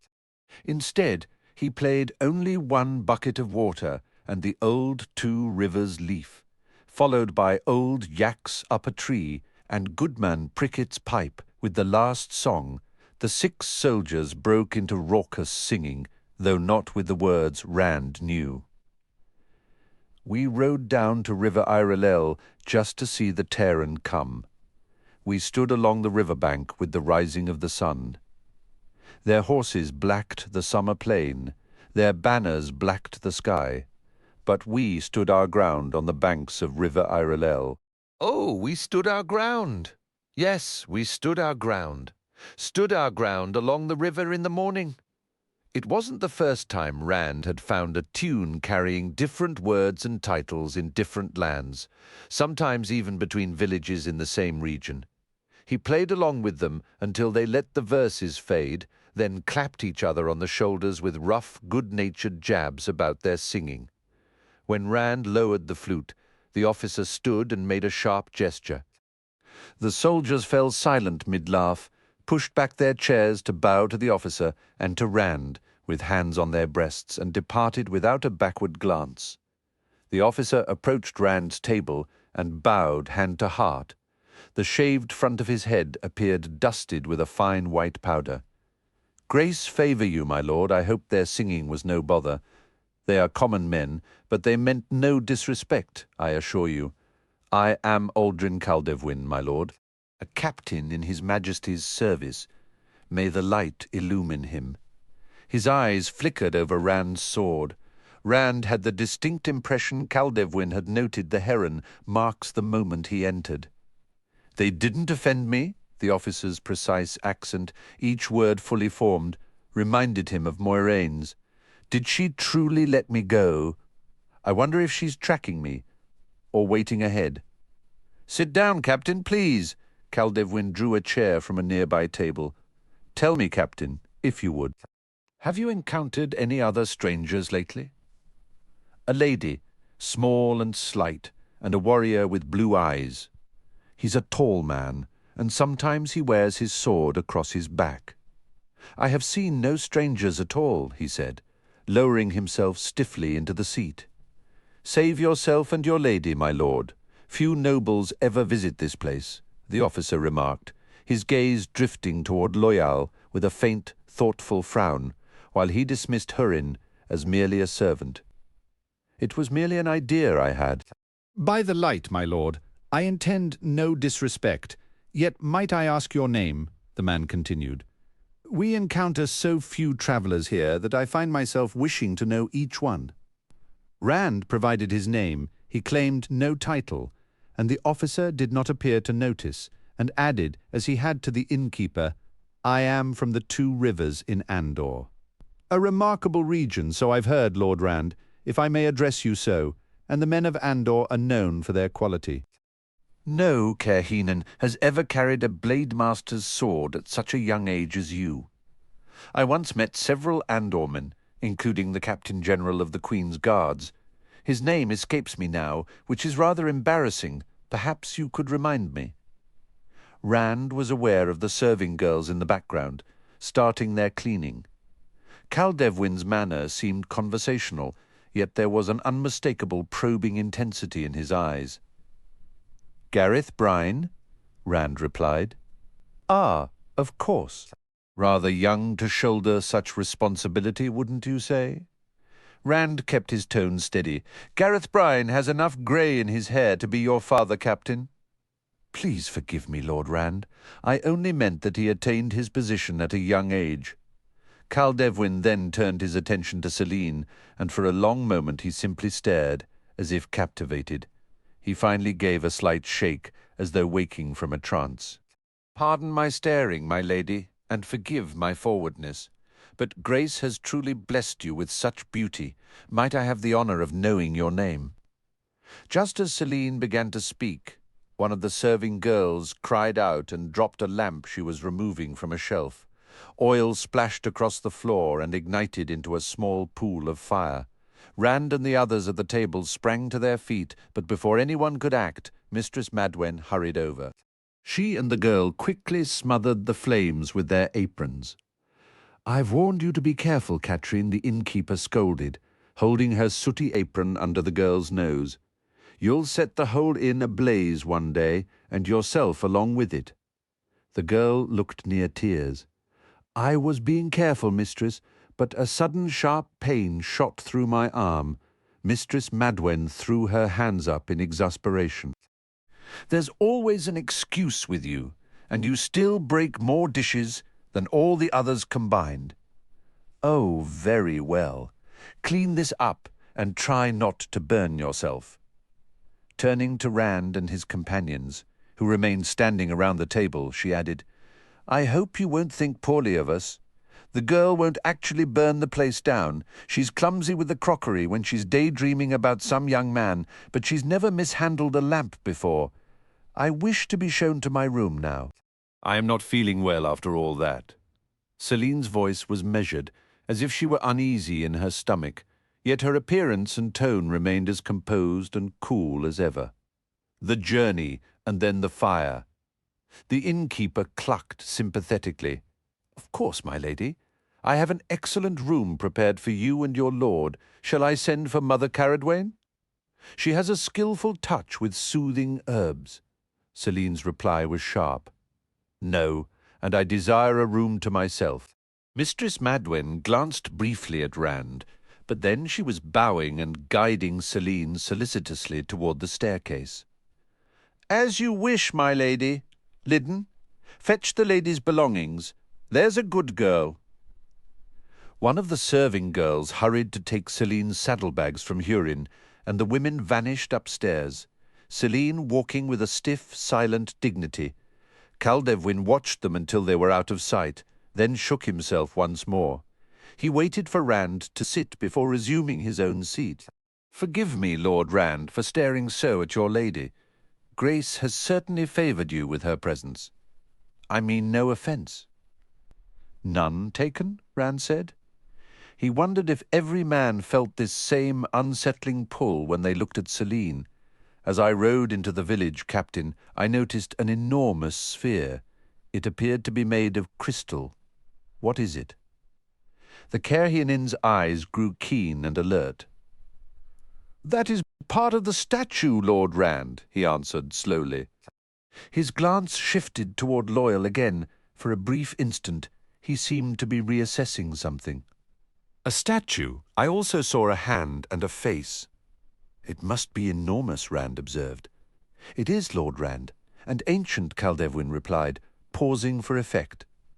"I'm told it dates back to the age of legends." A cold sensation crept down Rand's spine. The age of legends, a time when, according to tales, the one power was woven into the very fabric of daily life. What transpired there? "I sense a shadow over that history." "The age of legends," Loyal echoed, his voice filled with awe. "It must be. No one has undertaken work on such a scale since. A tremendous effort to unearth it, Captain." Hurin remained utterly still and silent, as if he had withdrawn not just from the conversation, but from the room entirely. Kaldevwin gave a slow, reluctant nod. "I have 500 labourers from the foregate stationed beyond the excavation site. Even with that number, we won't have it fully cleared until after summer's end. Half my duty is keeping them focused on digging. The other half is keeping them from disturbing this village. Foregatters enjoy their drink and revelry, you see, while these folk prefer a peaceful existence." His tone left no doubt where his sympathies lay. Rand nodded, though he cared little about foregatters or their habits. "What do you intend to do with it once it's free?" The captain hesitated, but under Rand's steady gaze, he finally answered. "King Galdrian himself has commanded it be transported to the capital." Loyal's eyes widened. "That would be a colossal undertaking. I'm uncertain how an object of that size could be moved such a distance. His Majesty has ordered it," Kaldevwin stated sharply, then moderated his tone. "It will be erected outside the city as a monument to the glory of Kerhien and House Riatin. Ogier are not the sole masters of moving stone." Loyal looked chastened, and the captain visibly collected himself. "My apologies, friend Ogier. I spoke hastily and with poor grace." He still sounded a bit rough. "Will you remain in Tremoncien long, Lord Rand?" "We depart at first light," Rand said. "Our path leads to Kerhien." "A fortunate coincidence. I'm sending a detachment back to the city tomorrow. The men need rotation. They grow dull watching nothing but picks and shovels." "You won't object to their company on the road?" He phrased it as a question, but his manner suggested the arrangement was already settled. Mistress Madwen appeared on the staircase, and he stood. "With your leave, Lord Rand, I must rise early. Until morning, then. May the light favour you." He bowed to Rand, nodded to Loyal, and departed. As the doors closed behind the Kerhienin officer, the innkeeper approached the table. "Your lady is settled, my lord. I've prepared suitable rooms for you, your man, and you, friend Ogier." She hesitated, studying Rand closely. "Forgive my forwardness, but I believe I can speak plainly to a lord who allows his servant to voice an opinion. If I'm mistaken, well, I intend no offence. Baron Madwen and I spent 23 years either arguing or kissing, so to speak. That's my way of saying I've some experience in these matters." Right now, you're likely thinking your lady wishes never to lay eyes on you again. But if I were to guess, a gentle knock on her door tonight might find you welcomed. Smile. Take the blame, whether it's yours or not. It smooths many paths. Rand cleared his throat, hoping his face wasn't flushing. Light Egwene would skin me alive if she knew I even considered it. And Selene, would she be furious, or something else entirely? The thought made his ears grow warm. Thank you for the counsel, Mistress Madwen, concerning the rooms. He avoided glancing toward the blanket-draped chest beside Loyal's chair. They couldn't risk leaving it unguarded. The three of us will share one chamber. The innkeeper looked momentarily surprised, but recovered swiftly. As you wish, my lord. This way, please. Rand followed her up the stairs. Loyal carried the shrouded chest. The steps protested under the combined weight of the ogier and his burden, though Mistress Madwen seemed to attribute the noise solely to Loyal's size, while Hurin shouldered all the saddlebags and the cloak-wrapped bundle containing the harp and flute. The innkeeper had a third bed brought in, hastily assembled and made up. One of the existing beds, nearly spanning the wall in length, had clearly been intended for Loyal from the beginning. The space between the beds was so narrow it was a challenge to move. Once the innkeeper had departed, Rand faced his companions. Loyal had already stowed the shrouded chest beneath his cot and was testing the mattress, while Hurin was organizing the saddlebags. "Can either of you explain why that captain seemed so distrustful of us?" Rand asked, his brow furrowed. "I'm certain of it. The way he spoke, I half believed he suspected us of plotting to steal that statue ourselves." Hurin looked up. "That's Days Daymar, Lord Rand, the great game, or the game of houses, as some name it. This Captain Caldevwin likely assumes you're here for some strategic gain. If your purpose might threaten his position, he has no choice but to be cautious." "A game?" Rand said, bewildered. "What sort of game?" "It isn't truly a game, Rand." Loyal rumbled from his bed. He had taken a book from his pocket, but let it rest, unopened, on his broad chest. "Ogier don't engage in such maneuvers, but I've heard of it. Nobles and their houses constantly scheme for power. They act in ways they believe will aid their own cause or damage a rival, often shrouding their true intentions in layers of secrecy or misdirection." He scratched one tufted ear, his expression perplexed. "Frankly, even knowing what it is, I find it baffling. Ilda Hayman once said it would require a mind greater than his to fathom human political machinations, and I've known few as wise as he. You humans are a truly peculiar folk." Hurin shot the ogier a sideways glance, but nodded in agreement. "He describes Days Daymar well enough, Lord Rand. The Kerhinin practice it more intensely than most, though all the southern nations play. These soldiers arriving tomorrow," Rand pressed, a new tension in his voice. "Is that just another move in Caldevwin's great game? We cannot afford to become entangled in such webs." The unspoken weight of the horn of Valere hung in the air between them, making further mention unnecessary. Loyal shook his great head. "I cannot say, Rand. He is human, so his actions could mean anything at all." "Hurin?" "I don't know either," the sniffer replied, his worry mirroring the ogier's. "He might be acting exactly as he claims, or— well, that's the nature of the game of houses. You can never be sure. I spent my years in Caerhien, mainly in the Foregate, Lord Rand. I'm no expert on their nobility, but I've heard Days Daymar is dangerous anywhere, and especially here in Caerhien." His face then brightened with a sudden thought. "Lady Selene, Lord Rand. She'll understand this far better than I or the builder. You can ask her in the morning." Yet when morning came, Selene was not there. Descending to the common room, Rand was met by Mistress Madwen, who handed him a folded parchment sealed with white wax. "Forgive my boldness, my lord," she said quietly, "but you should have listened. You should have knocked on her door last night. She left him alone, and he broke the seal, which was imprinted with a crescent moon and stars. I must leave you for a time. There are too many eyes here, and I find Captain Caldewin distasteful. I will await you in Caerhien. Never think me distant. You will remain in my thoughts always, as I know I am in yours.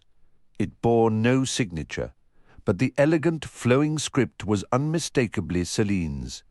He folded the note carefully, tucking it into his pocket before stepping outside. Herin stood ready with the horses, but the street was now crowded with 50 mounted soldiers. Captain Caldewin was present, accompanied by a younger officer. Both men were bareheaded, wearing steel-backed gauntlets and ornate, gold-worked breastplates over their blue coats. A short staff was secured to each officer's back, bearing a small, stiff blue banner above them. Caldewin's displayed a single white star, while the younger man's was marked by 2 white bars. They presented a sharp contrast to the rank-and-file soldiers in their plain armor and bell-shaped helmets. Caldewin offered a shallow bow as Rand emerged. "A good morning to you, my Lord Rand. May I present Elricaine Taverlin, who will command your escort, if I may use the term." The other officer bowed his shaved head in silence. "An escort would certainly be welcome, Captain," Rand replied, keeping his tone casual. While Fane was unlikely to challenge 50 armed men, Rand couldn't shake the feeling that their purpose might extend beyond mere protection.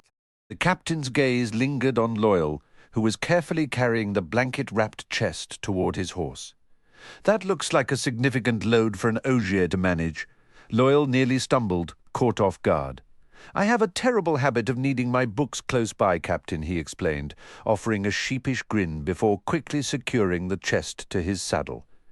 Caldewin scanned the courtyard, his expression tightening.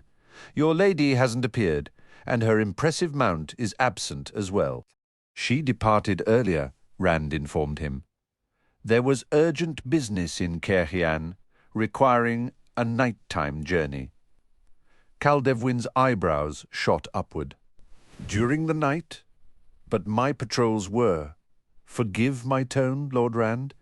He pulled the younger officer aside, their hushed conversation edged with clear frustration. "He had the inn under watch, Lord Rand," Herin murmured, moving closer to Rand. "It seems Lady Celine managed to slip past them without being seen." Rand swung into Red's saddle with a sense of grim resignation. Any slim hope that Caldewin viewed them with simple courtesy was now thoroughly dashed by Celine's mysterious exit. "She complains about too many people," he muttered under his breath. "Caerhien will be absolutely crawling with them.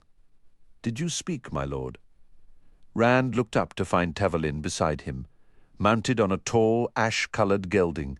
Herin was already in his saddle, and Loyal stood patiently by his large horse. The soldiers were formed into precise ranks. Caldewin had vanished from view. "Nothing ever goes according to plan," Rand said flatly. Taverlin offered the faintest hint of a smile, little more than a brief tightening of his lips. "Shall we proceed, my lord?" The unusual caravan moved onto the hard-packed road leading toward the distant city of Caerhien. "Nothing is proceeding as I anticipated," Moraine whispered, not really speaking to Lan. The long, polished table before her was a landscape of scattered knowledge. Books, loose papers, ancient scrolls, and crumbling manuscripts, many bearing the dust of decades and the fragility of extreme age. The room itself felt constructed from paper and leather bindings, with shelves groaning under their weight, interrupted only by doors, windows, and the fireplace. The comfortable, high-backed chairs and small side tables were largely just additional surfaces for stacks of texts, some volumes even tucked beneath them. Only the specific chaos in front of Moiraine was her own creation. She stood and walked to the window, peering into the darkness toward the distant, comforting lights of the village. There was no danger of pursuit here. No one would think to look for her in this place. Clear the mind and start anew, she told herself. That is the only path forward. The villagers had no inkling that the two elderly sisters residing in this cosy home were Aes Sedai. In a quiet farming community like Tifan's Well, nestled deep in Arafil's endless grasslands, such suspicions simply didn't arise. The locals came for advice and healing, considering the sisters wise women, blessed by the light, and let the matter rest there. Adelares and Vandene had entered their voluntary retreat so long ago that few within the White Tower itself recalled they were still alive. Accompanied by their one equally aged warder, they lived in peaceful seclusion, still nurturing the grand intention of one day composing a history of the world since the breaking, and whatever fragments they could recover from the time before. One day. For now, there was always more information to gather, more puzzles to solve. Their home was the ideal sanctuary for Moiraine to seek the answers she needed. Except the answers weren't here. A shift in the shadows drew her eye, and she turned. Lan leaned against the mantel of the yellow brick fireplace, as steady and unmoved as a stone in a river. "Do you remember the first time we met, Lan?"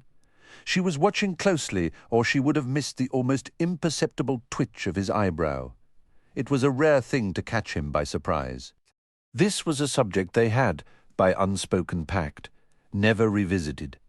Nearly 20 years prior, with all the stiff pride of someone still young enough to be called young, she had declared she would never speak of it again, and had expected the same steadfast silence from him. "I remember," was all he said, his voice a low rumble in the quiet room. "And I suppose an apology is still too much to ask?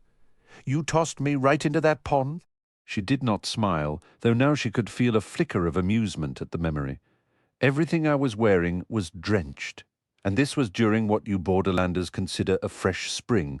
I almost froze to death. I seem to remember building a fire afterward," he countered, "and hanging blankets to give you some privacy to warm up." He prodded the burning logs with an iron rod before returning it to its hook. Even summer nights carried a chill in these lands.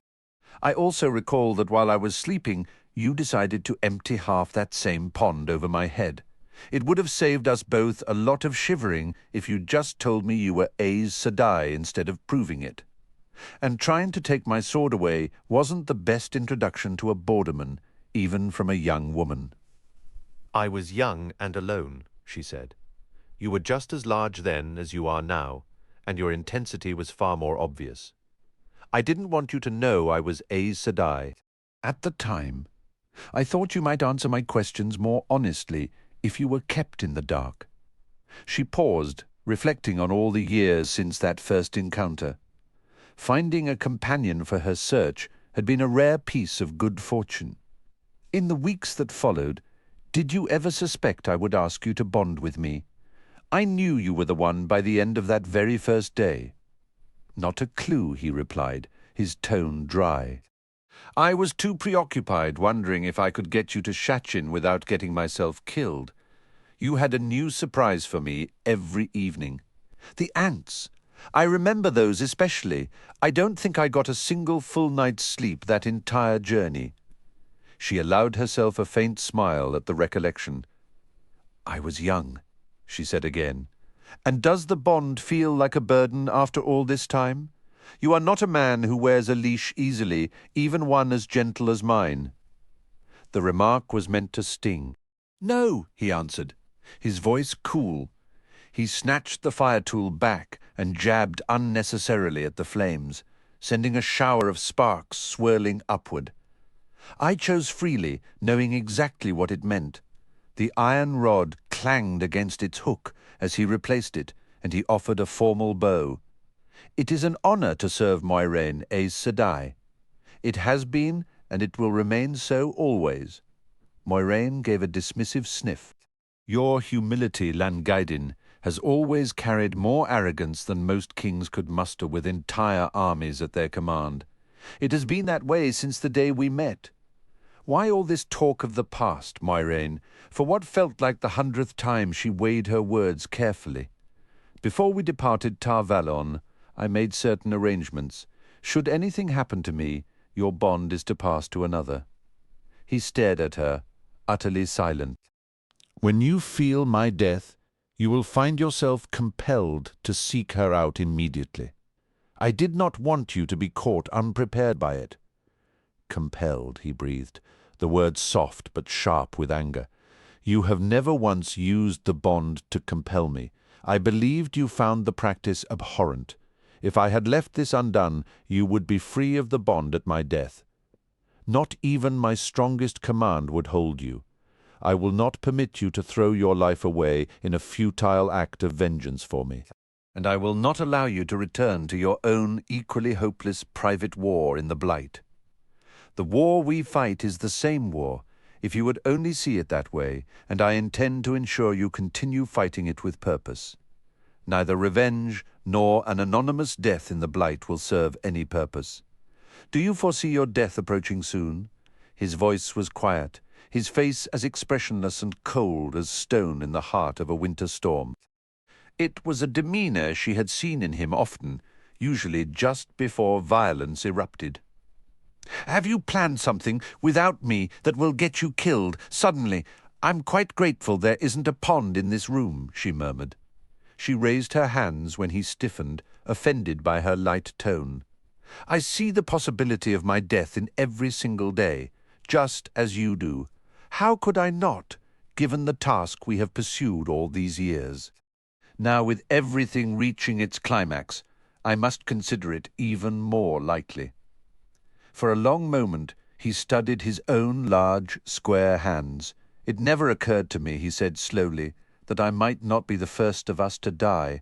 Somehow, even at the worst of times, it always seemed there was a way forward."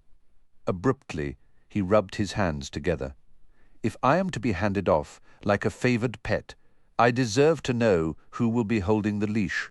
"I have never viewed you as a pet," Moiraine stated firmly, "and neither does Myrelle." Myrelle, he repeated with a grimace. Of course, she would have to be a green, or perhaps some newly raised sister barely out of her training. If Myrelle can manage 3 Gaiden, she might stand a chance of handling you. While she would prefer to keep you, she has agreed to transfer your bond once she finds a better match, someone more suited to you. So, I am not a pet, but a package. Myrelle is to be my temporary keeper. Moiraine, not even the Greens treat their warders this way. No Aes Sedai has passed a warder's bond in centuries, yet you plan to do it to me not once but twice. It is already done, and I will not reverse it. By the light, if I am to be traded from one hand to another, do you have any notion whose hand will finally hold me? What I do is for your own good, and perhaps for another's as well. It may be that Myrelle will find that newly raised sister you mentioned, one who needs a warder seasoned in battle and wise to the world's ways, a young woman who might even benefit from someone willing to toss her into a pond if it teaches her a lesson. You have much to offer, Lan. To see that wasted in an unmarked grave or left for the crows when it could serve a woman in need would be a greater tragedy than any sin the White Cloaks preach. Yes, I believe she will have need of you." Lan's eyes widened slightly. For him, it was as telling as another man's gasp of shock. He was rarely so unsettled. He opened his mouth twice before words came. "And who do you imagine for this?" she interrupted him. "Does the bond feel restrictive to you now, Langaidin? Do you finally grasp its full strength, its depth? You could end up bound to a budding white, all cold logic and no heart, or to a young brown who sees you as little more than a pair of hands to carry her books." I can place you where I choose, like a parcel or a lapdog, and you can do nothing but comply. Are you certain it does not chafe? Is that what this has all been about? He demanded, his voice rough, his eyes burned like blue flame, and his mouth twisted. Anger, open raw anger she had never seen before, was etched across his face. Has all this talk been some kind of test to see if you could make the bond feel like a burden after all this time? "From the day I pledged myself to you, I have ridden where you commanded. Even when I thought it unwise, even when every instinct pulled me another way, you never needed the bond to compel me. On your word, I have watched you walk into danger and kept my sword sheathed when all I wanted was to cut a path to your safety. And after all that, you test me. It was not a test, Lan. I spoke plainly, without deception, and I have done as I said. But since Faldara, I have wondered if you were still fully committed to our path. A wariness entered his eyes. Forgive me, Lan. I would not breach the walls you hold so tightly if I did not need to know. Why did you act as you did with Rand? He blinked, clearly surprised by the question. She knew what he had expected her to ask, and she pressed on while he was unbalanced. You presented him to the Amerlin as a borderland lord and a natural soldier. It aligned in a way with what I had planned, but we never discussed you teaching him any of that. Why, Lan? It felt right. A young wolfhound must face his first wolf eventually, but if the wolf sees him as a puppy, if he acts like one, the wolf will kill him. The wolfhound must be a wolfhound in the wolf's eyes even more than in his own, if he is to survive. Is that how you see Aes Sedai, the Amerlin, me, as wolves waiting to pull down your young wolfhound? Lan shook his head. You know what he is, Lan? You know what he must become? He must everything I have strived for since the moment we met and long before. Do you question my purpose now? Never. But still, he was gathering himself, reconstructing his defences. Yet the walls were not yet whole. How often have you spoken of Taverin drawing others like leaves in a whirlwind? Perhaps I was swept along as well. All I know is that it felt true. Those villagers needed an ally. Rand did, certainly. Moraine, I trust in your mission. Even now when I grasp only half of it, I trust in you as I trust in the sunrise. I have not asked to be freed from my bond, and I never will. Whatever your designs for a noble death and my tidy disposal, I will take immense satisfaction in keeping you alive and watching those particular plans crumble to dust.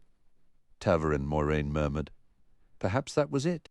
It is less like guiding a leaf on a calm stream, and more like steering a great log through whitewater.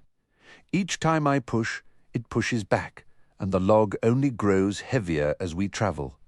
Still, I must see this journey to its end. She offered a faint, tired smile. I would not be sorry, my old friend, if you managed to upset those grim designs. Now, please, I need solitude to think. He paused only briefly before turning toward the door. Yet, as he reached for the latch, she could not let him depart without one last question. Do you ever dream of a different life, Lan? All men dream.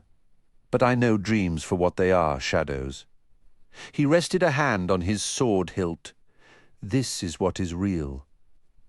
The walls were restored, towering and unyielding as ever. For a long while after he left, Moiraine sat back in her chair, gazing into the flames. She thought of Nynaeve and the fissures in a fortress. Without effort or intent, that young woman had not only cracked Lan's defences, but planted ivy within the fractures. Lan believed himself secure, a prisoner of fate and his own choosing, yet slowly and relentlessly those green tendrils were pulling the stones apart to reveal the man inside. Already he shared some of Nynaeve's allegiances, once indifferent to the people of Immen's Field, except as subjects of Moiraine's interest. He now saw them as his own. Nynaeve had altered that, just as she was changing Lan himself. To her own surprise, Moiraine felt a sharp, sudden pang of jealousy, an emotion entirely foreign to her. She had never felt it toward the women who had offered him their hearts or shared his nights, never considered any man an object of such possession. She was wedded to her war as he was to his. But they had been comrades for so long. He had once ridden a horse to its death, and then run until his own legs failed, carrying her the final miles to Anaya for healing. She had mended his wounds more times than she could recall, using her arts to preserve a life he was ever ready to sacrifice for hers. He always claimed he was married to death. Now a new bride had caught his eye, though he remained blind to it. He imagined himself standing firm behind his ramparts, yet Nineveh had woven bridal blossoms into his hair. Would he still be so eager to dance with death? Moiraine wondered when he would finally ask her to release him from his bond, and what she would say when he did. With a resigned shake of her head, she rose. There were far weightier matters at hand. Her gaze swept over the cluttered room, the open books, the scattered papers, so many clues, yet no clear answers. Vandine entered, carrying a tray with a teapot and cups. She moved with a slender grace, her posture erect, her nearly white hair gathered neatly at her neck. Her smooth face held the ageless quality of very long years. I would have sent Jaime with this, and not disturbed you myself, but he's out in the barn practicing with his sword. She made a soft, disapproving sound as she shifted a weathered manuscript to set the tray down. Lan's presence has him remembering he's more than a gardener and handyman, these Gaidin and their stubborn pride. I thought Lan might still be here. That's why I brought an extra cup. Moiraine met Vandine's gaze, her own expression thoughtful. Have you discovered the answers you came for? I'm not certain I even know the questions, Moiraine admitted, a faint crease appearing on her brow. Vandine, though of the Green Ager, possessed a depth of historical knowledge that rivaled her Brown Ager sister Adelis after their centuries of shared study. You appear to be searching without a map, Vandine observed, gently moving a stack of dusty manuscripts on the table. The subjects were a chaotic tapestry. The brutal Trolloc Wars, the enigmatic watchers over the waves, the ominous legend of the return. Her fingers brushed a heavy volume on the Forsaken by Santhra. A grim text, she murmured. As unsettling as this analysis of Shadar Logoth, she then gestured to several versions of the prophecies of the dragon. Moiraine, what is your true aim? The prophecies I can comprehend, even in our isolation, whispers reach us. We hear of the turmoil in Ilion. There is even a village tale that the Horn of Valere has been discovered. She lifted a related manuscript, causing a small cloud of dust that made her cough lightly. I give that no credence, of course. Such rumors were inevitable, but your other interests. No, you requested privacy, and I shall honor that. Wait, please, Moiraine said, stopping the other Aes Sedai before she could leave. Perhaps your knowledge can provide clarity. I will do my best, Vandane replied, a sudden smile touching her lips. Adelaus often insists I should have worn brown. Ask your questions. She prepared 2 cups of tea, handing one to Moiraine before settling into a chair near the fireplace.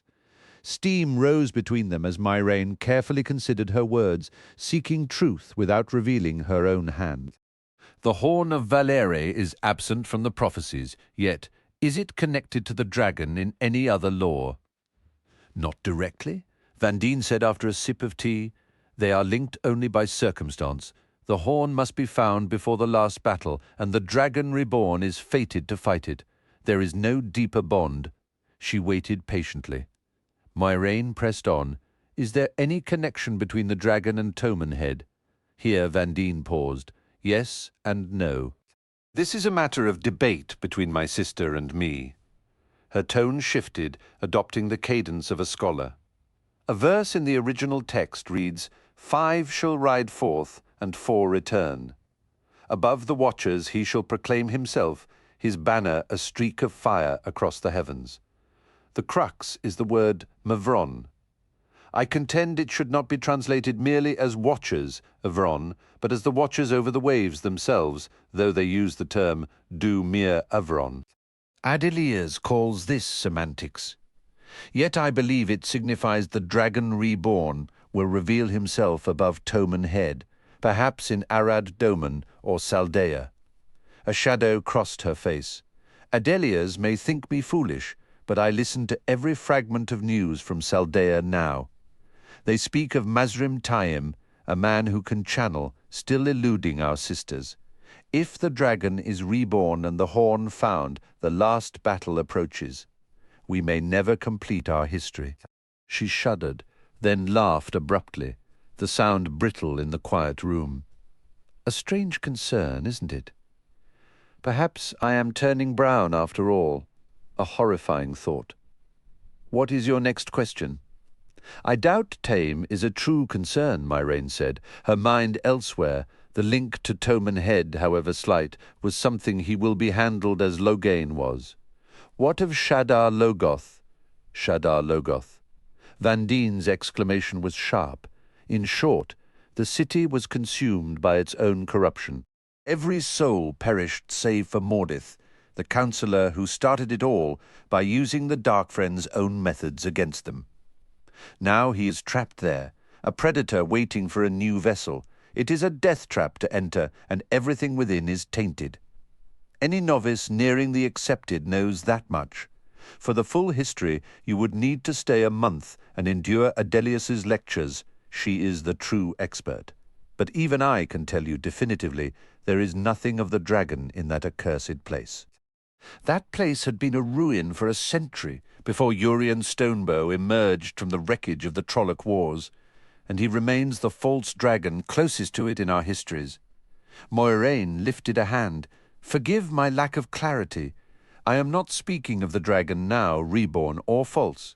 Can you conceive of any reason a Fade would take an object originating from Shadar Logoth? Not if it recognized the object for what it was? The hatred that consumed Shadar Logoth was a weapon meant for the Dark One. It would annihilate Shadowspawn as readily as it would those who walk in the light. They fear that city as profoundly as we do.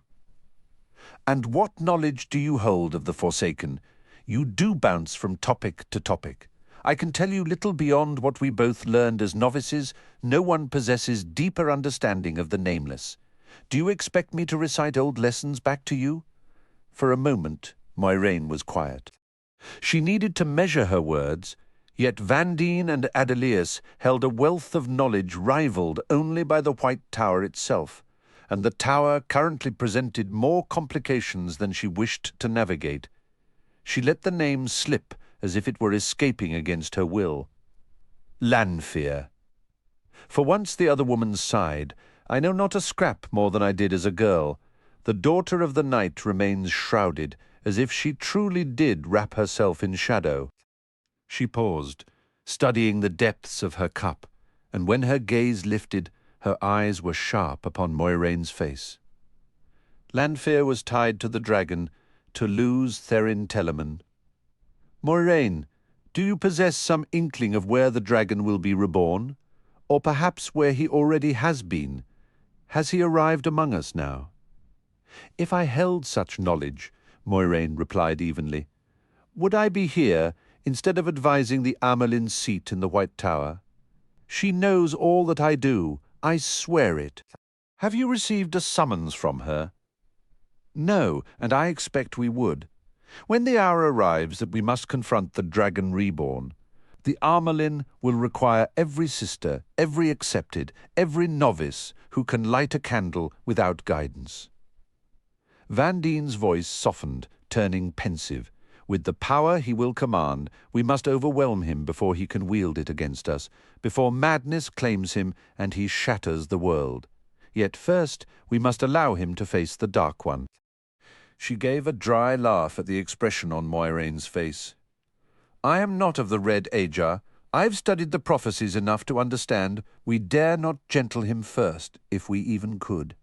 I know, as well as you or any sister who bothers to look, that the seals binding the Dark One in Sheol Ghul are failing. The Ilianas have called the great hunt of the Horn. False dragons spring up like weeds, and two of them, Loghain and now this man in Saldea, can actually channel. When was the last time the Reds found 2 men channeling in under a year, or even 1 in 5? Not in my lifetime. And I have seen many more years than you. The signs are everywhere. Tarmon Gaidon approaches. The Dark One will break free, and the dragon will be reborn. Her cup rattled against the saucer as she set it down. I suppose that is why I feared you might have glimpsed some portent of him. He will come, Moiraine said, with practised calm, and we will do what must be done. If I thought it would make a difference, I'd drag Adelius away from her books and set out for the White Tower this very night. But I find I'm content to remain here, where I am. Perhaps we will yet have time to finish our history. I hope that you do, sister. Vandine rose. Well, I have tasks to attend before retiring. If you have no further questions, I shall leave you to your studies. But she hesitated, proving that however many years she had spent among books, the heart of the green ager still beat within her. You ought to address the matter of Lan, Moiraine. The man is simmering like a pot about to boil over. Sooner or later he will erupt. I've known enough men to recognize when one is troubled over a woman. The two of you have been together a long time. Perhaps he has finally begun to see you as a woman, and not merely as Aes Sedai. Lan sees me for what I am, Vandine. Aes Sedai, and I hope still as a friend. You blues, Vandine murmured, shaking her head with a wry smile as she turned to leave, the lantern light casting long shadows that seemed to dance with the unspoken histories lining the walls. Moiraine stood alone in the small moonlit garden after Vandine's departure. The older sister's parting words, always so ready to save the world that you lose yourselves, still echoing in the quiet air. She pulled her cloak around her shoulders against the night's gentle chill, her mind circling a vague, elusive thought. There was an answer hidden in what had been said, she felt sure, an answer to a question she hadn't yet formed. The tidy flower beds and sandy paths lay serene in the combined glow of the moon and the cottage's yellow windows, but her concentration was broken by the crunch of footsteps on the path behind her. Thinking it was Lan, she turned. Instead, a tall, cloaked shadow stood mere paces away. Its face caught the moonlight, gaunt, pale, with oversized black eyes above a red, puckered mouth. The cloak fell open, unfolding into vast, bat-like wings. Instinct screamed for her to seize the one power, but it was already too late. A soft, crooning hum poured from the creature, washing over her, splintering her will and numbing her senses. The embrace of Cedar slipped from her grasp, replaced by a hollow, distant sadness. She took a step forward, drawn helplessly closer, pale, claw-tipped hands reached for her. Lips the color of fresh blood curved into a ghastly smile, revealing needle-sharp teeth. Some deep, buried part of her understood. This was the Dragkar's kiss. Not a bite or a tear, but a touch that would drain her soul first, then her life. Anyone finding her afterward would discover an unmarked corpse, cold as if dead for days.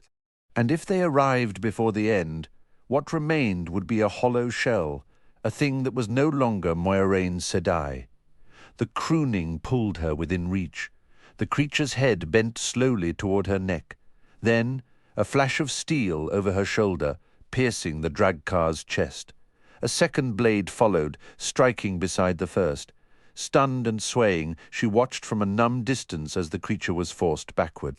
Lan moved into view, his face set in grim focus, alongside the grey-haired warder Jaime, whose bony arms held his sword just as steady. The Dragkar's pale hands tore at the blades, bloodying themselves, its wings beating the air with sounds like thunder. Wounded, it began its crooning song anew, this time directed at the two warders. With a monumental effort, Moiraine shook off the daze. She felt drained, as if the kiss had nearly succeeded, but there was no time for weakness. In an instant, she opened herself to Cedar, the one power flooding her with vitality. She steeled herself to touch the shadow spawn directly, a foul act that would leave her feeling soiled, knowing any other attack would harm Lan and Jaime as well. But before she could act, Lan's voice cut through the night. Embrace death. Jaime echoed the cry firm and clear. Embrace death. As one, the two warders stepped into the perilous reach of those clawed hands and drove their blades home to the hilts. The Dragkar threw back its head and shrieked, a sound that felt like needles driving into Moiraine's skull. piercing even through the buffer of cedar. Like a felled tree, the creature toppled, one wing sweeping Jeem to his knees. Lan sagged, breathless with exhaustion. The garden was suddenly bright with lantern light as Vandine and Adelis hurried from the house. "What was that terrible noise?" Adelius demanded. Looking so much like her sister, it was uncanny. "Has Jeem gone and—" Her words died as the lantern light fell upon the twisted form of the Drakkar. Vandine rushed to Moiraine, taking her hands. It did not. She left the fearful question unspoken, and to Moiraine's eyes a soft nimbus of healing power suddenly surrounded the other Aes Sedai. Strength flowed into her, warm and steadying. In that moment, wrapped in another's care, Moiraine felt the old, familiar wish return, that those who could channel could heal their own spirits as easily as they mended the wounds of others. "It didn't," she replied with relief. See to the Gaidin, Lan's mouth tightened as he looked at her. "If you hadn't made me so furious, I had to go practice forms with Yame. So furious, I finally gave up and came back to the house." "But I did," she said simply. "The pattern weaves everything into itself." Jeem was grumbling under his breath, but still permitted Vandine to tend to his shoulder. He was all sinew and bone, yet appeared as tough as ancient oak. "How?" Adelius demanded. Her voice sharp. "Could any shadow spawn get so near without any of us feeling it?" "It was warded," Moiraine stated. "Impossible," Adelius snapped. "Only a sister could." She cut herself off, and Vandine turned from Jeem to stare at Moiraine. Moiraine spoke the words none of them wished to hear. The Black Adja. Shouts echoed from the direction of the village. "You should hide this quickly," she said, gesturing to the drag car crumpled in the flower bed. "They will come to offer help, but the sight of this will start talk you do not want." "Yes, of course," Adelia said. "Jame, go meet them. Tell them you don't know what caused the noise, but all is well here. Slow them down." The grey-haired warder hurried off into the darkness toward the sound of approaching villagers. Adelius turned to study the drag car as if it were a confusing text in one of her manuscripts. Whether Aes Sedai are involved or not, what could possibly have drawn it here? Vandene watched Moiraine in silence. "I am afraid I must leave you," Moiraine said. "Lan, will you prepare the horses?" As he departed, she added, "I will leave letters with you to be sent on to the White Tower, if you will see to it." Adelius nodded absently, her attention still fixed on the creature on the ground. "And will you find your answers where you are going?" Vandine asked. "I may have already found one I did not know I was seeking. I only hope I am not too late. I will need pen and parchment." She guided Vandine toward the house, leaving Adelius to manage the drag car. Chapter 23. The Testing. Nynaeve studied the vast chamber deep beneath the White Tower with caution, and she regarded Sheriam beside her with equal wariness. The mistress of novices appeared expectant, maybe even a little impatient. In her short time in Tar Valon, Nynaeve had witnessed only serenity in the Aes Sedai, a calm acceptance of events unfolding in their own time. The domed room had been carved from the island's bedrock. Lamplight from tall stands gleamed against pale, smooth stone walls. Centered beneath the dome stood a structure of 3 curved silver arches, each just high enough to walk under, set upon a thick silver ring where their ends met. Arches and ring were fashioned from a single piece. She could not make out what lay within there. The light shimmered strangely, and looking too long made her stomach twist. Where each arch met the ring, an Aes Sedai sat cross-legged on the bare stone floor, gazing intently at the silvery construction. Another stood nearby, beside a plain table holding 3 large silver chalices. Each, Nynaeve knew, or had been told, was filled with clear water. All 4 Aes Sedai wore their shawls, as Sheriam did. Blue-fringed for Sheriam, red for the swarthy woman by the table, and green, white, and grey for the three around the arches. Nineve still wore one of the dresses given to her in Fal Dara, a pale green embroidered with tiny white flowers. "First you leave me to stare at my thumbs from morning till night," Nineve muttered. "And now everything is a frantic rush." "The hour waits on no woman," Sheriam answered. "The wheel weaves as the wheel wills. And when it wills, patience is a virtue to be learned, yet we must all be prepared for a change in an instant." Nineve tried not to glare. The most irritating thing she had discovered about the flame-haired Aes Sedai was that she sometimes sounded as if she were reciting proverbs, even when she wasn't. What is that thing? A terangrial. Well, that tells me nothing. What does it do? Terangrial serve many purposes, child, like the angrial and saangrial. These are artifacts from the Age of Legends that utilize the one power, though they are somewhat more common than those rarer items. While certain terangrial require an Aes Sedai to activate them, as this particular one does, others will perform their function simply by being near any woman who can channel. There are even rumored to be a few that will work for anyone at all. Unlike angrial and saangrial, they were crafted for very specific purposes. Another we keep within the tower is used to bind oaths. When you are raised to full sisterhood, you will swear your final vows while holding that terangrial.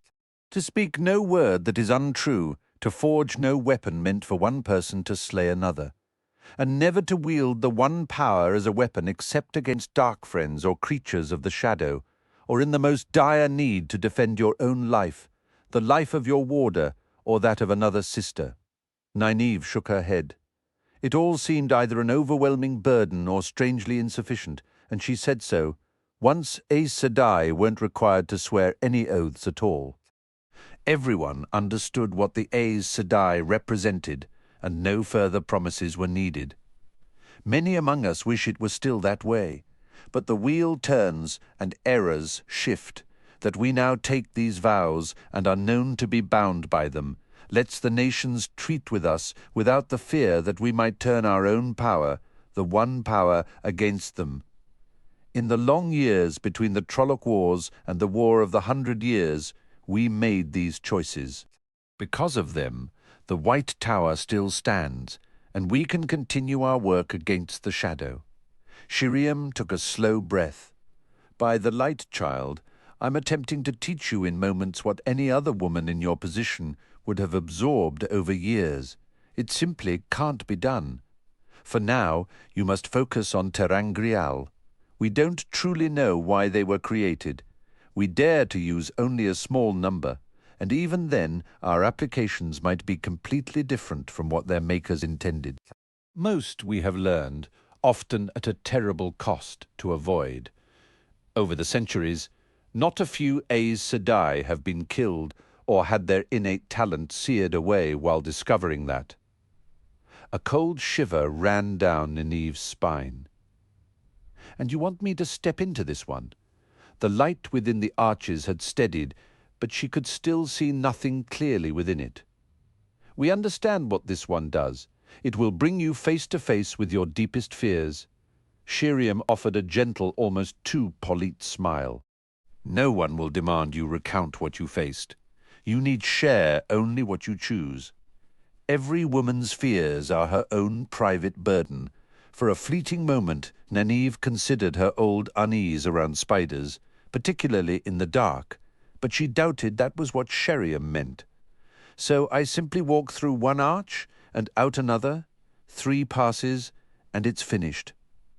The Aes Sedai adjusted her shawl with a hint of impatience.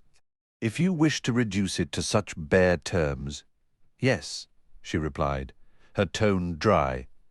I explained the ceremony to you on our way here, as much as anyone is permitted to know in advance. Had you come to this as a novice, you would have every step memorized, but don't fret over errors. I will guide you if needed. Are you certain you're prepared to face this? If you wish to halt now, I can still inscribe your name in the novice book. No. Very well, then. There are two things I will tell you now that no woman hears until she stands in this chamber. First, once you begin, you must see it through to the end. Refuse to continue, and regardless of your potential, you will be escorted very kindly from the tower with enough silver to support yourself for a year, and you will never be permitted to return. Nynaeve opened her mouth to insist she would not refuse, but Sheriam stopped her with a sharp motion. Listen and speak only when you know what must be said. Second, to seek, to strive, is to embrace danger. You will encounter danger here. Some women have entered and never emerged. When the Terangriel was allowed to fall silent, they were gone, and they were never seen again. If you are to survive, you must remain resolute. Hesitate, falter, and... Her trailing silence was more telling than any words. This is your final chance, child. You may still choose to leave this very moment, and I will record your name in the novice ledger with only a single mark of hesitation. You will be permitted 2 more opportunities to return to this chamber. Only upon a third refusal will you be asked to depart the tower for good. There is no dishonor in stepping away. Many have. I could not face it myself the first time I stood where you stand. You may speak now. Nynaeve's eyes drifted toward the silver arches. The flickering light within them had steadied into a soft, unwavering radiance. To gain the knowledge she sought, she required the liberties granted to the accepted, the freedom to question, to pursue independent study without constant oversight. I will see Myrain answer for what she has done to us. I am ready. Sheriam began a slow walk into the chamber, and Nynaeve fell into step beside her. As if this movement were a cue, the Red Sister's voice rang out, clear and ceremonial. Whom do you bring with you, sister? The 3 Aes Sedai attending the Terangriel did not look up from their work. One who comes as a candidate for acceptance, sister, Sheriam answered with equal formality. Is she prepared?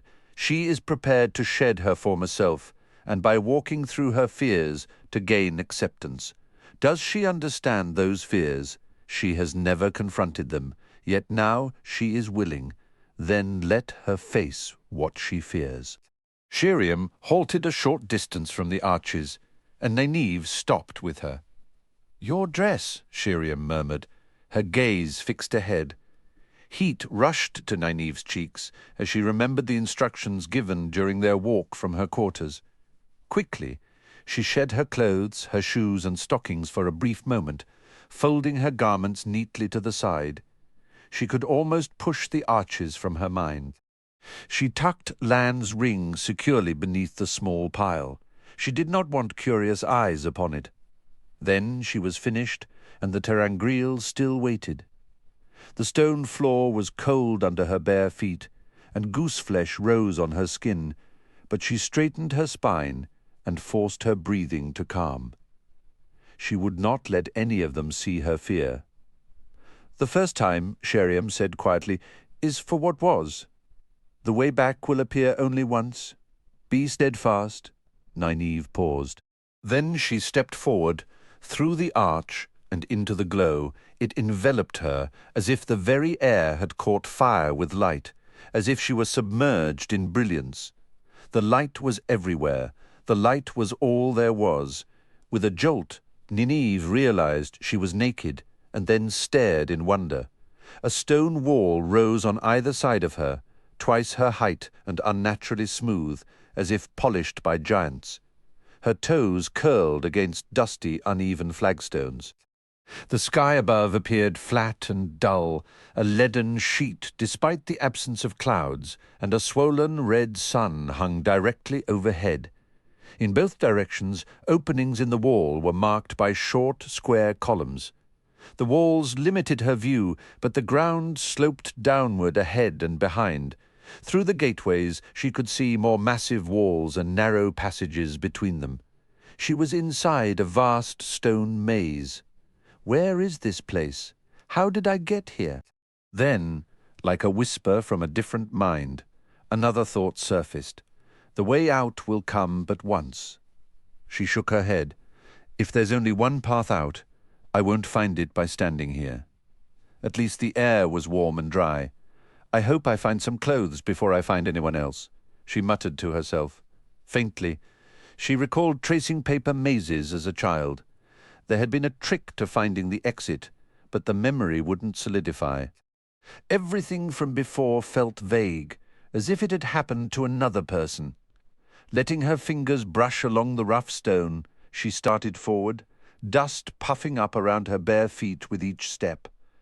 At the first opening, she peered down another passage indistinguishable from her own. Taking a steadying breath, she continued straight, moving through a series of identical corridors. Eventually the path diverged. She took the left fork, and when it split again, she went left once more. At the third fork, choosing left led her to a solid, blank wall. Frustration tightened her jaw. She retraced her steps to the last junction and turned right. After 4 right turns, she found herself staring at a solid stone wall. "How did I even get here?" she shouted into the empty air. "Where is this?" The thought echoed in her mind. The exit would only appear once. Turning back, she was convinced the maze held a secret pattern. At the next junction, she chose left, then right at the one after. With gritted teeth, she pressed forward, left, then right, moving straight until another fork forced a choice. Left, then right again. This rhythm felt promising. She'd passed over a dozen intersections without hitting another dead end. Then, from the corner of her eye, a flicker of movement. She whipped her head around, but only the dusty corridor and smooth walls greeted her. She started toward the left path and spun at another ghostly shift in the shadows. Nothing was there, yet she was certain now someone was following her. Still there. A nervous jog quickened into a sprint in the opposite direction. Again and again, just at the edge of sight down a side passage, something darted too fast to identify, vanishing whenever she tried to focus. She ran harder, recalling how few boys back in her hometown had ever outrun her. The 2 rivers. What was that place? A figure emerged from an opening ahead. Dressed in dark, musty clothes that seemed half-rotted. He was ancient, older than old. His skin stretched like cracked parchment over his skull, with wisps of brittle hair on a scabbed scalp. His eyes were so deeply set, they peered from shadowed hollows. She skidded to a halt on the rough paving stones. "I am Aginor," he said, with a smile that chilled her, "and I have come for you." Her heart hammered against her ribs. One of the Forsaken. No, that's impossible. "You're a pretty thing," he crooned. "I will enjoy you." Suddenly Nynaeve realized she was completely exposed, wearing nothing. With a shocked cry, her face flushing from anger and humiliation, she bolted down the nearest crossing passage. Cackling laughter chased her, along with the sound of a shuffling run that matched her pace, and breathy, vile promises that turned her stomach even half-heard. Desperately, she searched for an escape, scanning frantically as she ran with fists clenched. The way out will come but once. Be steadfast. But there was only more maze. No matter how fast she pushed, his filthy words clung to her heels. Slowly, fear burned entirely into rage. "Light, burn him," she sobbed. "He has no right inside." She felt a sudden unfolding, an opening to a brilliant light. Baring her teeth, she wheeled to face her pursuer, just as Aginor lurched into view, laughing wildly. "You have no right." She hurled her fist toward him, fingers splaying as if throwing something. A ball of fire erupted from her hand, striking his chest and knocking him down. He sprawled for only a moment before staggering up, ignoring the smouldering ruin of his coat. "You dare!" he quivered, spittle trailing down his chin. Suddenly, ominous grey and black clouds boiled in the sky. A bolt of lightning shot toward Nynaeve's heart. For a heartbeat, time seemed to stretch endlessly. She felt the flow within her, Cedar, a distant thought whispered, and sensed the answering flow in the lightning. With fierce focus, she redirected its course. Time snapped back. With a deafening crash, the bolt shattered stone above Aginor's head. His sunken eyes widened in shock, and he stumbled backward. "You cannot! It cannot be!" He leaped aside as another lightning strike erupted where he'd stood, spraying stone shards. Grimly, Nineve advanced toward him, and Aginor fled. Cedar raged through her like a torrent. She could sense the stones surrounding her, the very air, and the minute shifting currents of the one power that saturated and formed them. She could also perceive Aginor at work, something distant and faint, like a concept just beyond her grasp, yet the results were unmistakable all around her. The earth trembled and buckled beneath her boots. Stone barriers crumbled ahead, heaping rubble to bar her path. She clambered over them, heedless of jagged edges slicing her palms and soles, never letting Aginor slip from view. A gale roared through the corridors, slamming against her with such fury it pressed her cheeks flat and stung her eyes, striving to hurl her backward. With a thought, she altered its course, and Aginor was sent tumbling down the passage like a weed torn from the soil. She brushed the energy threading the ground, shifted its flow, and rock walls cascaded around the Forsaken, trapping him within. Where her gaze fell, lightning cracked, stone erupting in bursts that crept nearer and nearer to him. She felt him straining to deflect the assault, but inch by inch the searing bolts closed in. A glint caught her eye to the right, something revealed by the falling stone. Nynaeve sensed Aginor faltering, his attempts to strike back growing weaker and more desperate. Yet an instinct told her he hadn't surrendered. If she released him now, he would pursue her as fiercely as ever, certain she lacked the strength to truly overcome him or prevent him from carrying out his dark intentions. Where solid rock had been, a silver arch now stood, filled with a gentle, luminous glow. The path back. She recognized the instant the Forsaken abandoned his offense, the moment all his focus shifted to mere survival. And his power was insufficient. He could no longer parry her strikes. Now he could only scramble away from the stone shards hurled up by her lightning, each blast throwing him down anew. The way back will come, but once be steadfast. The lightning ceased. Nynaeve turned from the frantically crawling Aginor to gaze at the arch. She glanced back just in time to see him haul himself over a mound of debris and vanish from sight. A hiss of frustration escaped her. Much of the labyrinth remained standing, and the wreckage they had created offered countless new hiding spots.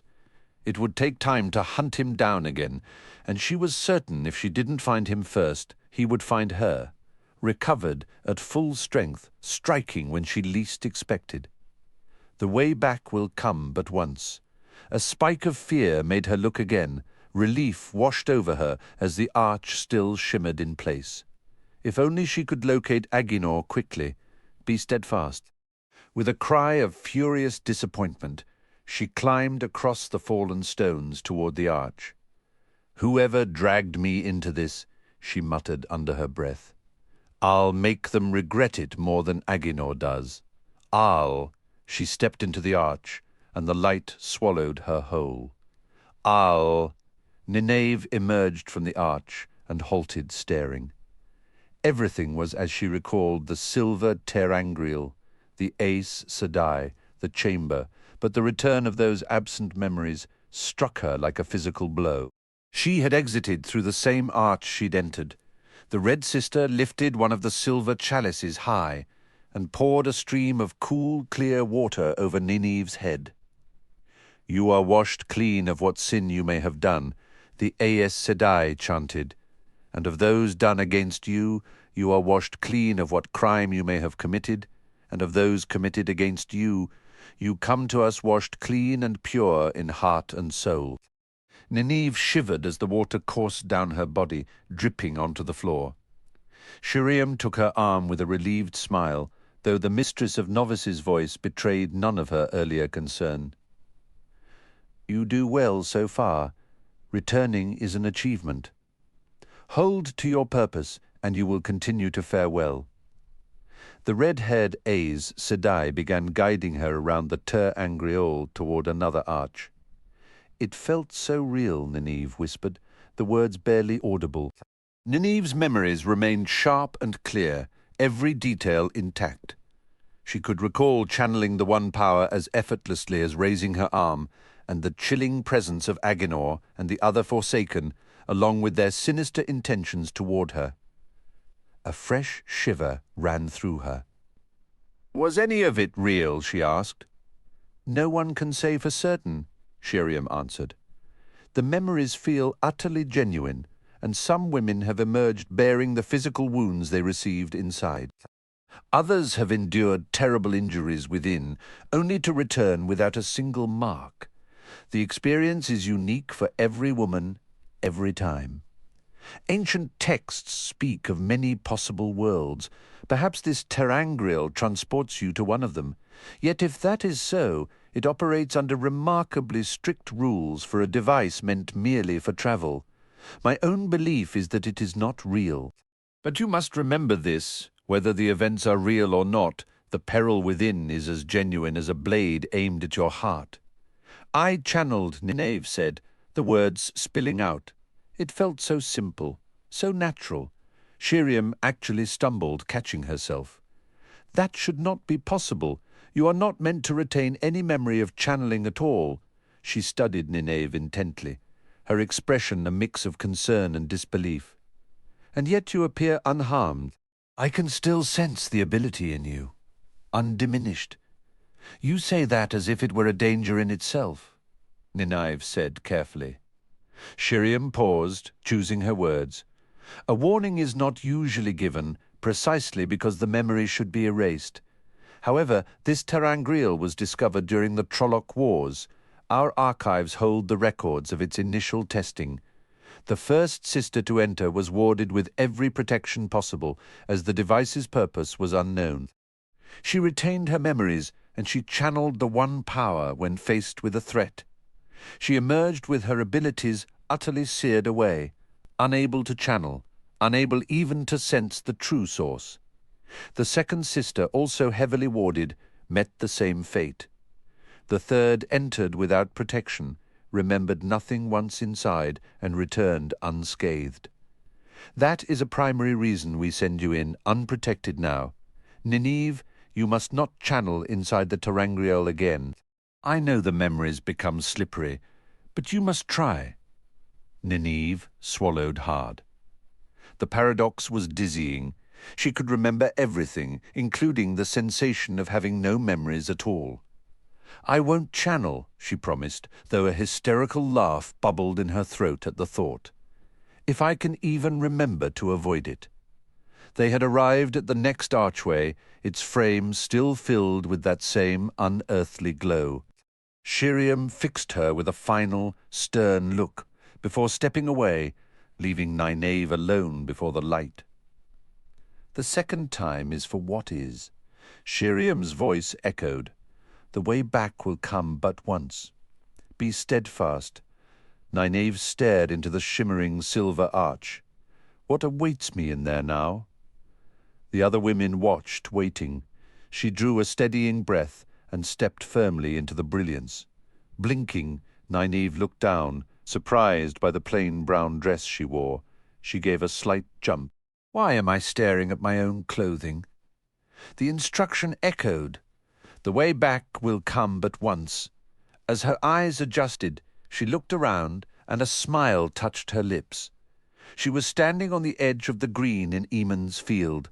Familiar thatch-roofed houses surrounded her, and the Winespring Inn stood directly ahead. The Winespring itself burst from a rocky outcrop in the center of the green, its water flowing swiftly away under the willow trees beside the inn.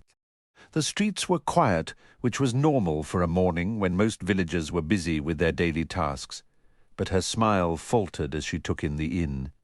It wore a cloak of neglect. The whitewash was faded and peeling, a shutter hung crookedly from one hinge, and a rotted rafter poked through a gap in the roof tiles. What has gotten into Bran, she wondered, with a spike of irritation? Is he so consumed with being mayor that he's letting his own inn fall apart? The inn door creaked open, and Sen Bui stepped out. The old thatcher, as gnarled and tough as an ancient tree root, stopped dead when he saw her. His expression was far from welcoming. "So you've decided to come back, have you?" he grunted. "Might as well turn around and leave again." He spat on the ground near her feet before shuffling past, not giving her another glance. Nynaeve frowned, taken aback. Sen was never a pleasant man, but he was rarely so blatantly rude, and certainly never to her face. Watching his retreating back, her gaze swept across the village, and she saw the neglect was widespread. Patches of roof thatch were in dire need of repair, and gardens were overrun with weeds, giving her beloved home a forlorn, almost abandoned air she had never seen before. A cold knot of dread began to form in her stomach, a silent question hanging in the still air. What had happened here?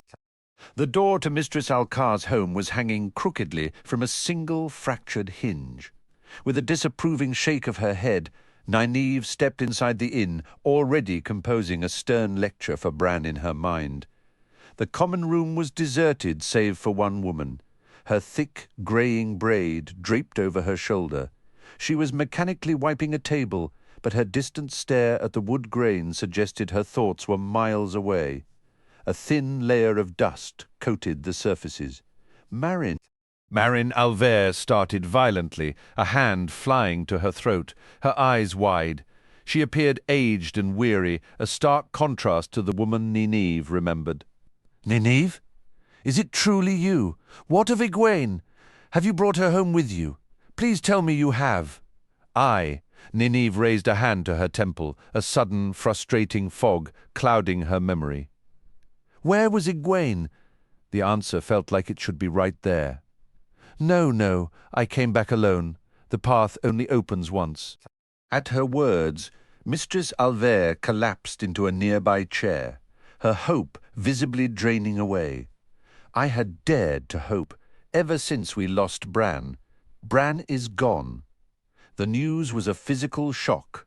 That hearty, perpetually smiling man had always seemed an immutable part of the village. I should never have left. Marin sprang up and rushed to the window, peering anxiously out at the green and the quiet village beyond. "If Malena discovers you're here, there will be serious trouble." "I'm certain Sen ran straight to fetch her the moment he saw you. He's the mayor now, you know." Sen? How could even that collection of blockheads elect Sen? It was Malena's doing. She had the entire women's circle hounding their husbands to vote for him. Marin pressed her forehead to the glass, trying to see in every direction at once. Those foolish men never discuss their votes beforehand. I suppose everyone who marked for Sen believed he was the only poor soul bullied into it by his wife, thinking his single vote wouldn't matter. They learned a harsh lesson. We all did.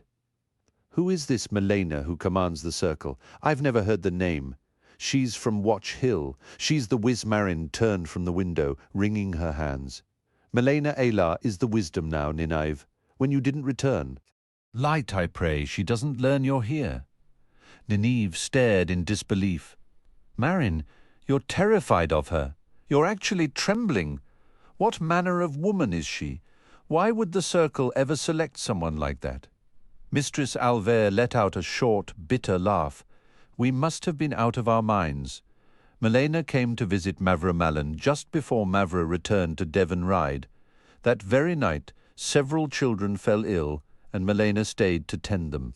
Then the sheep began to sicken, and she handled that too. It all seemed so convenient. Choosing her felt natural at the time. But she's a tyrant, Nynaeve. She badgers and wears you down until you're too exhausted to refuse. And it's worse. She knocked Alsbeth Luhan to the ground. An image flashed in Nynaeve's mind of the blacksmith's wife, Alsbeth, a woman nearly as tall and solidly built as her husband Haral. Alsbet is almost as strong as Haral. I cannot believe. Melena isn't a large woman, but she's vicious, Nynaeve. She chased Alsbet all around the green, beating her with a stick, and not one of us who watched had the courage to intervene. When Bran and Haral found out, they said she had to be removed, even if it meant meddling in Circle affairs. I believe some of the Circle might have finally listened, but then both men fell sick the same night and were dead within a day of each other. Marin bit her lip, her eyes darting around the shadowed room as if expecting eavesdroppers. Her voice dropped to a whisper. Melena prepared their medicine. She said it was her duty, despite their opposition. I am sure I saw grey fennel among the herbs she gathered afterward. Nynaeve drew a sharp breath. But are you certain, Marin? Truly certain? The other woman nodded, her face crumpling. Marin, if you even suspected this woman poisoned Bran, how could you not go to the Circle? She claimed Bran and Haral didn't walk in the light. Marin mumbled, her gaze dropping to the floor, for speaking against the wisdom as they did. She explained that was why they had perished. The light had forsaken them. She speaks constantly of sin. She claimed Pait Alcar had sinned by speaking against her after Bran and Haral died. All he had said was that she lacked your skill with healing. But she marked his door with the dragon's fang, right in the open where everyone saw her holding the charcoal. Both his boys were dead within the week, just lifeless when their mother went to wake them. Poor Neela, we found her wandering, laughing and weeping all at once, shrieking that Pat was the Dark One and had murdered her sons. Pat hanged himself the next day.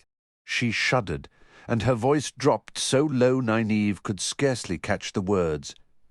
I have 4 daughters still living under my roof. Living, Nynaeve?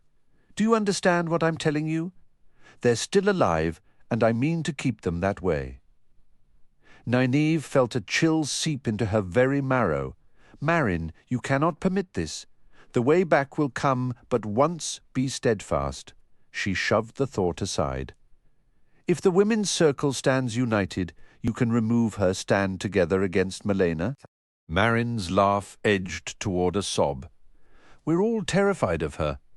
But she's good with the children. There always seem to be sick children lately. But Melena does her best. Almost no one ever died of sickness when you were wisdom. Marin, listen to me. Don't you see why the children are always ill? If she can't make you fear her directly, she makes you believe you need her for the children. She's orchestrating it, Marin. Just as she did with Bran. She couldn't, Marin whispered, horrified. She wouldn't. Not the little ones. She is, Marin. The way back. Nynaeve crushed the thought ruthlessly. Is there anyone in the circle who isn't afraid? Anyone who will listen? The other woman replied, No one who isn't afraid. But Corin Iellin might listen. If she does, she might bring 2 or 3 others. Nynaeve, if enough of the circle listens, will you be our wisdom again?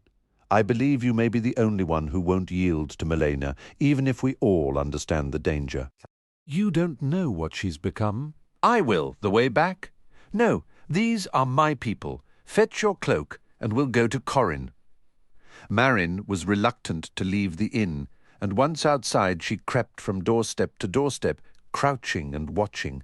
Before they were even halfway to Corin Iellin's house, Nynaeve spotted a tall, gaunt woman striding down the far side of the green toward the inn, beheading weeds with a thick willow switch. Bony as she was, she had a wiry strength about her and a hard, determined slash of a mouth. Sen Bui scurried along behind her. Melena. Marin yanked Nynaeve into the narrow gap between 2 houses, whispering as if afraid the woman could hear across the green. I knew Sen would go to her. Something made Nynaeve glance over her shoulder.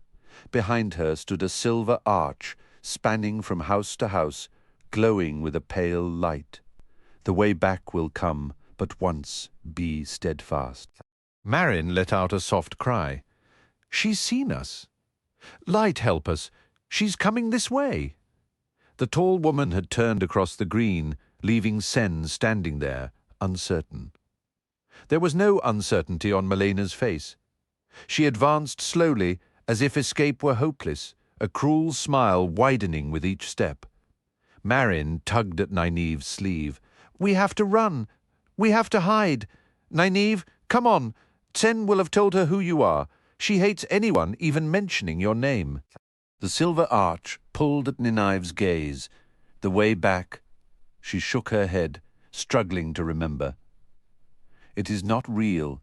She looked at Marin. Raw terror contorted the woman's features. You must be steadfast to survive. Please, Nynaeve.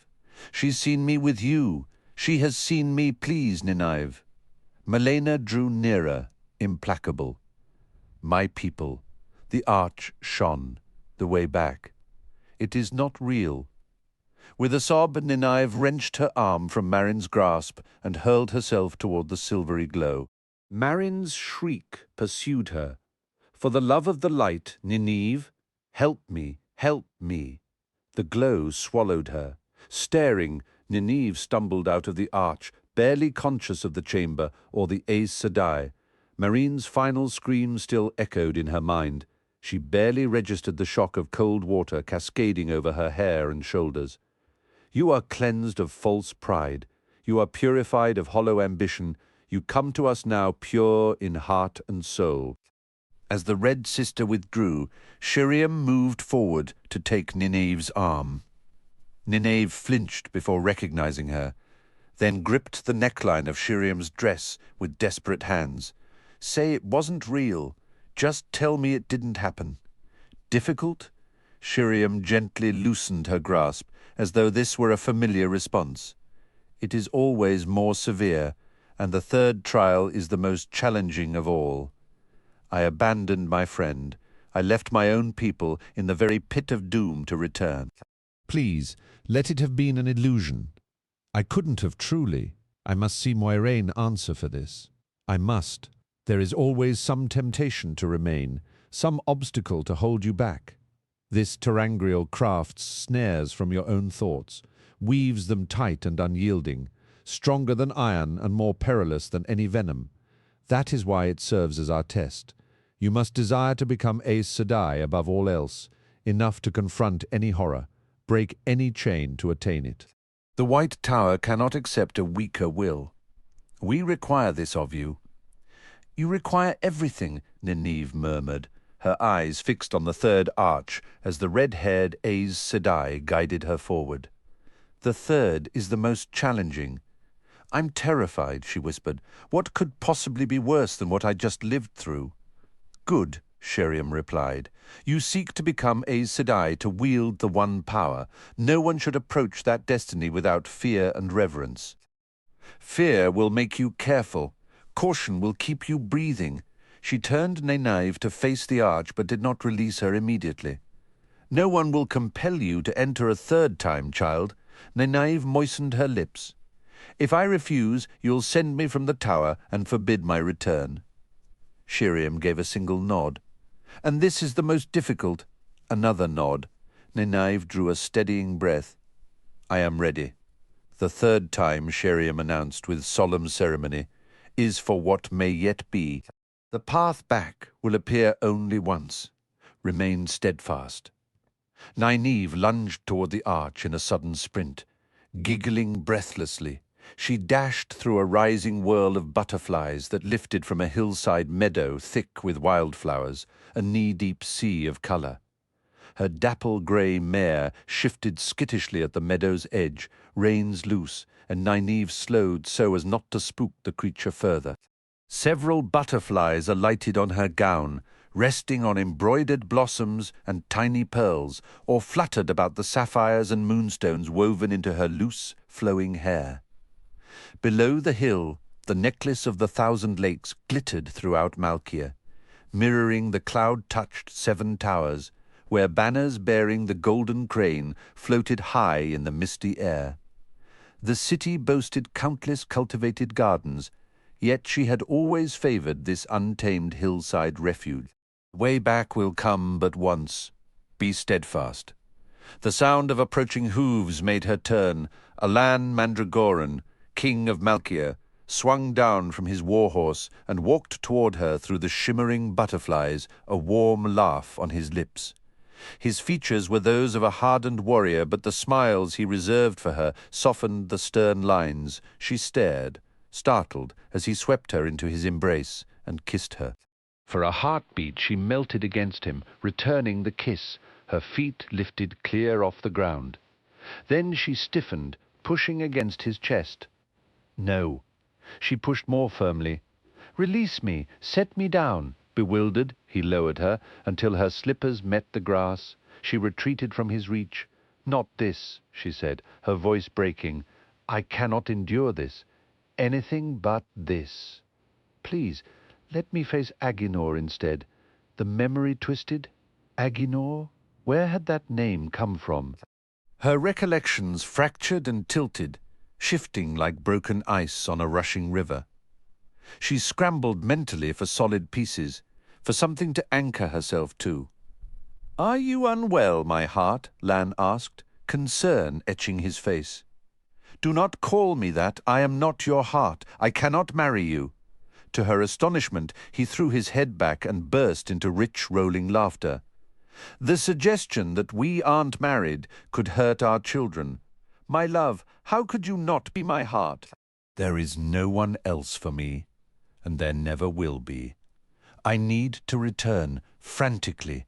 Her eyes scanned the horizon, finding only open field and endless blue, stronger than iron and more dangerous than any venom. Lan's children, Creator, guide me. I have to go back immediately. Go back. To where? Eamon's Field.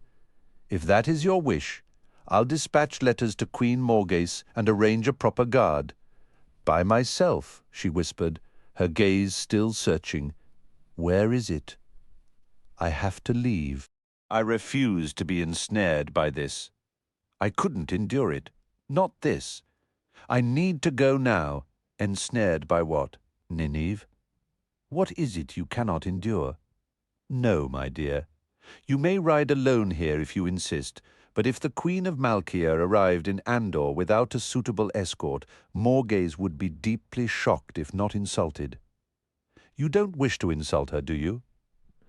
I believed you two were friends. Nynaeve felt as though she were being struck repeatedly, each blow leaving her more disoriented. Queen, she asked uncertainly, we have children. Are you sure you're feeling well? I think I should take you to see Sharina Sedai immediately. No. She retreated from him once more. No, Aes Sedai. This isn't real. I will not be drawn into this illusion again. I refuse. Very well, he said, his voice measured. As my wife, how could you be anything but queen? We live by Malkieri ways here, not southern customs. You were crowned in the 7 Towers on the same day we exchanged our vows. Without thinking, he moved his left hand. A simple gold band rested on his forefinger. She looked at her own hand, at the ring she knew would be there.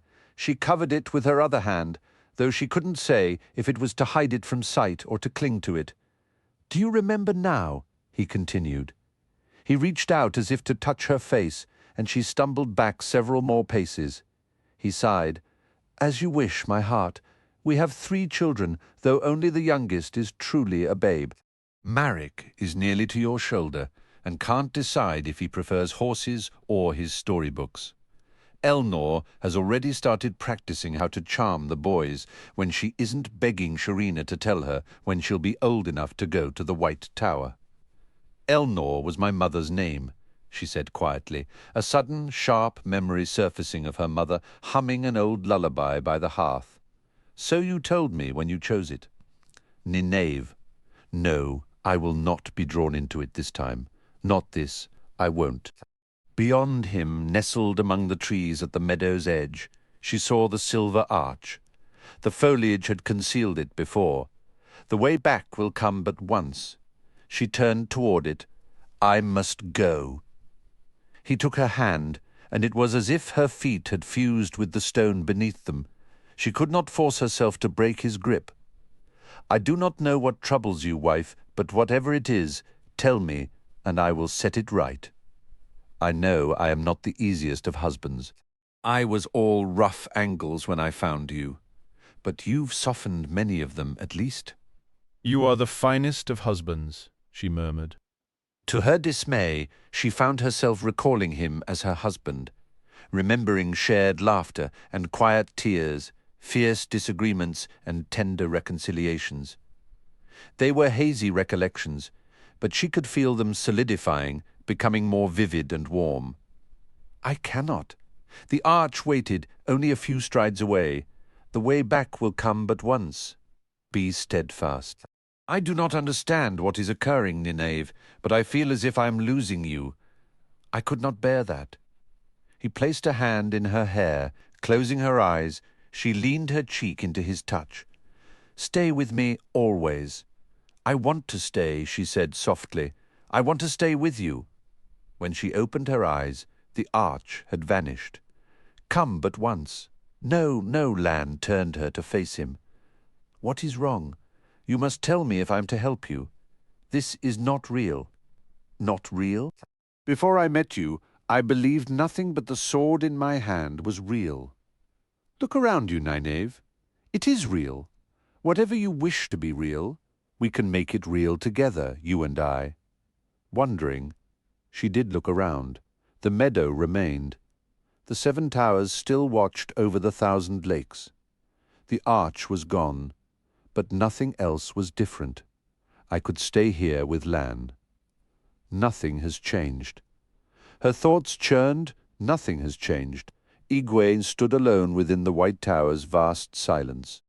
Rand would soon touch the one power and be lost to madness. What of Mat and Perrin? Could they ever reclaim even a fragment of their former lives? And Myraine, who had shattered all their worlds, remained free. "I have to return," Nineve whispered, her voice breaking. She couldn't endure the agony in Lan's eyes, so she wrenched herself from his grasp. In her mind, she carefully fashioned a single white bud upon a blackthorn branch, making the thorns vicious and sharp. She almost wished they could tear into her skin, for she already felt as though she were suspended among those cruel branches. Shiriam Sedai's warning echoed faintly at the edge of her awareness, reminding her how perilous it was to reach for Sedar. The bud unfurled, and the one power flooded her with brilliant, painful light. "Nineve, tell me what's wrong." Lan's voice brushed against her focus, but she shut it out. There had to be a path back. Gazing at the empty space where the silver arch had stood, she searched for any remnant. There was none. Nineve. She concentrated, trying to reconstruct the arch in her mind's eye, every curve of the gleaming metal, the glow like frozen flame within it. The image flickered before her, wavering among the trees, there one moment and gone the next. I love you. She drank deeply from Sedar, pulling at the flow until she felt near to bursting. Radiance enveloped her, so bright it seared her vision. An inner heat threatened to consume her. The flickering arch solidified, steadied, and stood whole once more. Fire and agony coursed through her. Her bones felt ablaze, her skull a roaring furnace with all my heart. She sprinted toward the silver curve, refusing to glance back. She had believed Marin Alver's desperate cry as Nynaeve left her behind was the most bitter sound she would ever hear. But that was sweetness compared to Lan's tormented voice chasing after her. "Nynaeve, please don't leave me." The white glow swallowed her. Naked and trembling, Nynaeve stumbled through the arch and collapsed to her knees, weeping uncontrollably, tears streaking her face. Sheriam knelt beside her. Nynaeve glared at the red-haired Aes Sedai. "I hate you," she spat out between gulping sobs. "I hate all Aes Sedai." Shiriam released a soft sigh and helped Nynaeve to her feet. "Child, nearly every woman who undergoes this trial says something similar. It is no small thing to be forced to confront your deepest fears. What is this? She asked sharply, turning Nineve's palms upward. A sudden sharp pain made Nineve's hands quiver. Embedded in the center of each palm was a long, dark thorn. Shiriam extracted them carefully, her touch bringing a cool, healing relief. As each thorn was removed, it left only a small, neat scar on both sides of the hand. Shiriam frowned. There should be no scarring. And how did you receive only two, both placed with such precision? If you had tangled with a blackthorn bush, you'd be covered in scratches and thorns. I should be, Nynaeve agreed, her tone bitter. Perhaps I believed I had already paid a sufficient price. There is always a price, the Aes Sedai acknowledged. Come now. You have paid the first cost. Take what you have purchased. She gave Nynaeve a gentle nudge forward. Nynaeve then noticed the other Aes Sedai in the chamber. The Armelin's seat, wearing her striped stole, was present, with a shawled sister from each Aja flanking her. All watched Nynaeve intently. Remembering Sheriam's earlier instruction, Nynaeve staggered forward and knelt before the Armelin. It was the Amelin who held the final chalice, and she tipped it slowly over Nynaeve's head. You are washed clean of Nynaeve Almera from Eamon's field. You are washed clean of all ties that bind you to the world. You come to us washed clean in heart and soul. You are Nynaeve Almera, accepted of the White Tower. Handing the chalice to a sister, the Amelin drew Nynaeve to her feet. You are sealed to us now. The Amelin's eyes seemed to hold a dark, unsettling light. Nynaeve's shiver had nothing to do with being naked and damp. Chapter 24. New friends and old enemies. Egwene trailed the accepted through the White Tower's gleaming corridors. The walls, as pale as the tower's exterior, were hung with tapestries and paintings, while the floor was laid with intricate patterned tiles. The woman's white dress was identical to her own, save for 7 slender bands of colour at the hem and cuffs. Egwene frowned at the sight of it. Since the previous day, Nynaeve had been wearing that same accepted's dress and the golden serpent ring, yet she carried no joy in them. The few glimpses Egwene had managed of the wisdom-revealed eyes clouded with shadows, as if she had witnessed things she desperately wished to forget. In here, the accepted named Pedra said sharply, indicating a door. She was a wiry, brisk woman, slightly older than Nynaeve. You're granted this time because it's your first day, but I expect you in the scullery the moment the high gong sounds, not a heartbeat late. Egwene offered a curtsy, then made a face at the woman's retreating back. It had only been the previous evening that Sheriam had finally entered her name in the novice book, yet she already knew she disliked Pedra intensely. She pushed the door open and entered. The room was small and starkly plain, with white walls and 2 hard benches. A young woman with a cascade of reddish-gold hair sat on one of them. The floor was bare. Novices seldom enjoyed rooms with carpets. Egwene judged the girl to be about her own age, yet she carried a dignity and self-possession that made her seem older. Even the simple novice dress seemed to hang with an unexpected elegance on her frame. "My name is Elaine," she said. She tilted her head, studying Egwene. "And you are Egwene from Eamon's field in the 2 rivers?" She said it as if the location held some particular weight, but continued without pause. A novice who has been here a while is always assigned to help a new arrival find her footing for the first few days. Please sit. Egwene took the bench opposite. I thought the Aes Sedai would be the ones to teach me, now that I'm finally a novice. But so far, all that's happened is Pedra rousing me a full 2 hours before first light to sweep the halls.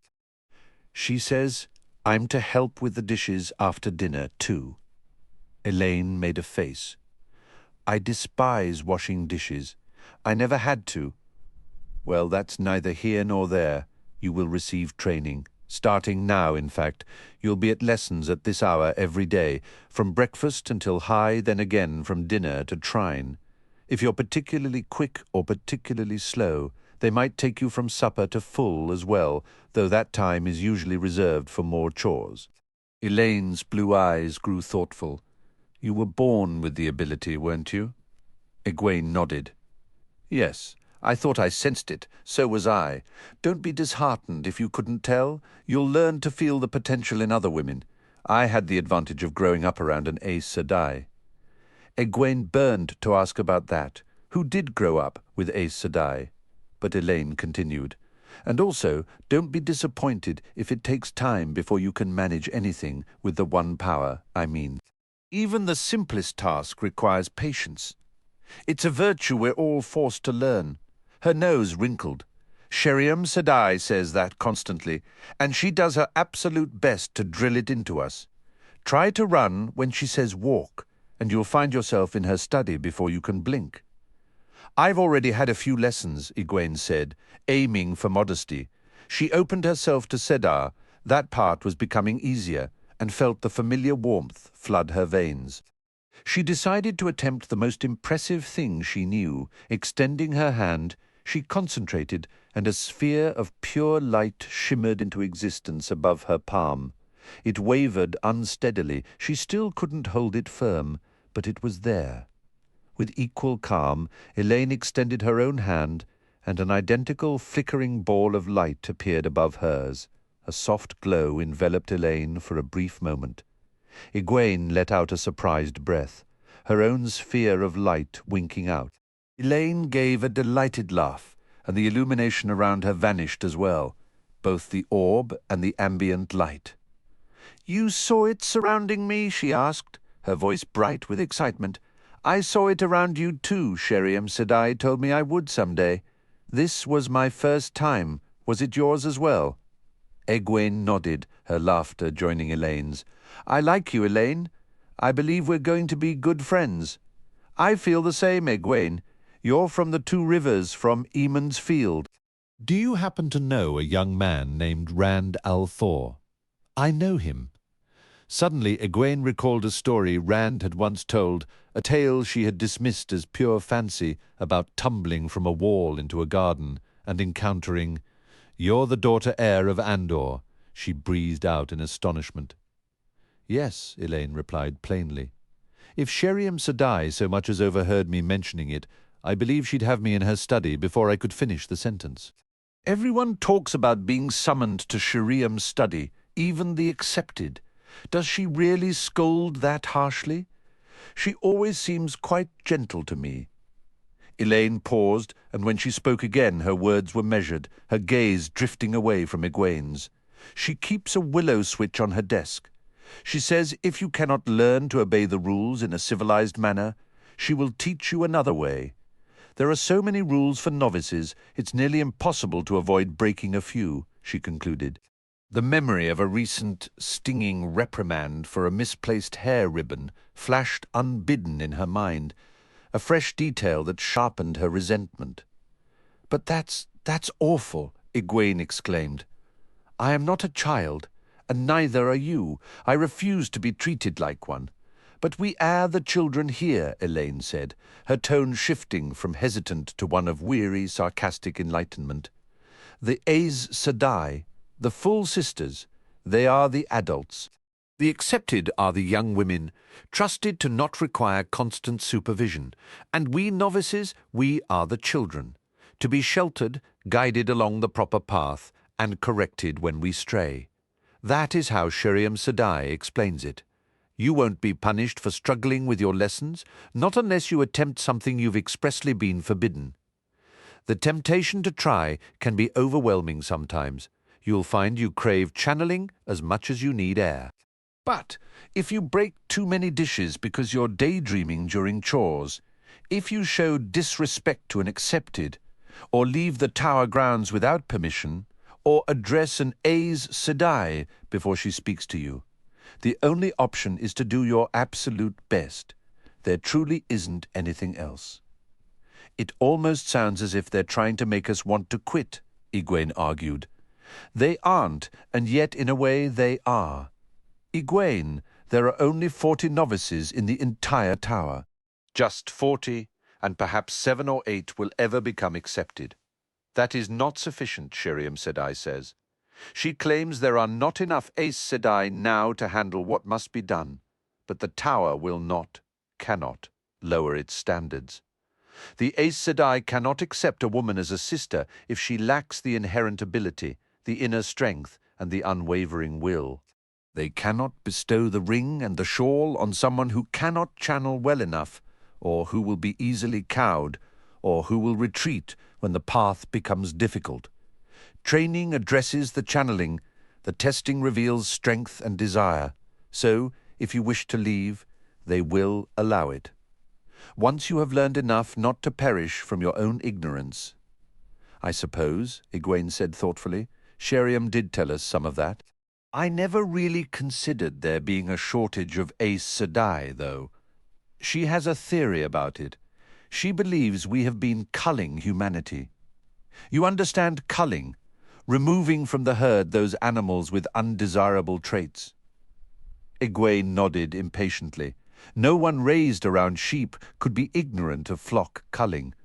Sheriam Sedai says that with the Red Ager seeking out men who can channel for 3,000 years, we are systematically breeding the ability to channel out of all of us. I wouldn't mention this theory around any Red sisters. If I were you, Sheriam Sedai has had more than one heated argument about it, and we're only novices. I won't. Elaine hesitated, then asked, Is Rand all right? A sharp pang of jealousy shot through Egwene. Elaine was strikingly beautiful, but it was quickly overshadowed by a deeper surge of fear. She mentally reviewed the brief encounter Rand had with the daughter heir, trying to reassure herself there was no way Elaine could know Rand could channel.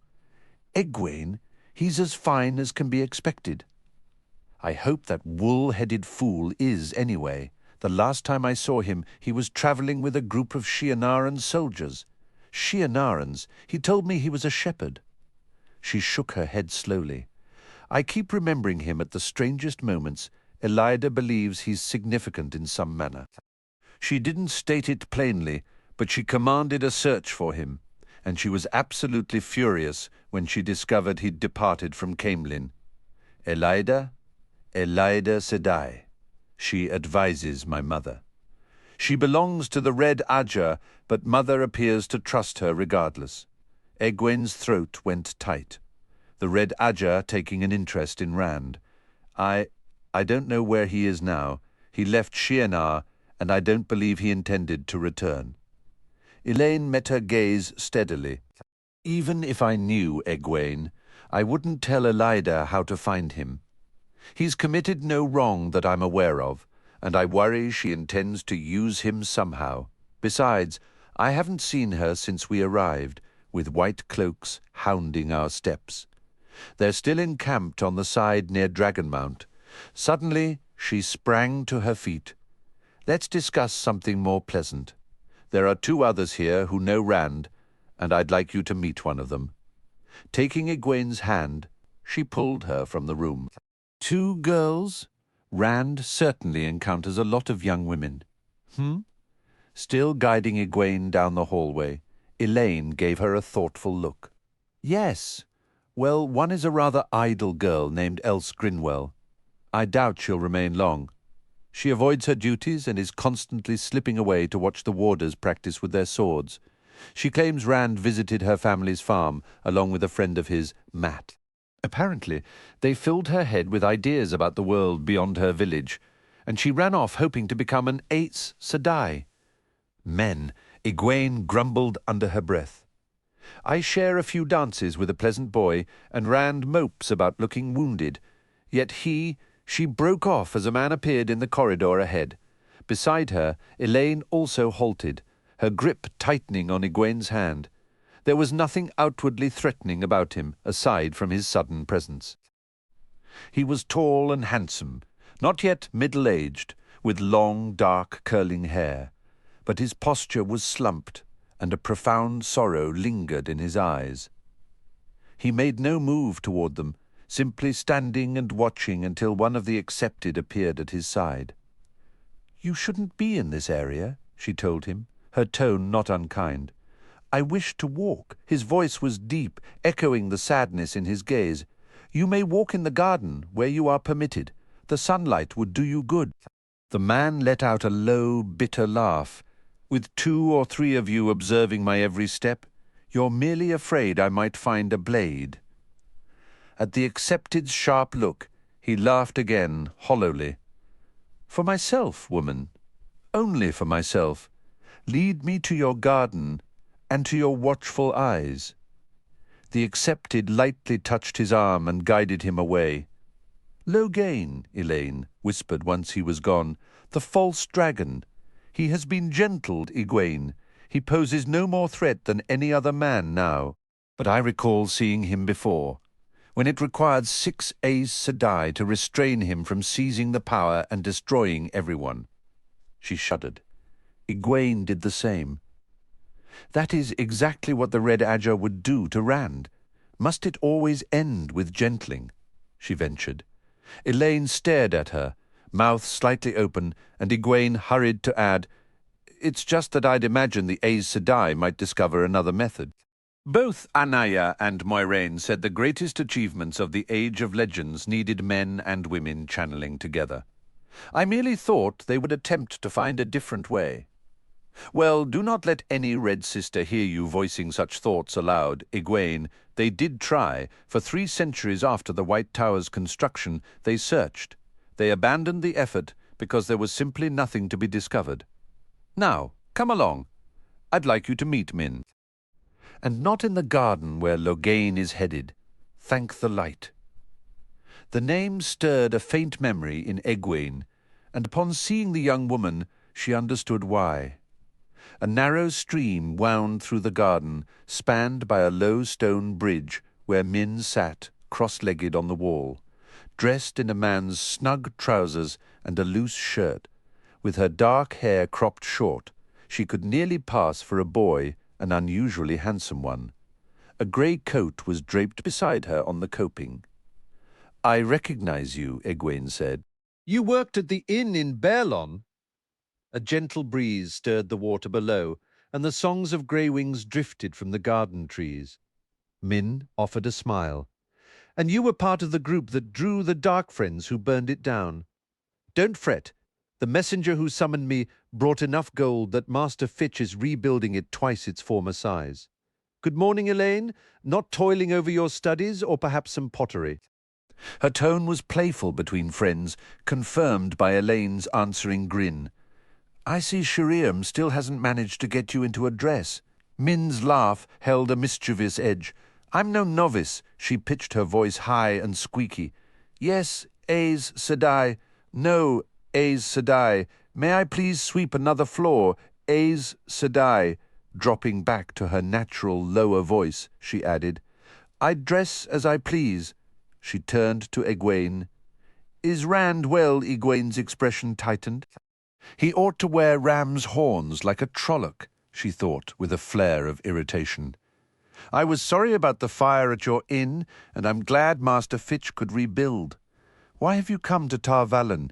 It's obvious you don't intend to become Aes Sedai." Min raised an eyebrow, a gesture Egwene was certain was amused. "She's fond of him," Elaine explained. "I know."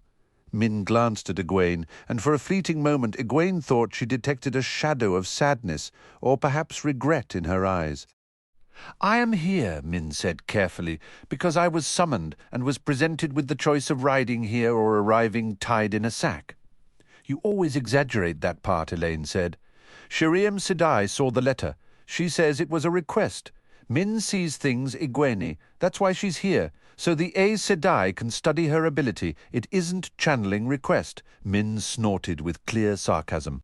"When an Aes Sedai requests your company, it carries the weight of a royal decree backed by 100 guards.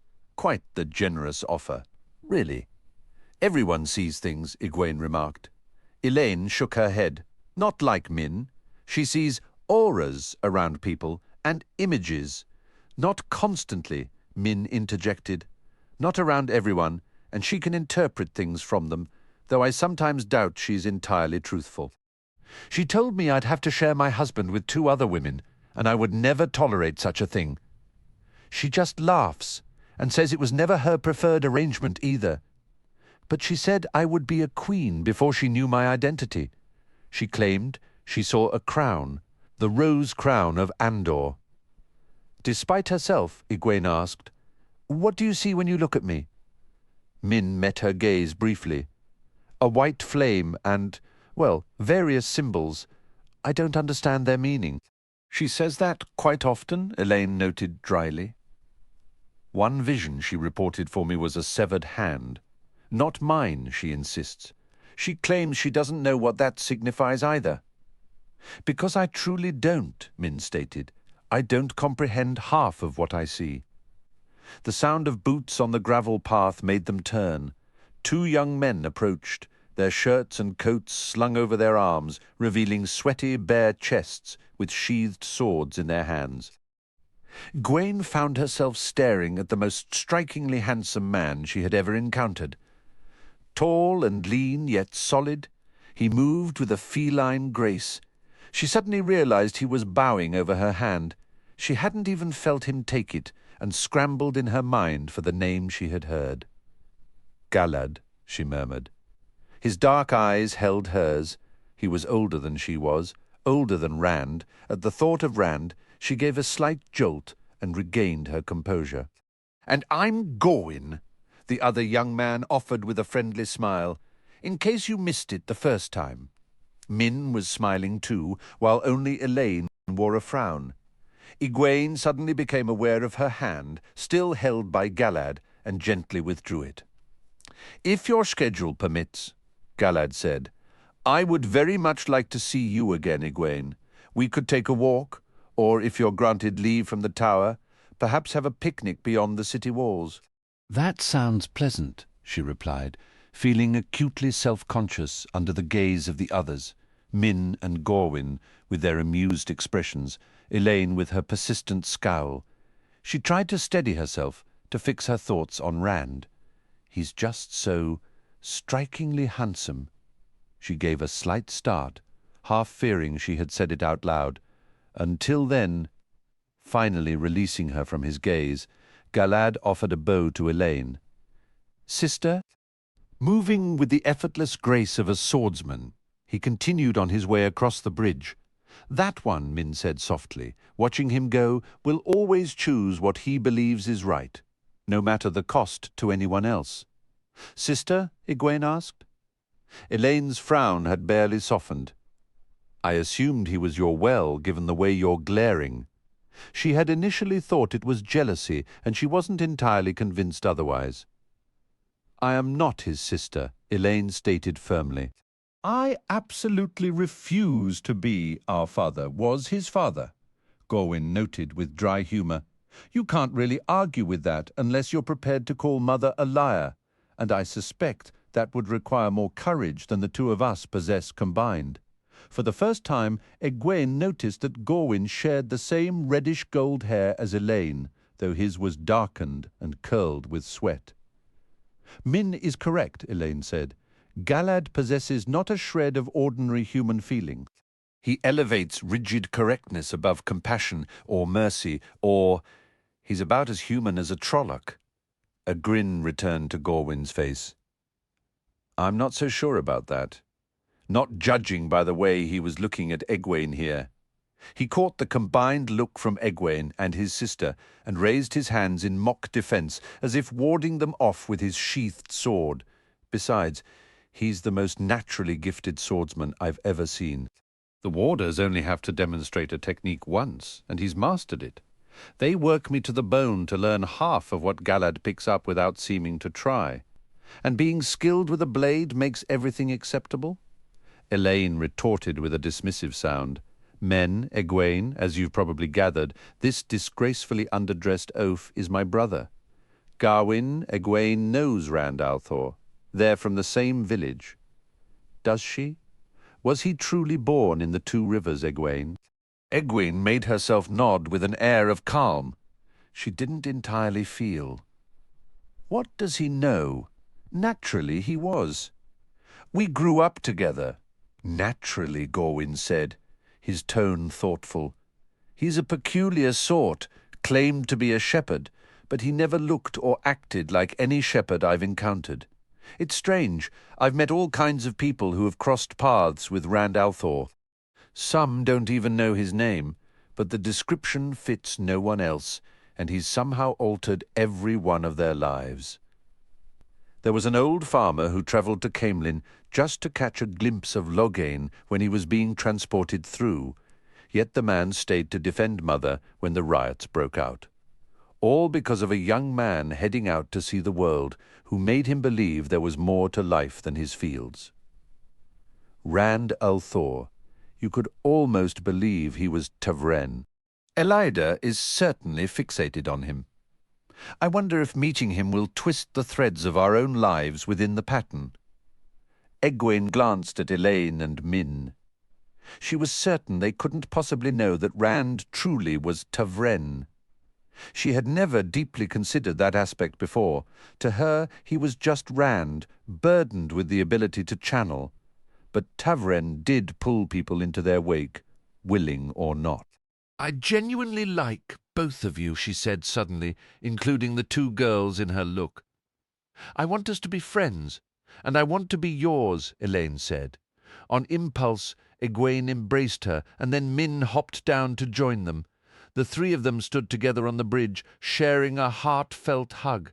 The three of us are bound together, Min said, and we can't let any man come between that, not even him. Would one of you care to explain what's going on? Gorwin inquired gently. You wouldn't understand, his sister replied, and the three girls were suddenly overcome with a shared fit of laughter. Gorwin ran a hand through his hair, then shook his head slowly. If this involves Rand al'Thor in any way, you'd best keep it from Elida's ears. Since we arrived, she's pressed me like a white cloak interrogator on 3 separate occasions. I doubt her intentions toward him are. He broke off abruptly, noticing a woman moving through the garden, her shawl edged with red. Speak of the Dark One, and he appears, he muttered under his breath. The last thing I need is another scolding about proper attire outside the training grounds. Good day to you all. He offered a quick, informal bow before striding away, his boots crunching softly on the gravel path. Elida watched Gawain's retreating back for a heartbeat as she approached the bridge. To Egwene, she seemed a striking woman, handsome rather than conventionally beautiful, yet the ageless quality of her face, as much as her shawl, marked her as Aes Sedai. Only the very newest sisters lacked that particular look. When Elida's gaze swept over Egwene, pausing just a moment, Egwene felt a sudden, chilling recognition of the woman's uncompromising nature. She had always considered Moiraine to possess a core of steel wrapped in silk, but Elida discarded the silk entirely. Elida, Elaine said, stepping forward, this is Egwene. She was also born with the ability.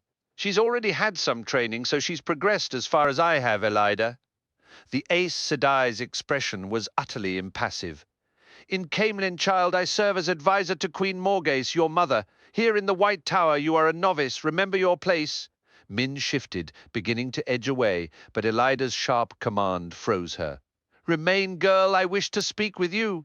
I've known you since I was a baby, Elida, Elaine said, her voice thick with disbelief. You watched me take my first steps. You made the winter gardens bloom just so I could play among the flowers there. You were the daughter heir. Here you are a novice. This is the lesson you must learn. You will achieve greatness one day, but only if you learn this first. Yes, Aes Sedai, Elaine replied, her tone subdued. Egwene was stunned. If anyone had dismissed her so publicly, she would have been seething with anger. Now off with both of you, Elida commanded. A deep, resonant gong began to toll through the complex. Elida glanced at the sun, which hung midway to its zenith. The hour is late. Hurry, unless you wish for further reprimand, and Elaine, you will report to the mistress of novices in her study after your chores are complete. A novice does not address an Aes Sedai unless spoken to first. Run, both of you. You are already late. Run! They gathered their skirts and ran. Egwene glanced at Elaine as they hurried. 2 bright spots of colour burned on Elaine's cheeks, and her expression was one of fierce resolve. "I will become Aes Sedai," Elaine said, her voice low, but ringing with the weight of a solemn vow. Behind them, Egwene caught the beginning of Elida's conversation with Min. "I am told, girl, that you were brought here by Moiraine Sedai." Egwene desperately wanted to stay and listen, to discover if Elida would ask about Rand, but the tolling bell and the summons to her duties were undeniable. She ran as she had been ordered. "I will be Aes Sedai," she growled through gritted teeth. Elaine flashed her a swift, understanding smile, and they picked up their pace, their footsteps echoing in the corridor. Min's blouse was damp against her skin by the time she finally left the bridge. It wasn't the sun's heat, but the intensity of Elida's questioning that had caused it. She glanced back to ensure the Aes Sedai wasn't following, but Elida had vanished. How could Elida possibly know Moiraine had sent for her? Min had been certain that secret was shared only between herself, Moiraine, and Sheriam. And all those pointed questions about Rand, it had taken every ounce of her control to maintain a calm demeanour and steady eye contact while lying outright to an Aes Sedai, claiming she had never heard of him. What does she want with him? And Light, what does Moiraine want with him? What is he really? I don't want to fall for a man I've only met once, and a farm boy from the 2 Rivers at that. "Moiraine," she whispered bitterly, "may the light take you. Whatever scheme you've dragged me into, show yourself and explain it so I can finally leave." The only reply was the melodic call of the grey wings in the trees. With a frustrated sigh, she went in search of some shade and a cool drink of water. Chapter 25. Cairhien. The city of Cairhien rose from a series of hills along the banks of the river Alguenya. Rand's first glimpse of it came from the northern hills, bathed in the clear light of the midday sun. Elric and Tavolin and the 50 Cairhienin soldiers continued to feel more like jailers than escorts. Especially after crossing the Galen Bridge, their posture grew more rigid with every mile they travelled south. Rand tried to ignore it, as Loyal and Hurin showed no concern and instead focused on the sprawling city ahead. It was as vast as any he had encountered, with the river choked by plump ships and wide barges and towering granaries dominating the opposite bank. Cairhien itself was arranged in a meticulous grid behind its formidable grey walls, which formed a perfect square with one side pressed against the water. Within, towers rose in an equally precise pattern, soaring to heights 20 times that of the walls, yet each one was capped with a broken, jagged crown. From the hills, Rand could see the chaotic contrast of the foregate, a tangled web of streets and alleys that wrapped around the city walls from riverbank to riverbank, teeming with life. Hurin had explained it was once a collection of market villages that had merged into a single unruly maze over the years. As they rode into the dusty lanes, Tavolin ordered his men to carve a path through the crowd, shouting and pushing their horses forward as if to trample anyone too slow to move. The people stepped aside with barely a glance, treating the disruption as routine. Despite the shabbiness of their clothes, which were often patched and faded, there was a vibrant, almost defiant energy in the foregate. Vendors shouted over each other, hawking their goods from rickety tables, while barbers, fruit sellers, and knife sharpeners wove through the masses. The air was thick with the smell of cooking food and the sound of music drifting from large, windowless buildings adorned with signs of jugglers and musicians. Most structures here were wooden, many appearing newly built yet poorly constructed, and Rand stared in awe at several that swayed gently despite reaching 7 stories or more. Peasants. Tavolin spat, his eyes fixed ahead in clear disgust. Look at them, tainted by foreign customs. They have no place here. And where exactly should they be? Rand asked. The Cairhienin officer shot him a venomous glare before spurring his horse forward, using his quirt to scatter the crowd. Hurin leaned closer, his voice low. "It's because of the Isle War, Lord Rand." He glanced around to ensure no soldiers were within earshot. Many farmers were too frightened to return to their lands near the spine of the world, so they ended up here, packed together. That's why King Goldrian's barges are hauling grain from Andor and Tyr. The eastern farms are gone, abandoned. Best not to bring it up with a Cairhienin, though. They prefer to act as if the war never happened, or at least that they emerged victorious. Their progress was interrupted by a bizarre parade crossing their path. A group of men beating tamburs and dancing wildly led a procession of enormous puppets, each towering over the operators who guided them with long poles. Giant crowned figures in elaborate robes bowed to the cheering onlookers, mingling with fantastical creatures, a winged lion, a two-headed goat breathing crimson streamers of fire, a creature that was half cat and half eagle, and another with a bear's head on a man's body, which Rand assumed was meant to be a Trolloc. The crowd roared with laughter and applause as the spectacle passed. "Whoever made that has never laid eyes on a real Trolloc," Hurin muttered under his breath. "The head's all wrong, too large, and the body's nowhere near thick enough. My lord, it's likely they don't believe in monsters any more than they believe in those other tales. The only monsters the people of the Foregate truly fear are the Aiel." "Is there a festival happening?" Rand inquired. He saw no other signs of celebration beyond the procession, yet he felt there must be some purpose to it.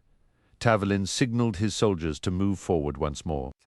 "It's like this every day, Rand," Loyal replied. The Ogier walked beside his horse, the blanket-covered chest still secured to his saddle, drawing as many stares as the puppets had earlier. Some onlookers even chuckled and applauded as if he were part of the entertainment. I suspect Goldrian keeps the populace content with constant amusement. He offers the king's gift, a bounty of silver to gleemen and musicians who perform here in the Foregate, and he sponsors daily horse races along the riverbank. On many nights there are fireworks as well. Loyal's tone was thick with disapproval. Elder Hammond calls Goldrian a disgrace. He paused, suddenly aware of his words, and glanced around nervously to see if any soldiers had overheard. None appeared to have noticed.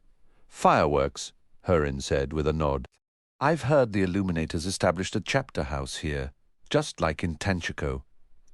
When I was here last, I didn't mind watching the displays at all." Rand shook his head. He had never witnessed fireworks so elaborate that they required even a single illuminator.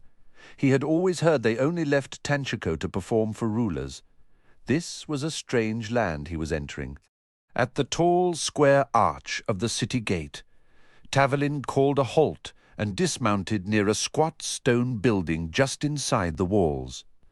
The structure had arrow slits instead of windows and a heavy iron-bound door. "A moment, my Lord Rand," the officer said, handing his reins to a soldier. He vanished inside. Rand cast a wary glance at the soldiers. They sat rigidly in two precise lines. He wondered what they would do if he, Loyal, and Hurin tried to leave and used the pause to study the city before him. Cairhien proper stood in stark contrast to the chaotic energy of the Foregate. Broad, paved streets intersected at perfect right angles, their width making the scattered pedestrians seem even fewer, just as in Tremanzien the hills had been carved and terraced into severe straight lines.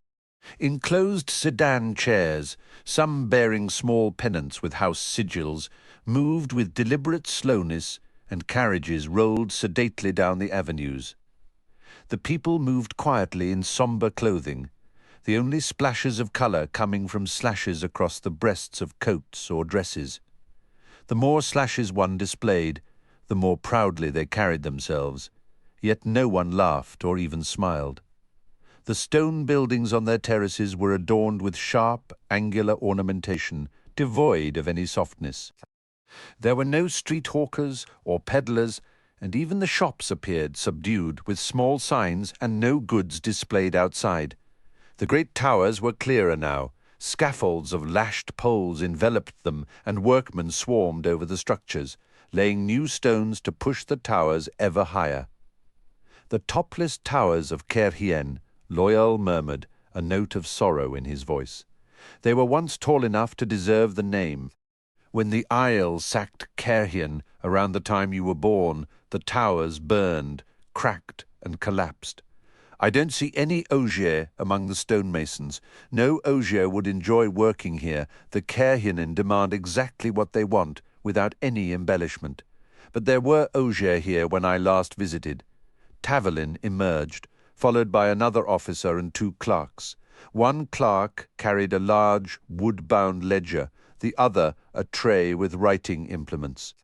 The second officer's forehead was shaved like Tavelin's, though advancing baldness seemed to have claimed more hair than any razor.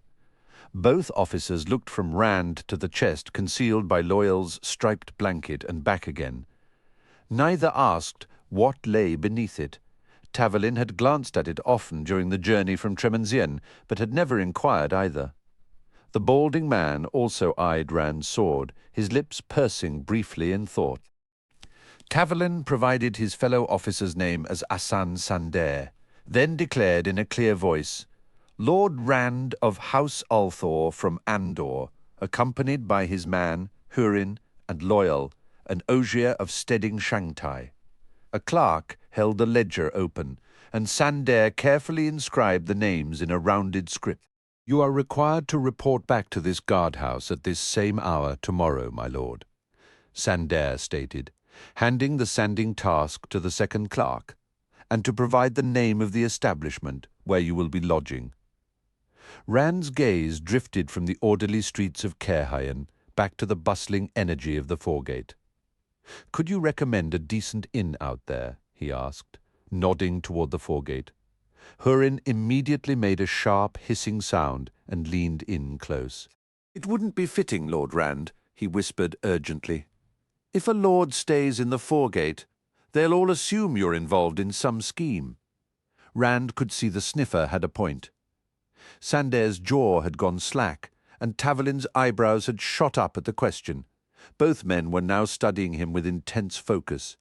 He wanted to declare he wasn't participating in their so-called great game, but instead he simply said, We'll secure rooms within the city. May we proceed? Of course, Lord Rand, Sander replied with a bow. But the inn's name? I'll inform you once we've chosen one. Rand turned his horse, read, then hesitated. The note from Celine rustled in his pocket.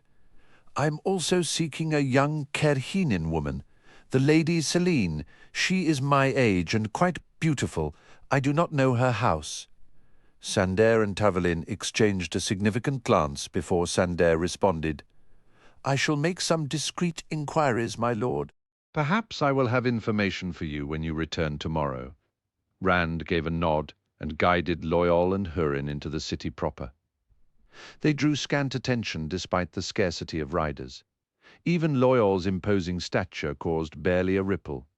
The citizens appeared almost studiously absorbed in their own affairs, a display of indifference that felt deliberate. Will they misinterpret my asking after Celine? Rand questioned Hurin quietly. Who can ever tell with Caerhienin, Lord Rand? Hurin murmured. They seem to believe every action is a move in the Daes Daimar. Rand shrugged off the unease, though a persistent sensation of being watched clung to him. He longed to exchange his fine coat for a simple one and abandon this pretense of being something he was not. Hurin was familiar with several city inns, though his own past visits to Caerhien had been largely confined to the foregate. The sniffer directed them to an establishment named the Defender of the Dragon Wall.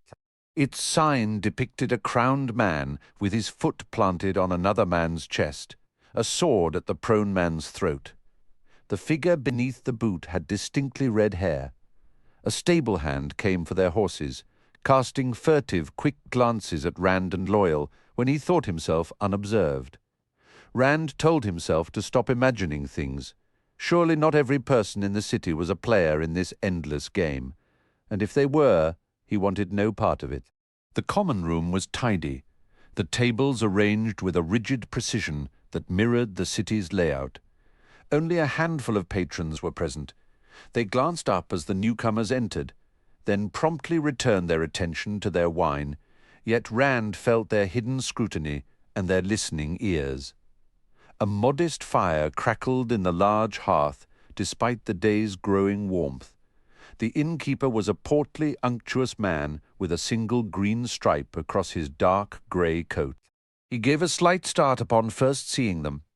A reaction Rand found unsurprising. Loyal, carrying the chest wrapped in its striped blanket, had to duck to clear the doorway. Hurin was laden with all their saddlebags and bundles, and Rand's own vibrant red coat stood in stark contrast to the subdued hues worn by the other patrons. The innkeeper's eyes took in Rand's coat and sword, and his oily smile promptly returned. He bowed, rubbing his smooth hands together. "My apologies, my lord. For a moment I mistook you for. Please forgive me. My mind isn't as sharp as it once was. You require rooms, my lord." He offered a second, shallower bow toward Loyal. "I am called Quale, my lord." He thought I was Aill, Rand thought with a spike of irritation. A profound desire to be quit of Caerhien washed over him. Yet it was the most likely place for Ingtar to locate them, and Selene had promised she would wait for him here. The memory of her note was a quiet anchor in the midst of the city's silent, watching game. It took a while for their rooms to be prepared, with Quale offering numerous smiles and bows while explaining they needed to move a bed to accommodate Loyal.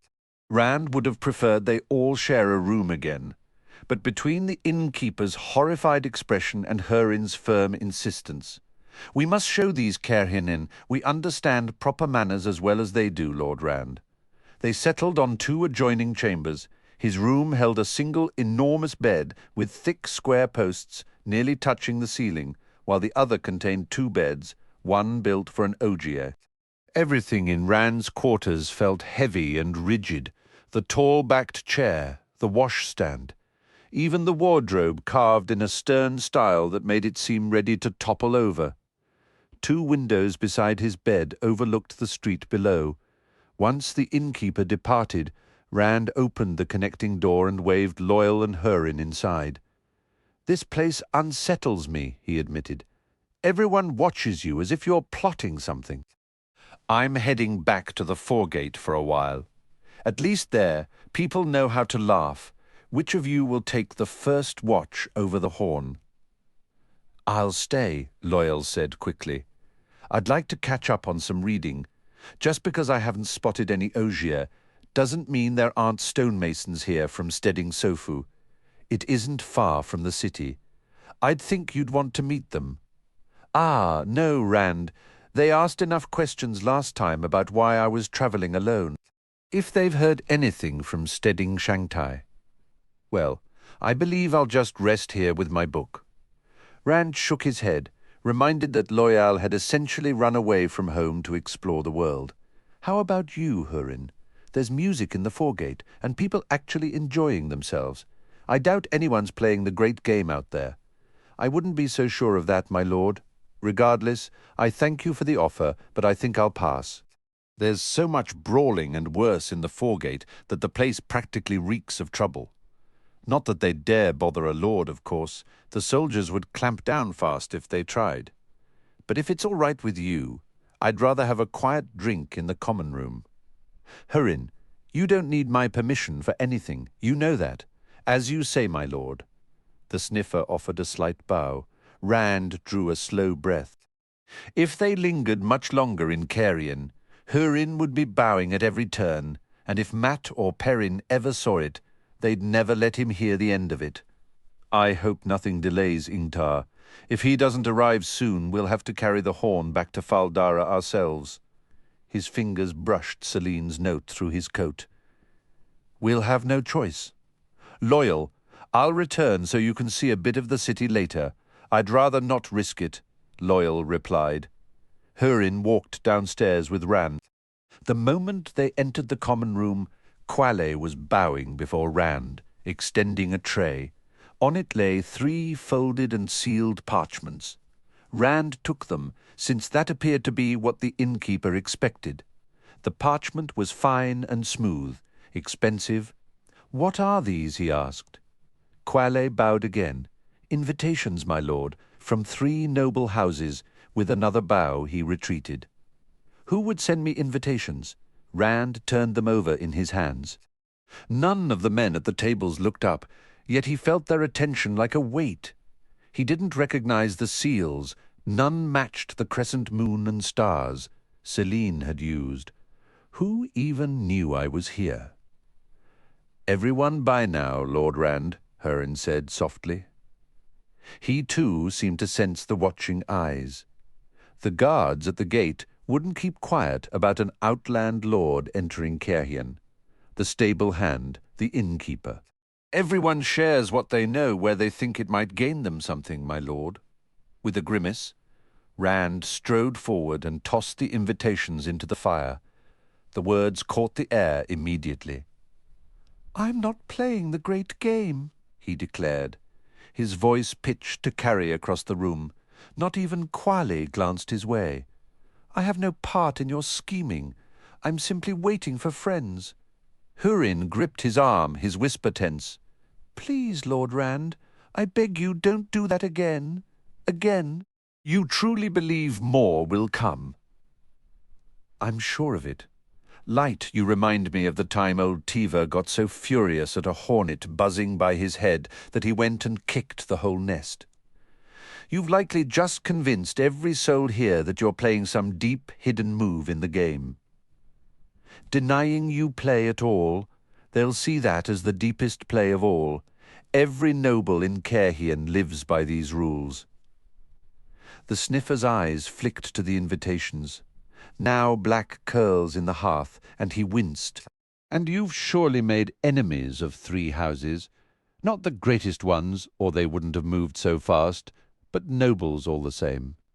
You must respond to any more invitations you receive, my lord. Decline if you wish, though they'll read volumes into which ones you refuse, and into which you accept. Naturally, if you refuse them all, or accept them all, I will have no part in it," Rand stated, his voice low. "We are leaving Cairhien at the first chance." He shoved his fists into his coat pockets and felt the crumpled paper of Selene's note. Drawing it out, he smoothed it against his coat front. "At the very first chance," he muttered, tucking it away again. "Finish your drink, Hurin." He stalked out, a simmering anger in his steps, unsure if he was furious with himself, with Cairhien and its endless game, with Selene for disappearing, or with Moiraine.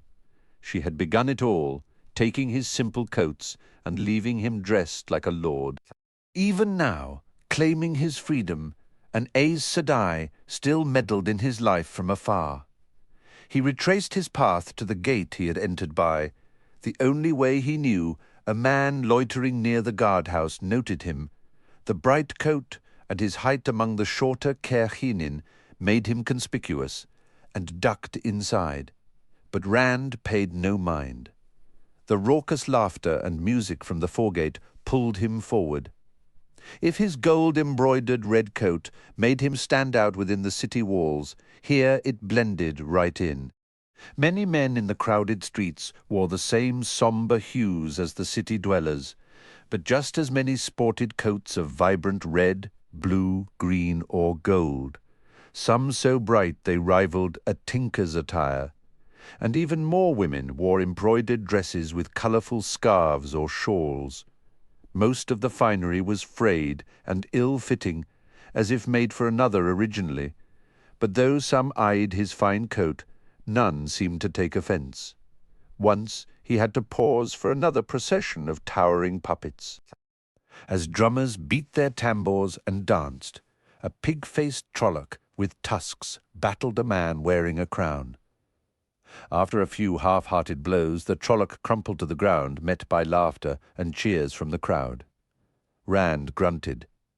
"They don't die so easily as that. He peered into one of the large, windowless buildings, stopping to look through the doorway. To his surprise, it appeared to be a single vast chamber open to the sky in the centre and lined with balconies, a large dais at one end. He had never seen or imagined anything like it. People packed the balconies and the floor, watching performers on the stage. He glanced into others as he passed and saw jugglers, musicians, countless tumblers, and even a gleeman in his patchwork cloak, delivering a story from the great hunt of the horn in the sonorous tones of high chant. That made him think of Tom Merrillin, and he hurried on. Memories of Tom were always tinged with sorrow. Tom had been a friend who died for him, while I ran and let him die. In another of the large structures, a woman in billowing white robes seemed to make objects vanish from one basket and appear in another, then disappear from her hands in great puffs of smoke. The watching crowd erupted in loud oohs and ahs. A sudden sharp memory surfaced, not of Tom, but of a travelling showman from his youth who could make a copper coin vanish, only to find it later, warm in your own pocket. The nostalgia was a bitter twist, a reminder that some magic was just for joy, not power or politics. A scruffy man in the doorway spoke up. "2 coppers, my good sir," he said. 2 coppers to see the Aes Sedai." "I don't think so," Rand replied, glancing back at the woman. A white dove had materialized in her hands. An Aes Sedai. "No, thank you." He offered the man a slight nod and moved on, weaving through the bustling crowd while wondering what to do next. Then, from a doorway marked by a juggler's sign, a rich voice accompanied by a harp's melody caught his ear. "Cold blows the wind down Shara Pass. Cold lies the grave unmarked. Yet every year at Sunday, upon those piled stones appears a single rose, one crystal teardrop like dew upon the petals, laid by the fair hand of Dunsinin, for she keeps fast to the bargain made by Rogosh Eagle Eye." The voice pulled Rand forward, as if by a cord. He pushed through the doorway just as applause erupted inside. "2 coppers, my good lord," said a rat-faced man who looked nearly identical to the first. 2 coppers to see. Rand fumbled for coins and pressed them into the man's hand, then walked in almost dreamlike, his eyes fixed on the figure bowing on the small stage. The man cradled his harp, spreading his patchwork cloak with one arm, as if to gather the audience's applause. He was tall and lean, not young, with long white mustaches and hair to match. When he straightened and his sharp blue eyes met Rand's, they widened in recognition. "Tom," Rand whispered, though the sound was lost in the noise. Tom Merrillin gave a slight, deliberate nod toward a small door beside the dais before turning back to bask in the crowd's appreciation. Rand made his way to the door and stepped through. Beyond lay a narrow hallway. 3 steps led up to the stage. In the other direction, a juggler practiced with coloured balls while 6 tumblers stretched and warmed up. Tom appeared on the steps, favouring his right leg with a noticeable limp. He cast a dismissive glance at the performers, blew out his moustaches, and turned to Rand. "All they ever want is the great hunt of the horn. You'd think with the news from Hadon Merk and Saldair, someone might ask for the Cara-Ethan cycle." "Well, perhaps not that, but I'd pay my own coin to tell a different tale for once." He looked Rand over carefully. "You seem to be doing well for yourself, boy." He fingered the collar of Rand's coat and pursed his lips. "Quite well indeed."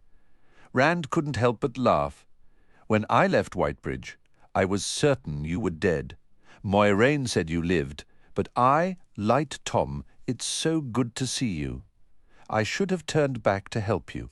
"You'd have been a bigger fool if you had," Tom said, glancing around. No one was near, but he lowered his voice anyway. "That fade had no real interest in me. It left me this stiff leg as a parting gift and ran off after you and Matt. All you would have accomplished was getting yourself killed. He paused, thoughtful. Moraine said I was alive, did she? Is she with you now? Rand shook his head. To his surprise, Tom looked almost disappointed. A shame, in a way. She's a remarkable woman, even if she is.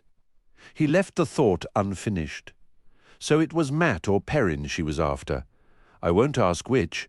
They were good lads, and I don't want to know. Rand shifted uncomfortably, then jumped slightly as Tom pointed a bony finger at him. What I do want to know is whether you still have my harp and flute. I want them back, boy. What I'm using now isn't fit for a pig to play.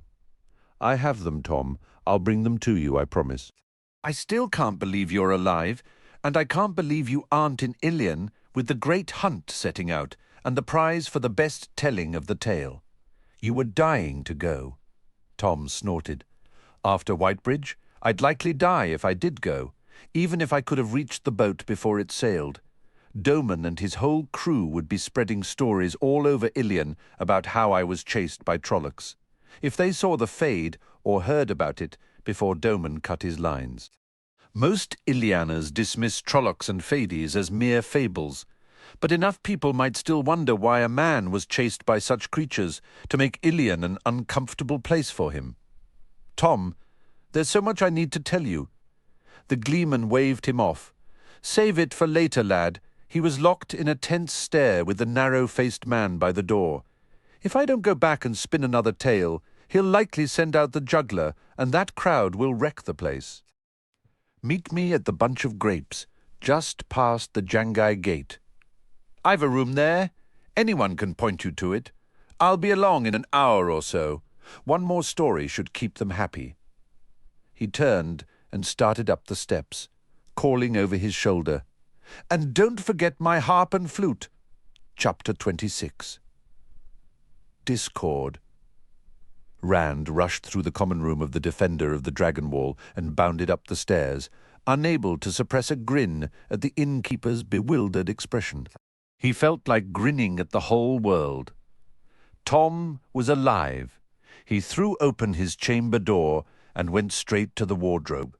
Loyal and Hurin peered in from the adjoining room, both in their shirt-sleeves, with pipes clenched between their teeth, thin wisps of smoke curling upward.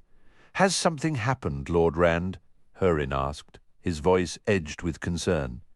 Rand hoisted the bundle made from Tom's cloak onto his shoulder. The best news possible, short of Ingtar's return. Tom Merrilin is alive. And he's here, in Caerhien, the gleeman you spoke of? Loyal rumbled, "That is wonderful, Rand. I should very much like to meet him. Then come along, if Hurin doesn't mind keeping watch a while longer." "A pleasure, Lord Rand." Hurin removed his pipe. "That lot downstairs kept trying to pry, without being obvious, mind you, about who you are and why we're in Caerhien. I told them we were waiting to meet friends, but being Caerhienan, they assumed I was hiding something more." "Let them think whatever they like. Come on, Loyal." "I believe I'll stay," the Ogier sighed. He held up a book, a thick finger marking his page. "I can meet Tom Merrilin another time. Loyal, you can't hide in these rooms forever. We don't even know how long we'll be in the city. Besides, we haven't seen any other Ogier, and if we did, they wouldn't be searching for you, would they?" "Not searching precisely, but Rand, I may have acted too hastily leaving Steading Shanghai as I did. When I finally return, I could face serious consequences." His ears drooped slightly. "Even if I wait until I'm as old as Elder Hayman, perhaps I could find an abandoned steading to stay in until then. If Elder Hayman won't welcome you back, you could live in Eamon's Field. It's a lovely place. A truly beautiful place," he thought. "I'm sure it is, Rand, but that wouldn't really work, you see. We'll sort that out when the time comes, Loyal. Right now, you're coming to see Tom." The Ogier stood half again as tall as Rand, but Rand ushered him into his long tunic and cloak and steered him down the stairs. As they hurried through the common room, Rand winked at the innkeeper, then laughed aloud at the man's startled face. Let him think I'm off to play his ridiculous great game. Let him wonder all he wants. Tom's alive, once through the Jangai Gate in the city's east wall. Everyone seemed to know the bunch of grapes. Rand and Loyal soon found themselves outside the establishment on a street that was, by Foregate standards, relatively quiet, the afternoon sun hanging midway in the sky. It was an old 3-story building, wooden and a bit rickety, but the common room inside was tidy and crowded.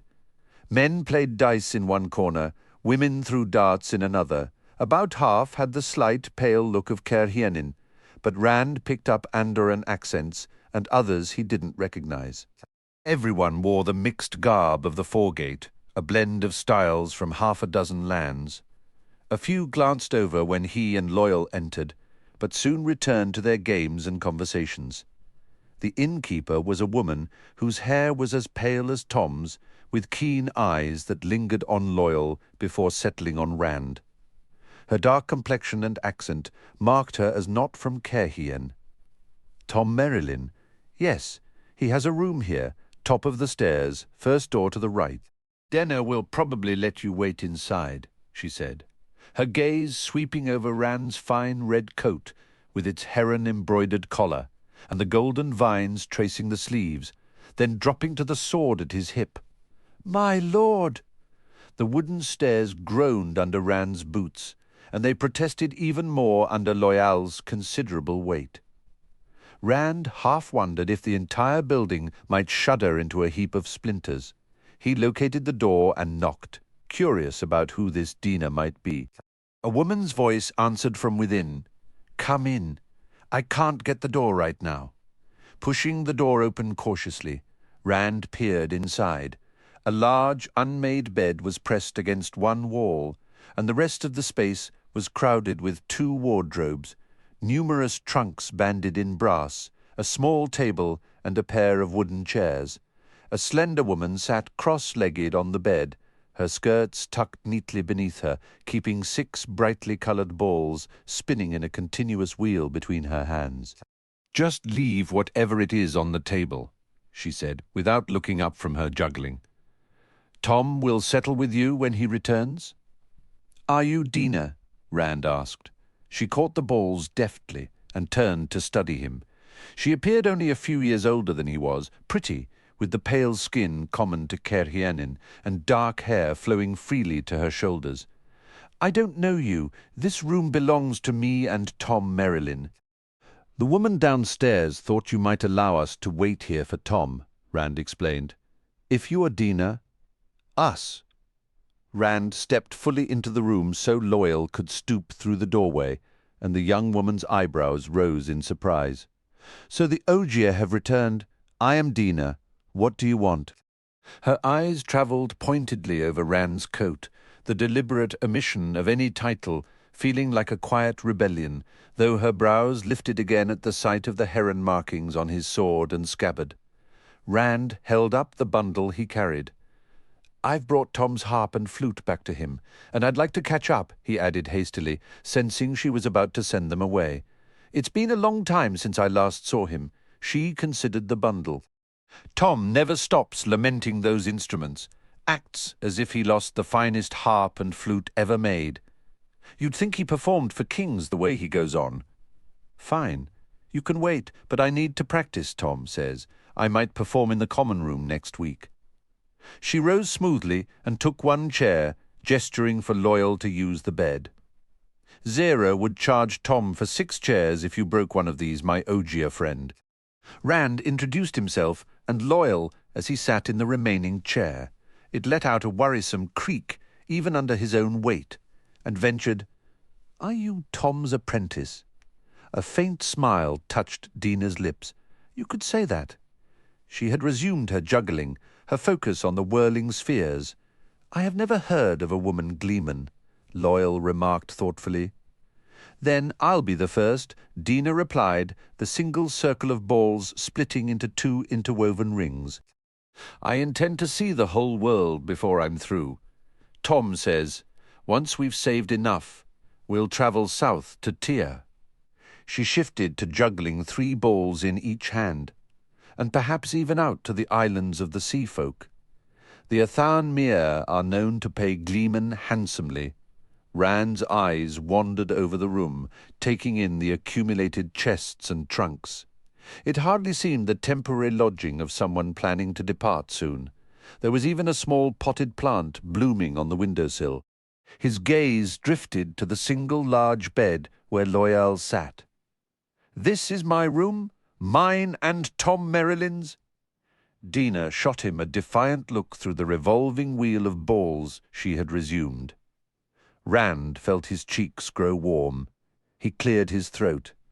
"Perhaps we should wait downstairs after all," he started to say, just as the door swung open and Tom entered, his patched cloak swirling about his ankles.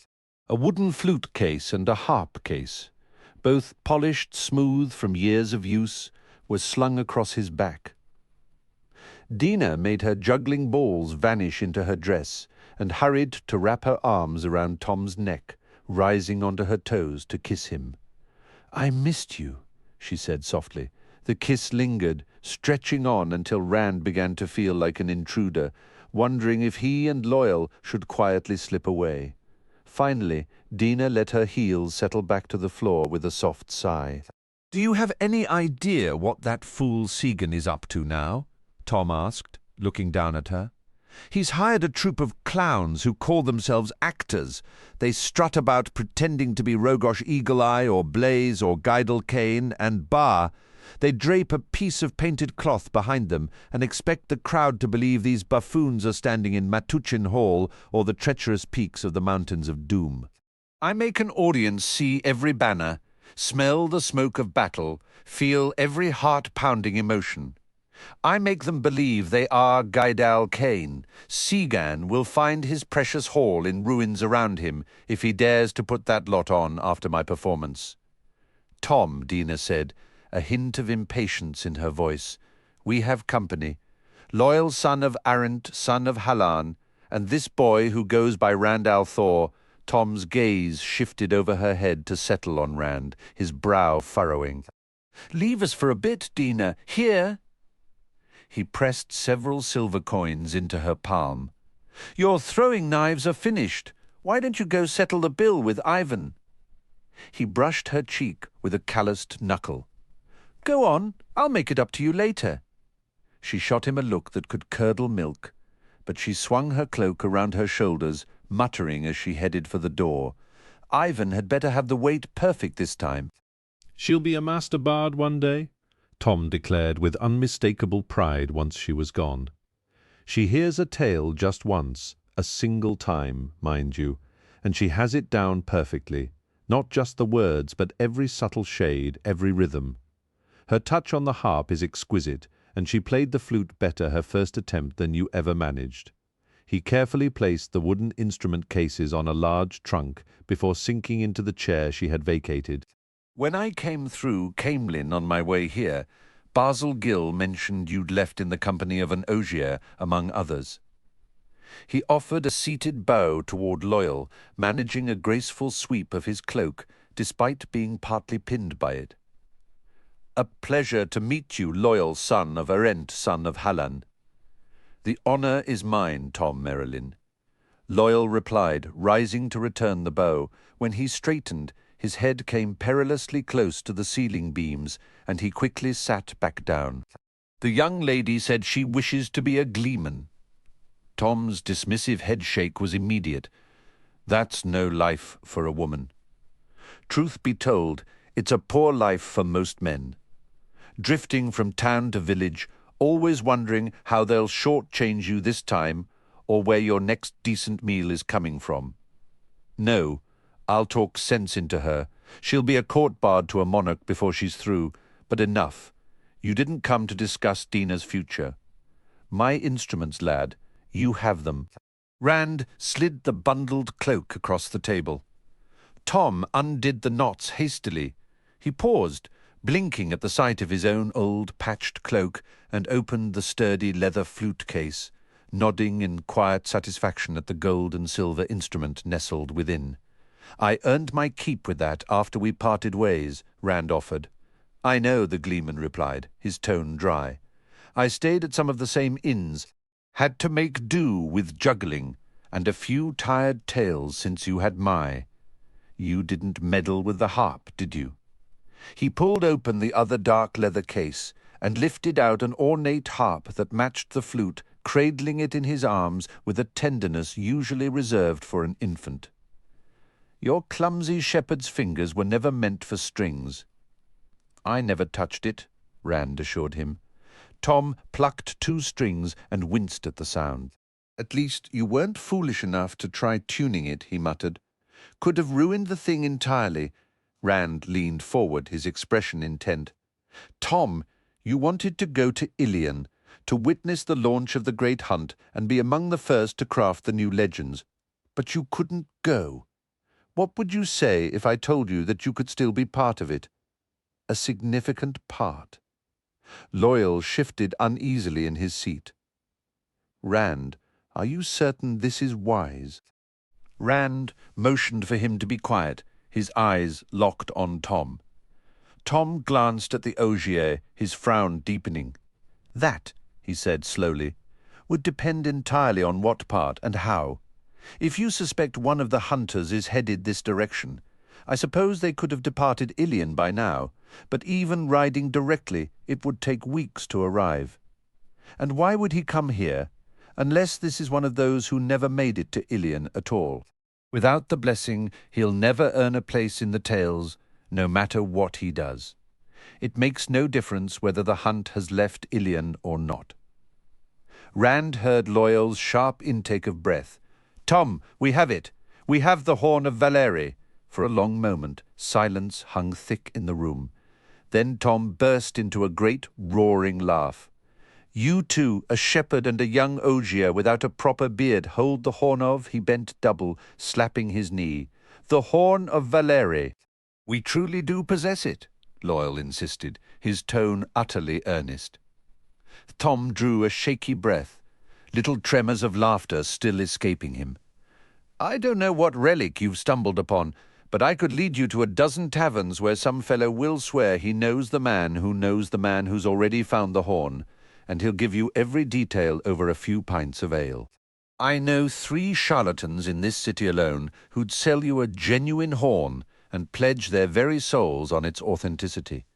There's even a lord here who keeps a claimed horn locked away in his manor, boasting it's been in his family since the breaking. I doubt the hunters will ever find the real thing, but they'll certainly chase 10,000 false leads before they give up.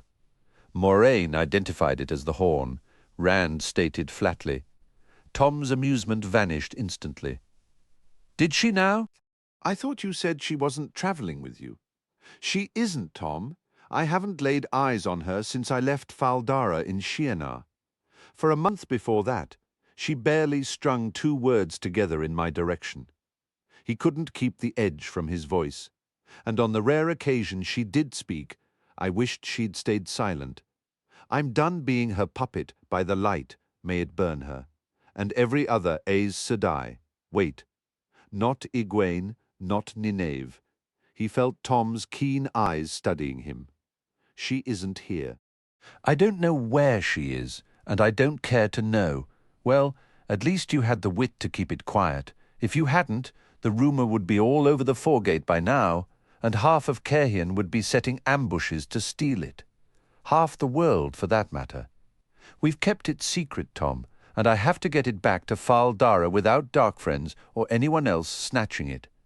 That's a story in itself, isn't it? I need a friend who understands the wider world. You've been everywhere. You know things I can't even picture. Loyal and Hurin know more than I do, but all 3 of us are just thrashing in over our heads." "Hurin? No, don't explain. I don't want to know." The gleeman pushed back from the table and moved to the window, staring out at the city. "The Horn of Valere? That means Tarman Gaidon is approaching, and who here will even notice? Did you see the people laughing in the streets?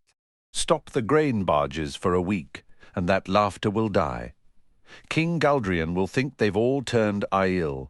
The nobles are too deep in the game of houses, scheming for the king's favour, scheming for more power than the king, scheming to overthrow Galdrian and seize the throne themselves. They'll see the last battle as nothing but a new move in their endless game. He turned from the window, his expression grim. I assume you aren't just planning to ride peacefully to Shianar and hand the horn over to... Who? Exactly the king. Why Shianar? All the old tales link the horn to Ilion. Rand glanced at Loyal. The Ogier's ears drooped. Shianar, because I know who to trust there, and because we have Trollocs and dark friends hunting us. Why does that not surprise me? Tom sighed, a dry, humourless sound. No, I may be an old fool, but I'll be a fool in my own way. You keep the glory, boy. Tom, please. I said no. A heavy quiet fell, broken only by the groan of the bedframe as Loyal adjusted his weight. Finally, Rand spoke softly. Loyal, would you mind giving Tom and me a moment alone? Loyal looked startled. The tufts on his ears stiffened almost to points, but he nodded and stood. That dice game downstairs did look rather interesting. I believe I'll go watch a round or two. Tom watched Rand with a suspicious eye as the Ogier left the room. Rand hesitated, his mind churning. There were questions burning inside him, things he felt certain Tom would understand. The Gleeman had always possessed a surprising depth of knowledge, but finding the right words was difficult. Tom, he finally began, are there books that contain the Kara-Ethan cycle? It felt safer to use that name than to utter the words prophecies of the dragon. In the great libraries, Tom replied thoughtfully, you'll find countless translations and even a few original texts in the old tongue scattered here and there. Rand opened his mouth to ask how he might find one, but Tom continued. The old tongue has a music to it, but nowadays too many nobles can't be bothered to listen. They're all expected to know it, yet most only learn enough to impress those who don't. Translations lack that same rhythm, unless they're rendered in high chant, and even that can twist the meaning further. There's one verse that comes to mind. It's clumsy when translated directly, but the sense remains clear. It goes, twice and twice shall he be marked, twice to live and twice to die. Once the heron to set his path, twice the heron to name him true. Once the dragon for remembrance lost, twice the dragon for the price he must pay. Reaching out, Tom's finger brushed the heron stitched on Rand's collar. For a long moment, Rand could only stare, speechless. When he found his voice, it wavered. The sword makes 5, the hilt, the scabbard, and the blade.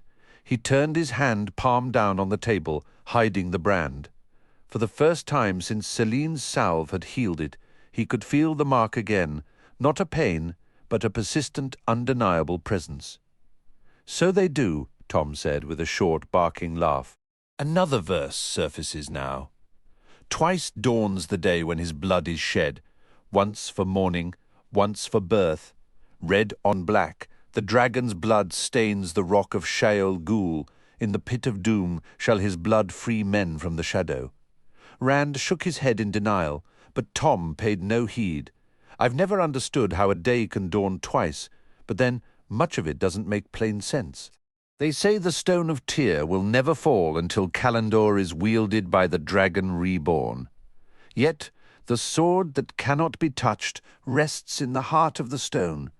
So how can he wield it first? A puzzle, isn't it? Tom's tone shifted, becoming dry and almost sarcastic. But I suppose that's prophecy for you? Conveniently vague, perfect for bending events to fit. I suspect the Aes Sedai would be thrilled to make reality match their precious verses. Marching off to die in the blasted lands seems a rather steep price to pay for humouring them, though. Rand forced his voice to remain steady. No, Aes Sedai is using me, I told you. The last I saw of Moiraine was back in Shianar. She said I was free to go, and I left. And there's truly no Aes Sedai with you now? None at all?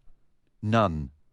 Tom tugged at his long white moustache, looking both satisfied and deeply puzzled. Then why ask about the prophecies? Why send our Ogier friend away? I didn't want to upset him. He's already anxious enough about the horn. That's actually what I meant to ask. Is the horn mentioned in the prophecies? He still couldn't force the full title past his lips. With all these false dragons appearing, and now the horn being found, everyone believes the Horn of Valere is meant to summon heroes from the grave to fight the Dark One in the last battle, and the dragon reborn is supposed to fight the Dark One in that same battle. The connection seemed worth asking about. I suppose it is a natural question, Tom conceded. Not many know the dragon reborn is meant to fight against the shadow in the last battle. Most who've heard of it assume he'll fight on the Dark One's side. Few bother to read the prophecies and learn the truth. What was that you said about the horn? Supposed to. I've picked up a few things since we last travelled together, Tom. The heroes will answer the call of whoever sounds the horn, even if that person is a dark friend. Tom's bushy eyebrows shot upward. Now that is a piece of information I did not possess. You have learned a few things indeed. It doesn't mean I would ever let the White Tower use me as some puppet false dragon. I want nothing to do with Aes Sedai, false dragons, or the One Power. Rand began, then caught himself. Getting angry just made him ramble. What an idiot. For a while, I believed you might be the one Moiraine was searching for, and I thought I understood her reasons. Listen, no man ever chooses to touch the power. It's something that happens to him like a sickness. You can't hold a man responsible for falling ill, even if his condition might end up killing you too. Your nephew could channel, right? Rand pressed. You said that's why you helped us, because your nephew had problems with the White Tower and had no one to turn to. There's only one kind of trouble men ever have with Aes Sedai. Tom stared at the table, his lips pressed tight. I suppose denying it is pointless. You have to understand, it's not the sort of thing a man discusses, having a male relative who could channel. The Red Ager gave Owen no chance at all. They gentled him, and afterward he simply faded away. He stopped wanting to live. Tom let out a weary sigh. Rand felt a chill. Why hadn't Moiraine done that to me? A chance, Tom. Are you saying there was some way he could have managed it? Avoided going mad? Avoided dying? Owen held the madness back for nearly 3 years. He never harmed anyone. He only used the power when absolutely necessary, and even then, just to help his village. Thom threw his hands up in frustration. I suppose in the end there was no real choice. The folk where he lived told me he'd been acting oddly that whole final year. They didn't want to talk much about it, and when they learned I was his uncle, they nearly drove me out with stones. I suppose he was slipping into madness, but he was my own blood boy. I can't bring myself to love the Aes Sedai for what they did to him, even if it was necessary. If Moiraine has let you go, then you're well clear of it all. Rand was quiet for a long moment. Fool, of course there's no way to handle it. You'll go mad and die no matter what you do. But Balsamon claimed no. He flushed under Tom's steady gaze. I mean, I'm clear of it, Tom, but I still have the Horn of Valere. Just think about it. Other gleemen might spin tales about it, but you could say you actually held it in your hands. He realized he sounded a bit like Celine, which only made him wonder where she had gone. There's no one I'd rather have with us than you. Tom frowned, appearing to weigh the idea, but finally he shook his head with resolve. Boy, I'm fond of you, but we both know I only helped before because an Aes Sedai was involved. Sagan doesn't cheat me more than I anticipate, and with the king's gift added to my earnings, I'd never make as much travelling the villages. To my great astonishment, Dina seems to love me, and just as surprisingly, I love her in return. So why should I leave all that to be hunted by Trollocs and dark friends? The Horn of Valere? I'll admit it's a temptation, but no. I will not get tangled up in this again. He leaned over and picked up one of the long, narrow wooden instrument cases. Opening it, he revealed a simply crafted flute, adorned with silver fittings. He closed the case and slid it across the table. You might need to earn your supper again some day, boy. I suppose I might, Rand replied. At least we can still talk. I'll be. The gleeman was already shaking his head. A clean break is best. If you're always dropping by, even if you never mention it, I won't be able to get the horn out of my mind, and I refuse to be entangled. I won't. After Rand had gone, Tom tossed his cloak onto the bed and sat with his elbows on the table, lost in thought. The horn of Valere. How did that farm boy ever come across? He cut the thought short. Dwelling on the horn too long, and he'd find himself chasing after Rand to carry it all the way to Shiena. Now that would make a tale, bearing the horn of Valere to the borderlands with Trollocs and Darkfriends on your heels. Scowling, he reminded himself of Dina. Even if she didn't love him, talent like hers didn't come along every day, and she did love him, though he couldn't fathom why. Old fool, he muttered under his breath. Aye, an old fool, Zira agreed from the doorway. Tom jolted. So lost in his own head, he hadn't noticed the door swing open. He'd known Zira for years, crossing paths in his travels, and she never hesitated to speak plainly. An old fool diving back into the great game. That's what you are. Unless my hearing's gone, that young man had the accent of Andor on his tongue. He's no Kerhianin. Not by a long shot. Days Deamar is treacherous enough without some foreign lord tangling you in his webs. Tom paused, turning over the image of Rand in his mind. That coat had been fine enough for nobility, no question. Age was creeping up on him, letting such details slide past. With a pang of regret, he caught himself weighing whether to tell Zira the truth or let her assumption stand. The moment I even think about the game, I'm already playing it. The lad is a shepherd, Zira, from the Two Rivers. She let out a derisive laugh, and I'm the queen of Gildan. Listen, the game in Carrion has turned vicious these last few years. Nothing like your days in Camelin. People are killed for it now. You'll find a knife in your back if you aren't careful. I'm telling you, I left the great game behind. That was 20 years ago, near enough. Right, she said, her tone dripping with disbelief. But regardless, and your young outlander aside, you've started performing at the Lord's estates. They pay well, and they'll draw you into their schemes the instant they see an opportunity. They look at a man and calculate how to use him, as natural as breathing. This lord of yours won't save you. They'll chew him up and spit him out. He abandoned trying to persuade her. Is that all you came to say, Zira? Aye, leave the game alone, Tom. Marry Dana. She'd have you, the silly girl, even with your bony frame and that white hair. Marry her and forget this young lord and his dazed Daemar. I appreciate the counsel, he replied, his voice dry. Marry her, weigh her down with an old man. She'll never make a name for herself as a bard with my history dragging behind her. If you don't mind, Zara, I'd like some time alone. I'm performing for Lady Arelyn and her guests tonight, and I need to prepare. She answered with a dismissive snort, a sharp shake of her head, and let the door slam shut behind her.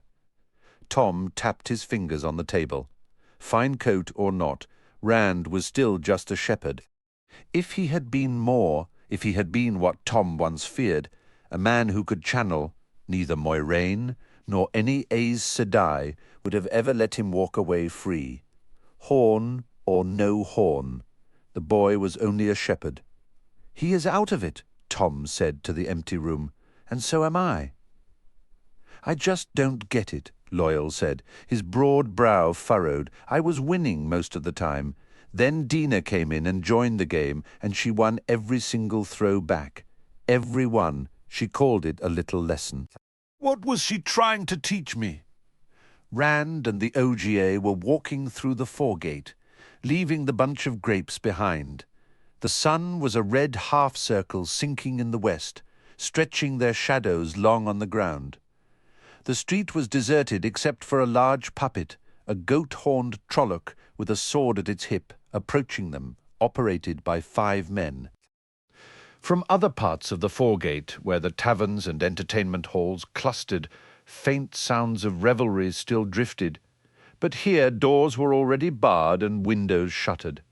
Rand stopped fiddling with the wooden flute case and slung it over his shoulder. I guess I couldn't expect him to drop everything and come, but he could at least talk to me. Light I wish Ingdatar would get here.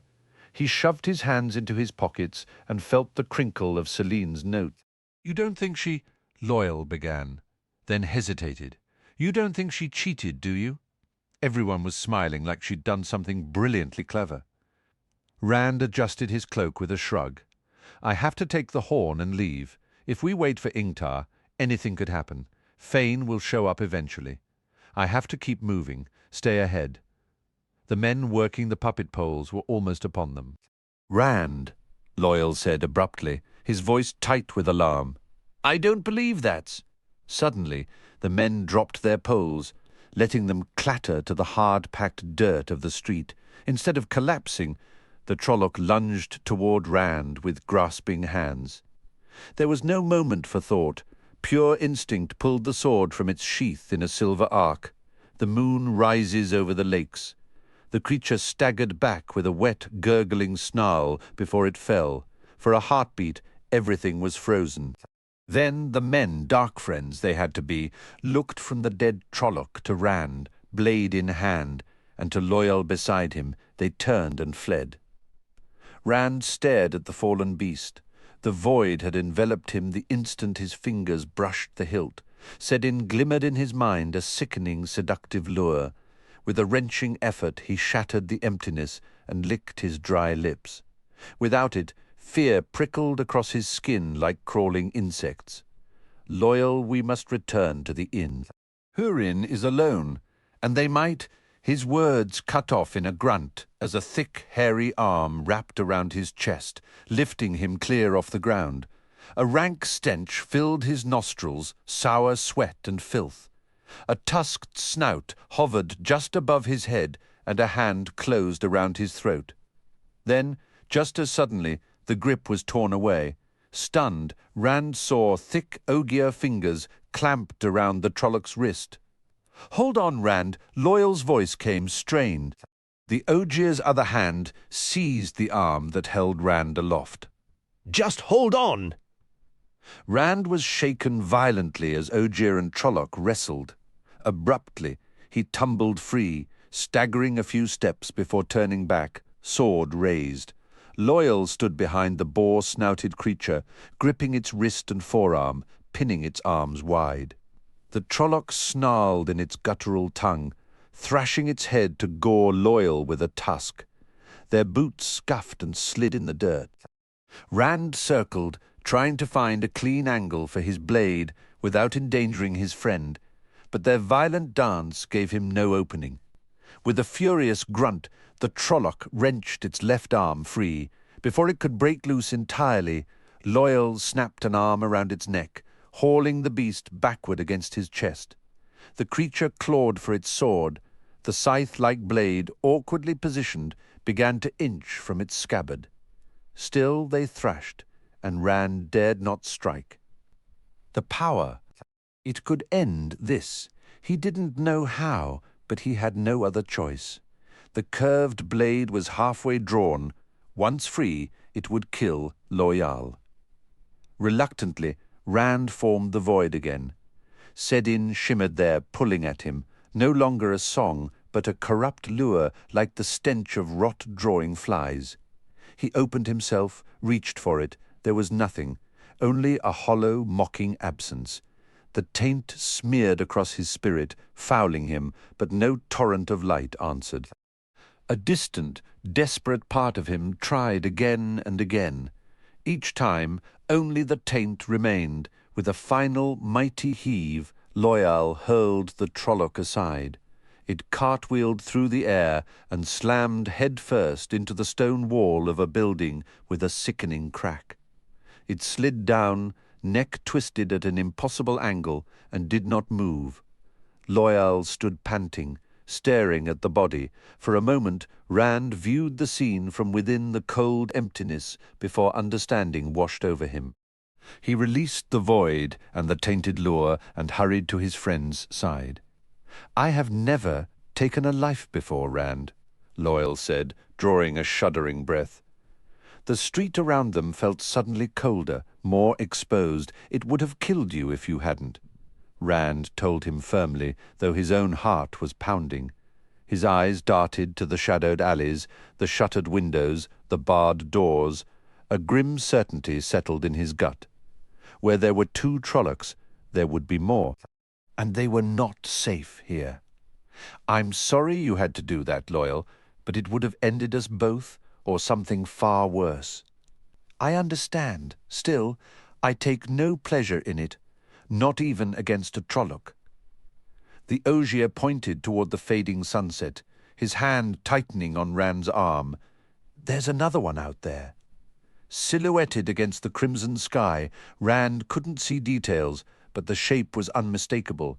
Another cluster of men, with what seemed a towering puppet, moving steadily closer. Except now he knew the truth. The puppet moved with a terrible natural grace, its snouted head lifting to taste the air without any guiding pole. He doubted the Trolloc and its dark friend handlers could spot him yet in the deepening shadows or see what lay scattered around them in the street. Their advance was too cautious, too deliberate, but their purpose was clear. They were hunting, and the distance was shrinking.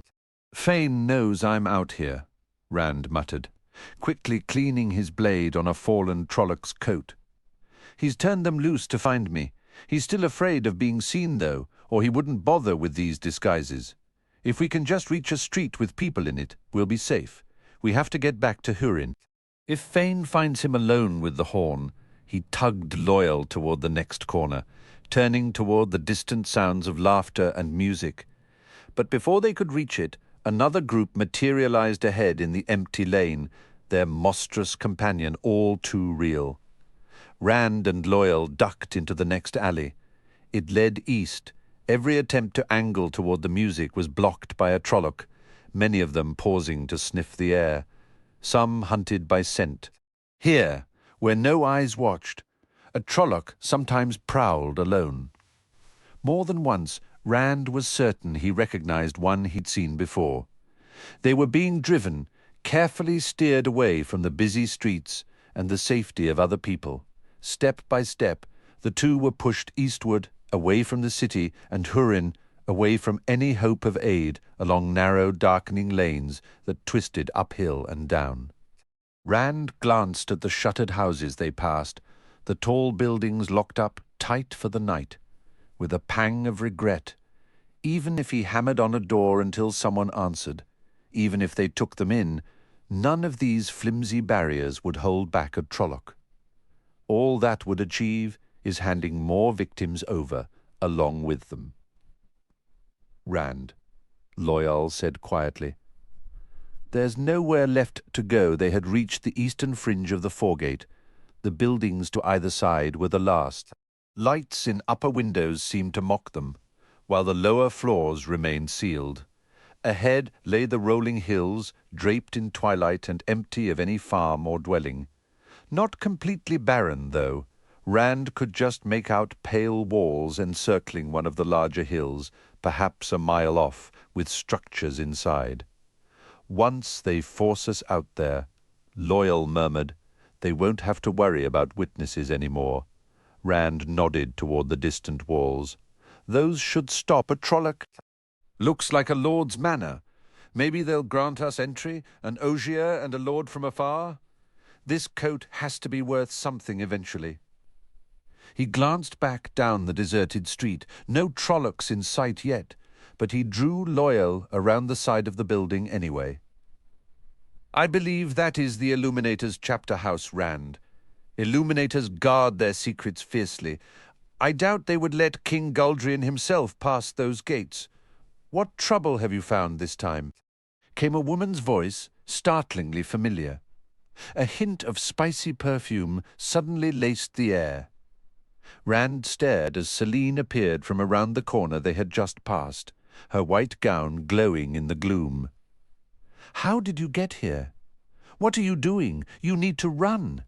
Now there are Trollocs hunting us." "So I observed," she replied, her tone dry, yet utterly composed. "I came to find you, only to discover you allowing Trollocs to herd you like frightened livestock."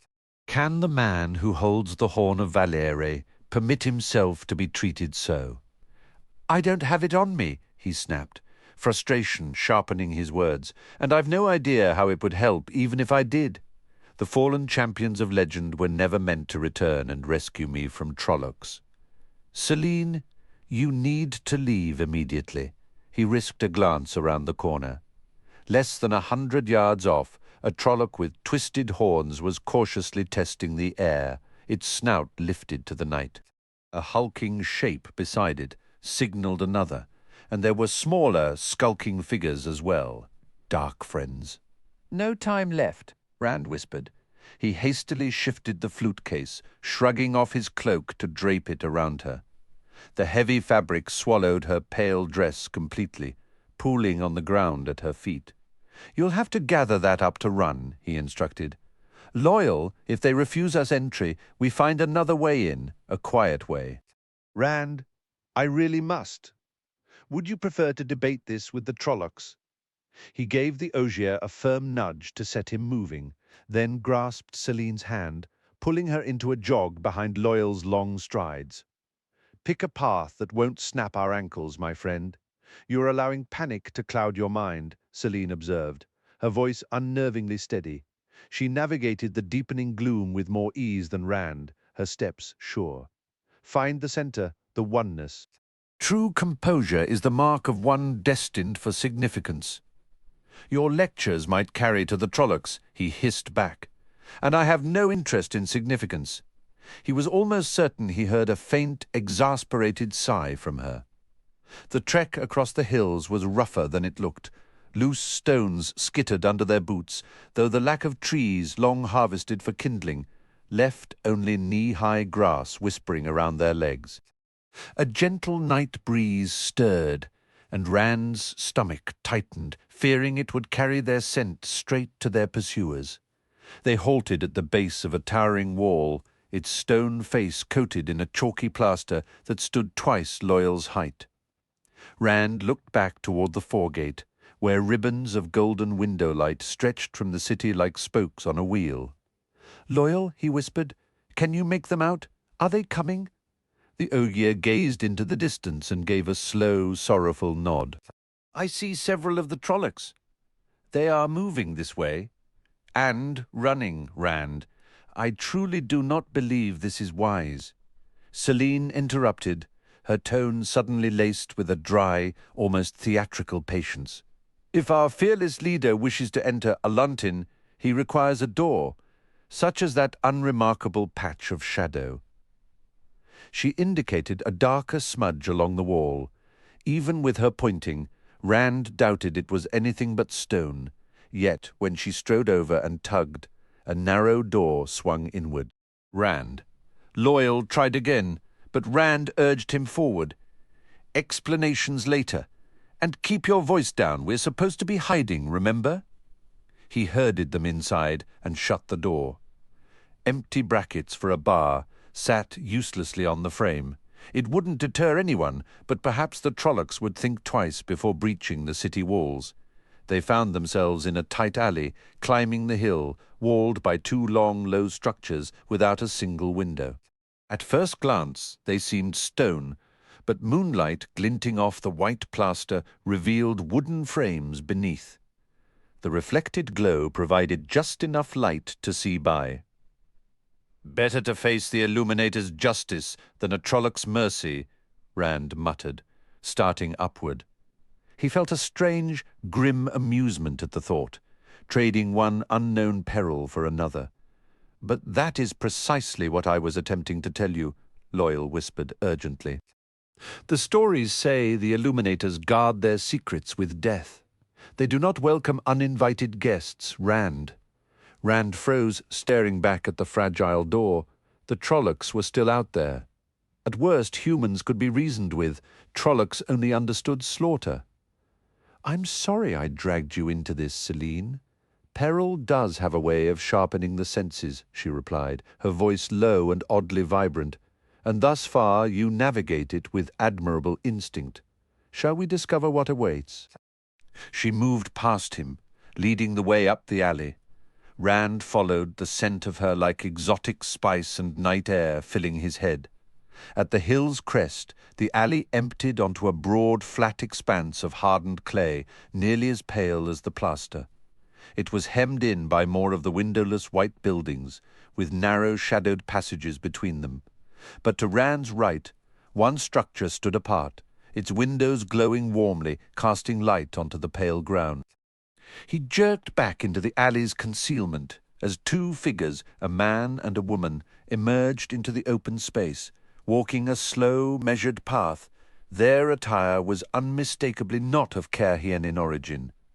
The man's trousers were as loose as his shirt sleeves, both in a muted yellow hue embroidered along the pant legs and across his chest. The woman's gown, intricately detailed over the bodice, appeared a faint green, her hair arranged in countless short braids. "Everything is prepared, you claim?"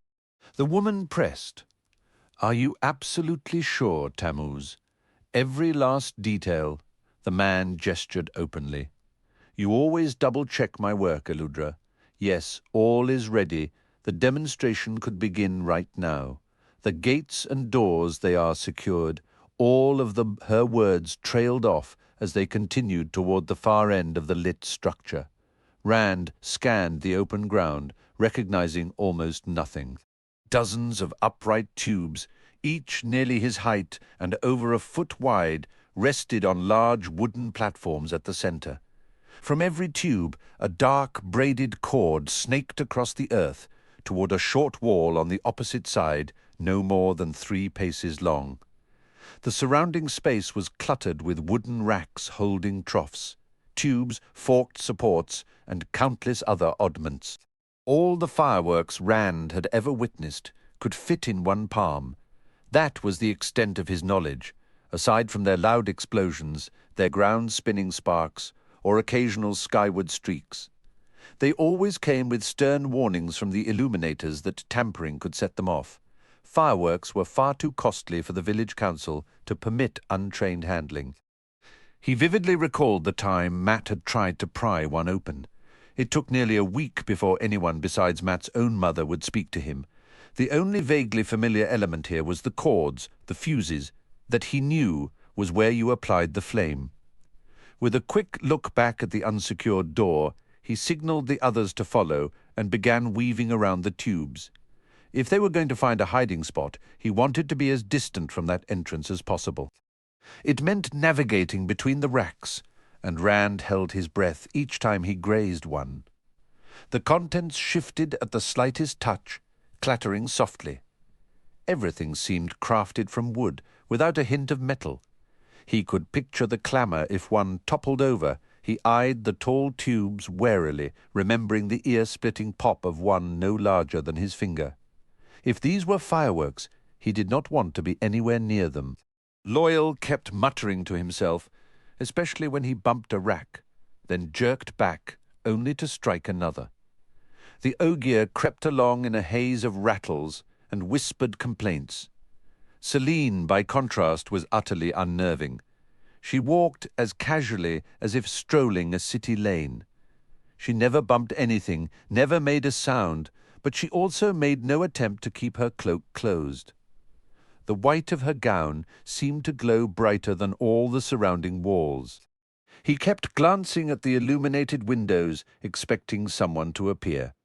One observer was all it would take. Celine would be instantly spotted, raising an alarm, yet the windows stayed empty. Just as Rand began to exhale in relief, nearing the low wall and the alleys beyond, Loyal brushed against another rack positioned right beside the barrier. It held 10 pliant sticks, each as long as Rand's arm, with thin tendrils of smoke curling from their tips. The rack made scarcely a noise as it fell, the smouldering sticks spilling across one of the fuses. With a sharp, crackling hiss, the fuse ignited, and the flames sped toward one of the tall tubes. For a heartbeat, Rand could only stare in disbelief. Then he tried to hiss a command. Behind the wall, he pulled Celine down behind the barrier, ignoring her indignant sound. He attempted to shield her with his own body as Loyal squeezed in beside them. Bracing for the tube to erupt, he wondered whether the wall would offer any protection at all. A deep, hollow thump reverberated through the ground, more felt than heard. With a careful shift, Rand raised himself just enough to peer past the edge of the wall. Celine drove a sharp elbow into his ribs and slipped out from under him, muttering a curse he understood all too well, but his attention was already elsewhere. A thin wisp of smoke curled from the top of one of the tubes. That was it. He shook his head in disbelief. If that's all there is to this, a deafening crash split the air, and a massive blossom of red and white erupted high against the darkened sky, slowly dissolving into a shower of drifting sparks. As he stared, dumbfounded, the illuminated building erupted with noise. Shouting figures crowded the windows, pointing and exclaiming. Rand's gaze darted to the dark mouth of the alley, a mere dozen paces away, but that first step would be in full view of all those watching eyes. The thunder of running feet spilled from the building. He shoved Loyal and Celine back against the wall, hoping they melted into the shadows. "Don't move, don't make a sound," he whispered urgently. "It's our only chance." Sometimes, Celine murmured, her voice unsettlingly calm, "If you are perfectly still, you become invisible." She didn't sound worried in the slightest. Heavy boots scuffed and thumped on the other side of the wall, and angry voices rose above the din. Rand recognized Eludra's voice, sharp with fury. "You colossal fool, Tammuz, you blundering oaf! Your mother was a barnyard animal, I swear. One of these days you'll get us all killed." "This wasn't my fault, Eludra," the man protested. "I checked everything twice.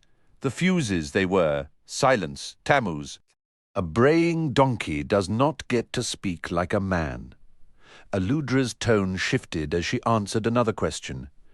"There's no time to ready another. Goldrian will have to be content with what's left for tonight. And one premature display. And you, Tammuz, you will clean this mess, and at first light you'll take the wagons for the saltpeter run.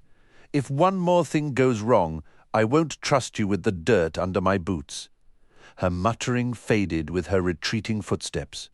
Tammuz lingered, grumbling bitterly about injustice. Rand held his breath as the man approached to right the fallen stand. Pressed deep into the shadows, Rand could see the man's shoulder and back. A simple turn of the head, and they would be discovered. Still complaining under his breath, Tammuz rearranged the smouldering sticks in the stand and then stalked off toward the building. Rand finally exhaled, risked a glance after him, and pulled back. A few onlookers still lingered at the windows. "Our luck has run out for tonight," he whispered. "It is said," Celine replied softly, "that great men forge their own luck." "Would you please stop that?" he said, weariness seeping into his voice.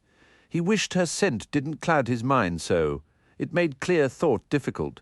The memory of her body against his, a confusing mix of softness and firm strength, lingered, which certainly didn't help. Rand, Loyal was peering around the far end of the wall, away from the lit building. "I believe we might require a bit more luck, Rand." Rand shifted to look past the Ogier's broad shoulder. Across the open space, in the alley leading to the unbarred door, 3 hulking Trollocs were cautiously peering from the shadows toward the lighted windows. A woman stood at one window, seemingly oblivious to the monstrous figures. "So," Celine said, her tone now carrying a dark, almost amused edge, "the trap is sprung. These people might kill you to protect their secrets." "The Trollocs will certainly kill you, But perhaps you can dispatch the beasts before they raise an alarm. Perhaps you can convince these fireworks makers not to slit your throat. You may shun greatness, but only a remarkable man could navigate this. You don't have to sound so pleased about it, Rand snapped. He fought to push away thoughts of her scent, her presence, and the seductive empty void that almost enveloped him. He shook it off. The Trollocs hadn't spotted them yet. He leaned back, his gaze fixed on the shadowed alley nearby. If they made a dash for it, the Trollocs would spot them instantly, and so would the woman watching from the window. It would become a desperate sprint to see whether the illuminators or the brutish creatures reached them first. Your future glory should bring you joy, Celine said, though her tone was sharp with frustration. Maybe I ought to let you find your own path for a while. If you won't seize greatness when it's offered, perhaps you're meant to fall here. Rand kept his eyes averted. Loyal, can you tell if there's another door down that passage? The Ogier shook his head slowly. The contrast is too strong, too much brightness here, too much gloom there. If I were actually inside the alley, then I could see. Rand's hand drifted to his sword hilt. Take Celine with you. The moment you spot a door, if there is one, shout, and I'll come right after. If the alley dead ends, you'll need to boost her over the wall. All right, Rand, Loyal replied, anxiety threading his voice. But once we move, those Trollocs will charge. It won't matter who's watching. Even with a door, they'll be right behind us. Let me handle the Trollocs, 3 of them. Maybe I could manage it if I embraced the void, but the idea of touching Sedin settled his decision. Too many uncanny events occurred when that power drew near. I'll catch up as soon as I can. Go now. He shifted to peer around the wall at the waiting Trollocs. From the edge of his vision, he caught Loyal's large form in motion, Celine's pale dress partly hidden beneath the Ogier's cloak. One of the Trollocs near the tubes gestured excitedly toward them, yet all 3 still hesitated, glancing up at the window where the woman remained. 3 of them. There has to be another way. Not the void, not Sedin. There's a door, Loyal's hushed call carried back. One Trolloc stepped from the shadows, and the others followed, coiling to spring. Dimly, Rand heard the woman at the window cry out, and Loyal shouted something in response. Acting on pure instinct, Rand surged to his feet. He had to delay the Trollocs, or they would overrun him and catch Loyal and Celine.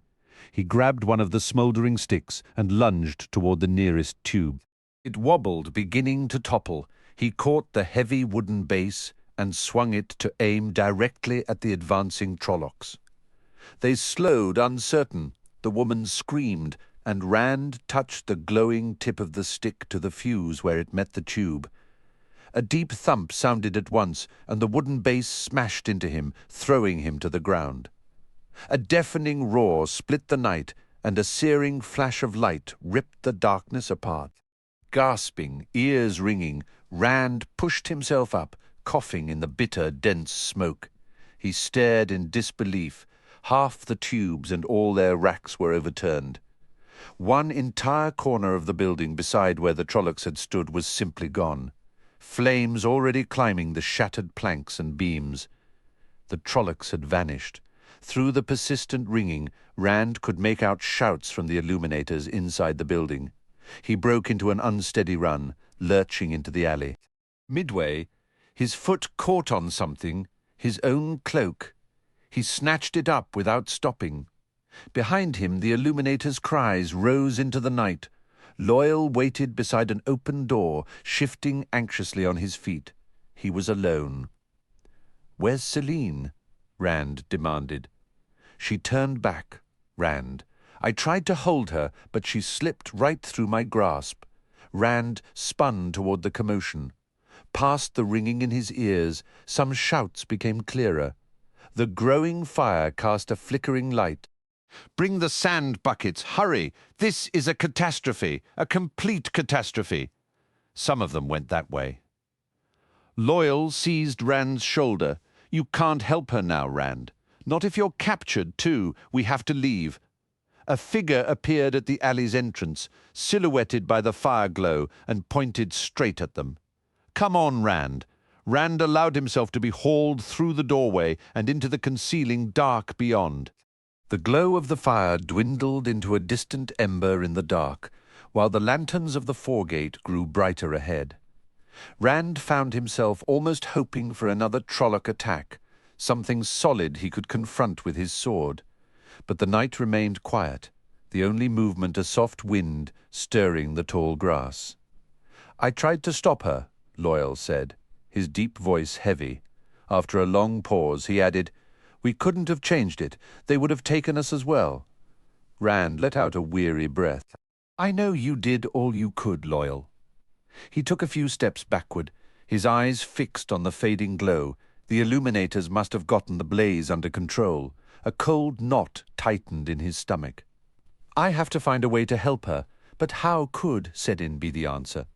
The very thought of touching the power made him shiver. I have no choice." They moved through the foregate's lively streets, surrounded by laughter and music that felt distant and hollow. Inside the defender of the Dragon Wall, the innkeeper extended a small tray, holding a folded parchment sealed with wax. Rand took it and stared at the impression, a crescent moon and scattered stars. Who brought this? And when? An elderly woman, my lord. Not even a quarter hour past. She dressed like a servant, but named no house. Quale offered a knowing smile, as if expecting gossip. Rand merely said, "My thanks," still studying the seal. The innkeeper watched them climb the stairs with a curious, weighing look. Hurin was in their room, pipe set aside, carefully cleaning his short sword and swordbreaker with an oiled cloth. "You were a long while with the Gleeman, my lord. Is he faring well?" Rand blinked, distracted. "Tom? Yes, he broke the seal with his thumb and read. When I believe I understand your next move, you surprise me. You remain a perilous man. Perhaps our paths will cross again sooner than later. Remember the horn, remember the glory, and remember me, for you are, and always will be, mine." Again, no name was signed, only that elegant flowing script. "Are all women completely mad?" Rand demanded of the ceiling. Hurin merely shrugged. Rand dropped into the oversized chair meant for an ogier. His feet didn't reach the floor, but he hardly noticed. His gaze drifted to the blanket-draped chest tucked beneath Loyal's bed. Remember the glory, a fresh wave of restlessness hit him. "I wish Ingdar would get here." Chapter 28. A new thread in the pattern. Perrin eyed the sharp peaks of Kinslayer's dagger with unease as his horse climbed the winding trail. The path seemed to rise without end, though he sensed the pass's crest couldn't be far now. To one side, the ground fell away toward a rushing stream that shattered into white foam on the rocks. To the other, cliffs rose in jagged, step-like formations like waterfalls turned to stone. The way itself wound through fields of scattered boulders, some no larger than a man's head, others as big as a wagon. It was a perfect place for an ambush. The wolves whispered of people moving in these heights. Perrin wondered if they were some of Fane's dark friends. The wolves didn't know or care, they only sensed the twisted ones somewhere ahead, still distant despite Ingdar's relentless pace. He noticed Uno scanning the slopes with the same wariness he felt. Matt rode with an air of forced nonchalance, juggling 3 coloured balls, his bow across his back, but his face was paler than before. Verin examined him multiple times each day now, her frown deepening. Perrin was certain she'd attempted a healing at least once, though it brought no visible improvement. Lately, she seemed preoccupied with something she wouldn't discuss. Rand, Perrin thought, watching the Aes Sedai's back as she rode beside Ingtar at the front. She always urged more speed than the Shienaran Lord would permit. She knows something about Rand. Through the wolves, fleeting images reached him. Stone farmhouses, terraced villages clinging to slopes beyond the peaks. To the wolves, these were simply part of the landscape, though touched with a faint sense of spoiled ground. For a moment he shared that deep-seated longing, recalling landscapes the two legs had forsaken ages ago, the exhilarating sprint through ancient woods, and the decisive, snapping closure of his jaws as a deer attempted its desperate escape. He shook his head, forcing the wolf sentiments away. These Aes Sedai will be the ruin of every one of us. Ingtar guided his mount back until he rode alongside Perrin.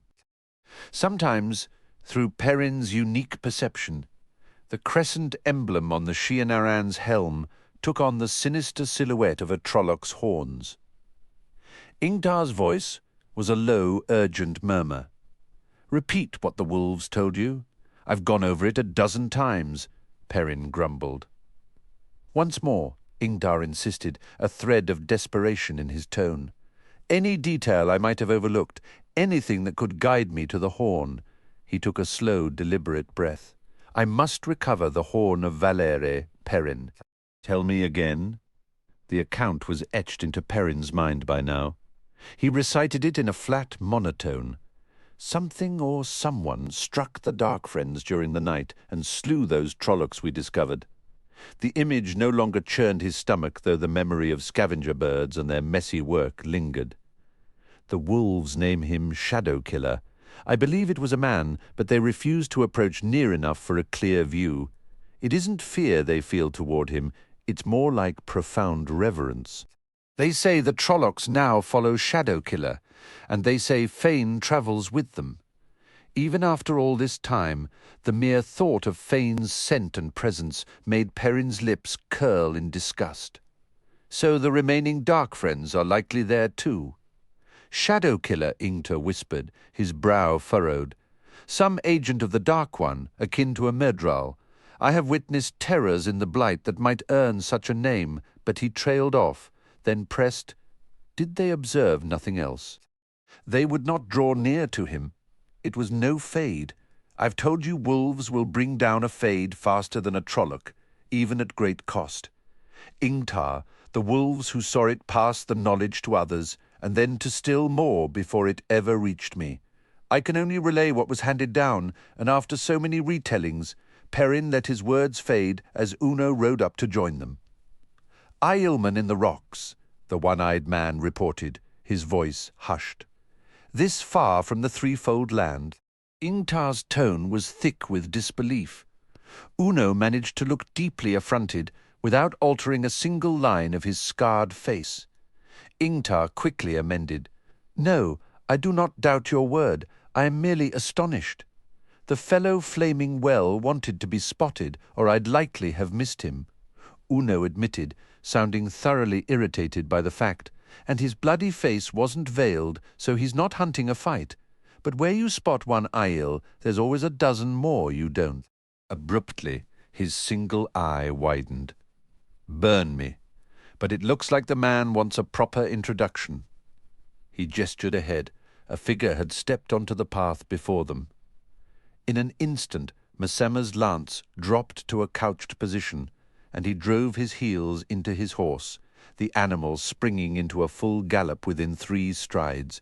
He was not alone. 4 steel-tipped lances became a lethal charge aimed directly at the solitary man. "Hold!" Ingtar's command ripped through the air. "Hold, I said. I'll have the ears of any man who does not stop where he stands." Massima wrenched his horse back violently, the reins sawing at its mouth.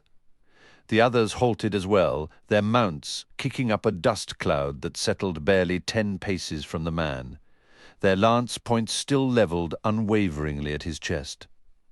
The Aielman lifted a hand to fan the drifting dust from his face, the first movement he had made.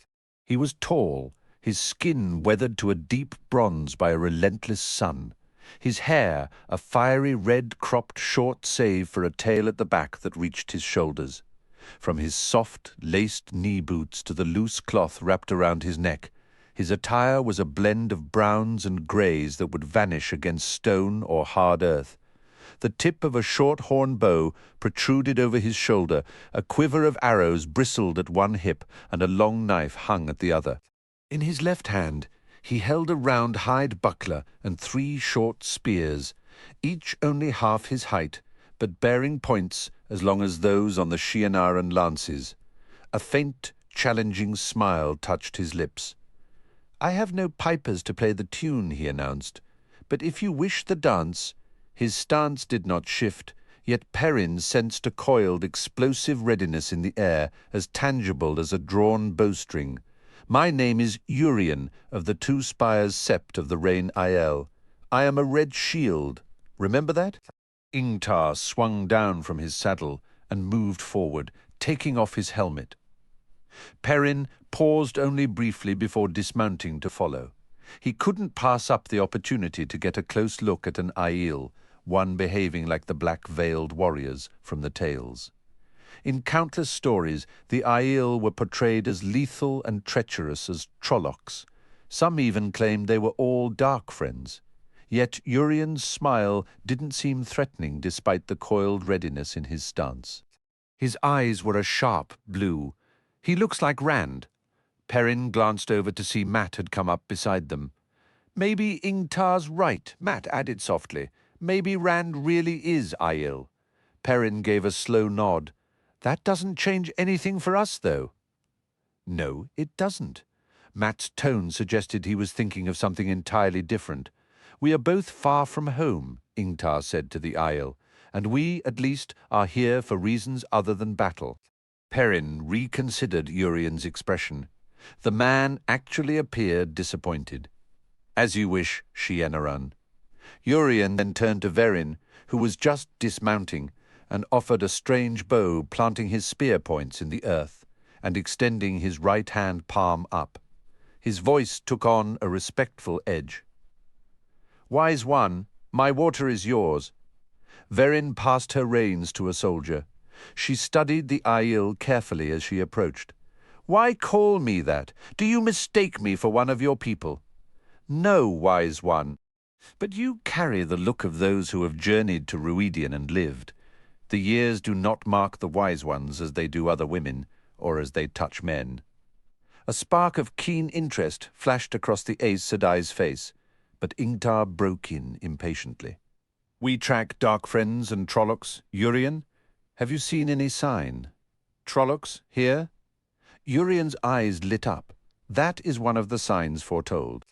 "When the Trollocs emerge from the blight once more, we will leave the threefold land and reclaim the places of old."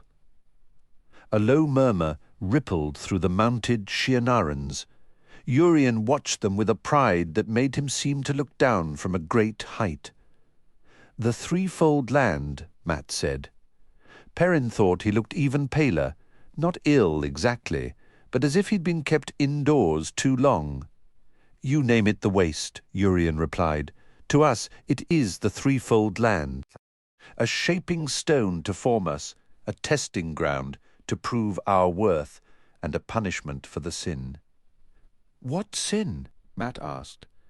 Perrin held his breath, half expecting the spears in Urien's hands to strike. The Aiel merely shrugged.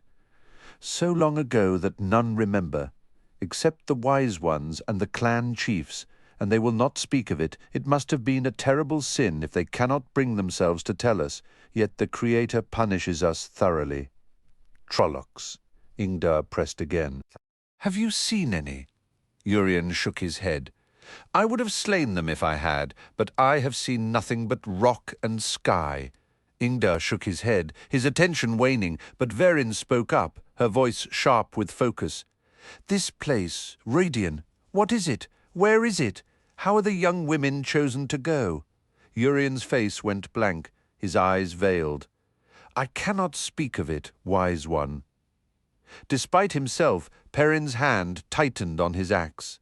There was a finality in Urien's tone.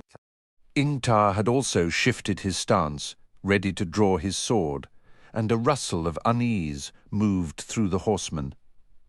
But Verin stepped right up to the Aiel until she was nearly against his chest and gazed up into his face. I am not a wise one as you know them, Urien, she said firmly. I am Aes Sedai. Tell me what you are permitted to say of Rhuidean. The man who had seemed ready to face 20 warriors now looked as if he wished to escape this one stout, grey-haired woman. I can tell you only what is known to all.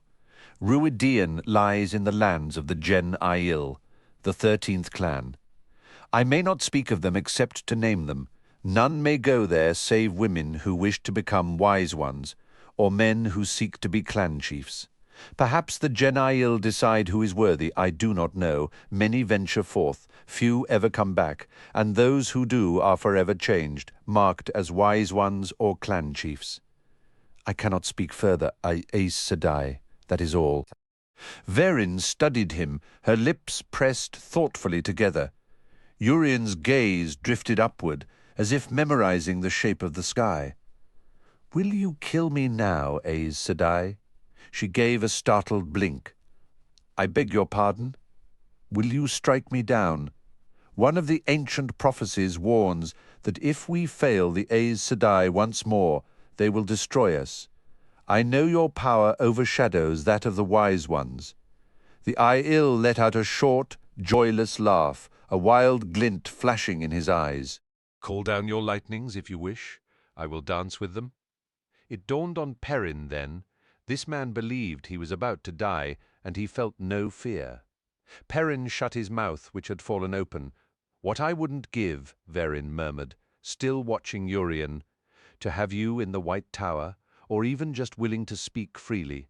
Oh, calm yourself. I mean you no harm, unless your talk of dancing is a threat. Urien looked genuinely astonished. His eyes swept over the Shia-Niran soldiers surrounding them on horseback, as if searching for some deception. You are no maiden of the spear, he said slowly. How could I raise a hand against a woman who hasn't wedded the spear? It is forbidden, except to save a life, and even then I would take wounds to avoid it. Why have you come so far from your own lands? Verin asked. Why reveal yourself to us? You could have stayed hidden in the rocks, and we would never have known. The Aiel hesitated, and she added gently, Share only what you wish. I don't know the ways of your wise ones, but I won't hurt you or try to force your words. So the wise ones claim, Urien replied dryly. Yet even a clan chief needs a strong stomach to resist doing exactly as they wish. He chose his next words with care. I am searching for someone, a man. His glance passed over Perrin, Mat, and the Shia-Narans, dismissing each in turn, he who comes with the dawn. The prophecies speak of great signs announcing his arrival. I recognize your escort as Shia-Naran by their armor, and you carried yourself like a wise one, so I hoped you might have word of momentous events, the kind that could herald him. A man? Verin's voice was soft, but her eyes were sharp as blades. What signs are foretold? Urien shook his head. It is said we will know them when we hear them, just as we will know him when we see him, for he will be marked. He will come from the west, from beyond the spine of the world, yet be of our blood. He will go to Rhuidean and lead us out of the threefold land. He gripped his spear in one hand.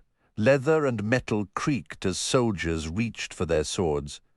Perrin realized his own hand had tightened around his axe haft, but Verin waved them all to stillness with an annoyed glance.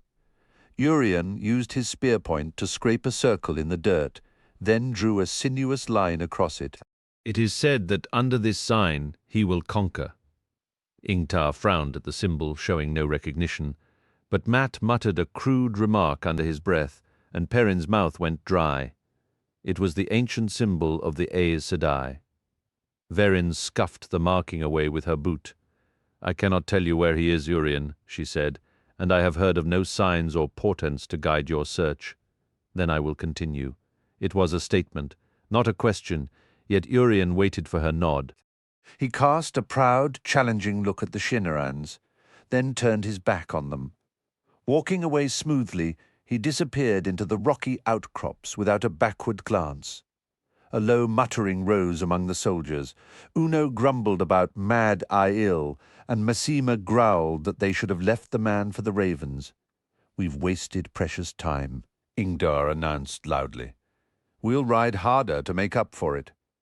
"Yes," Verin agreed, her voice distant. "We must ride harder."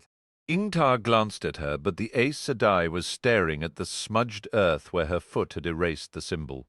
"Dismount," he ordered. "Stow your armor on the pack-horses. We're in Cairhien now. We don't want the locals thinking we've come to start a war. Get moving now." Matt leaned in, his voice dropping to a hushed tone. Do you believe he meant Rand? It sounds insane, I know, but even Ingtar is convinced he's Aiel." "I have no idea," Perrin replied, a weary frustration in his voice. "Nothing has made sense since we got tangled up with the Aes Sedai." Verin, her gaze fixed on the dirt, murmured softly, as if to herself, "It must be a fragment of the pattern. But how? Does the wheel spin threads we cannot perceive? Or is the Dark One's touch upon the world growing stronger once more?" A cold shiver traced Perrin's spine. Verin suddenly looked up at the soldiers struggling with their armor. "Faster!" she commanded, her voice sharp with an urgency that outmatched both Ingtar and Uno. "We have no time to waste." Gerfram Bornhold forced himself to ignore the acrid stench of smouldering homes and the still forms littering the village street. Bayar and 100 of his white-cloaked soldiers followed him into the settlement, a mere fraction of his now scattered legion. The questioners held too many commands for his comfort, yet his orders were clear: obey them. Resistance here had been minimal. Only a handful of buildings sent dark plumes into the sky. The inn, a white-plastered stone structure common to the Ulmuth plain, still stood. As he reined in before it, his eyes drifted past the huddled prisoners near the well to the crude gibbet defiling the village green, a rough-hewn pole on 2 uprights, from which 30 bodies swayed in the breeze. Among them hung smaller forms. Even the hardened Bayar stared in stark disbelief. "Muad!" Bornhold roared. A grizzled soldier broke away from the guards. Muad's face, a horrific tapestry of scars from his time in the hands of dark friends, was enough to unnerve anyone. His voice emerged as a ragged whisper, another permanent gift from his captors. "Is this your handiwork, Muad, or the Sienchans?" "Neither, my lord captain." Muad offered nothing further. Bornhold frowned. "Surely that rabble didn't do this," he said, gesturing contemptuously at the prisoners. His own children, though travel-worn, stood in stark contrast to the defeated ragged men in mismatched armor. Remnants of the Tarabana army shattered on Toman Head. Muad chose his words with care. "The villagers say the men wore Tarabana cloaks, my lord captain. They describe a large man with grey eyes and a long moustache, a match for Child Eowyn, and a young one trying to hide a pretty face behind a yellow beard who fought left-handed. Sounds near enough to Child Woon." Questioners. Bornhold spat the word. Eowyn and Woon were among those transferred to the questioner's command. He had witnessed their methods before, but the sight of children on a gibbet was a new and profound horror. The sheer, petty cruelty of it suddenly struck him as almost laughable in its depravity. Was this their idea of preserving the light? By terrorizing farmers and hanging their young? "If my lord captain says so," Muad replied, his tone implying fervent agreement. "Cut them down," Bornhold said wearily. "Cut them down and ensure the villagers understand the killing stops here. Unless some fool finds courage in front of his sweetheart and forces me to make a point." He dismounted, his attention returning to the prisoners. Their faces held a hollow, broken look that predated his arrival. "Have Muad select one for me. An officer, if possible. Muad's visage alone could loosen most tongues. A man who appears sharp enough to recount what he's witnessed without exaggeration, yet still young enough that his spine isn't fully set. Instruct Muad not to be overly delicate, will you? I want the fellow to believe I intend to visit horrors upon him beyond his darkest nightmares, unless he persuades me he's worth a different fate." He handed his reins to one of the children and entered the inn. For once, the innkeeper was present, a fawning, perspiring man whose soiled shirt strained against his belly, the embroidered crimson patterns looking ready to burst free. Bornhold dismissed him with a gesture. He vaguely registered a woman and several children clustered in a doorway before the portly proprietor ushered them away. Removing his gauntlets, Bornhold took a seat at one of the tables. He knew far too little about these invaders, these strangers. That was the term most used, aside from the frantic mutterings about Arthur Hawkwing. He was aware they named themselves the Sien-chan and Halene. His grasp of the old tongue was sufficient to understand the latter meant those who come before, or the forerunners. They also called themselves Riegel, those who come home, and spoke of the Koreni, the return.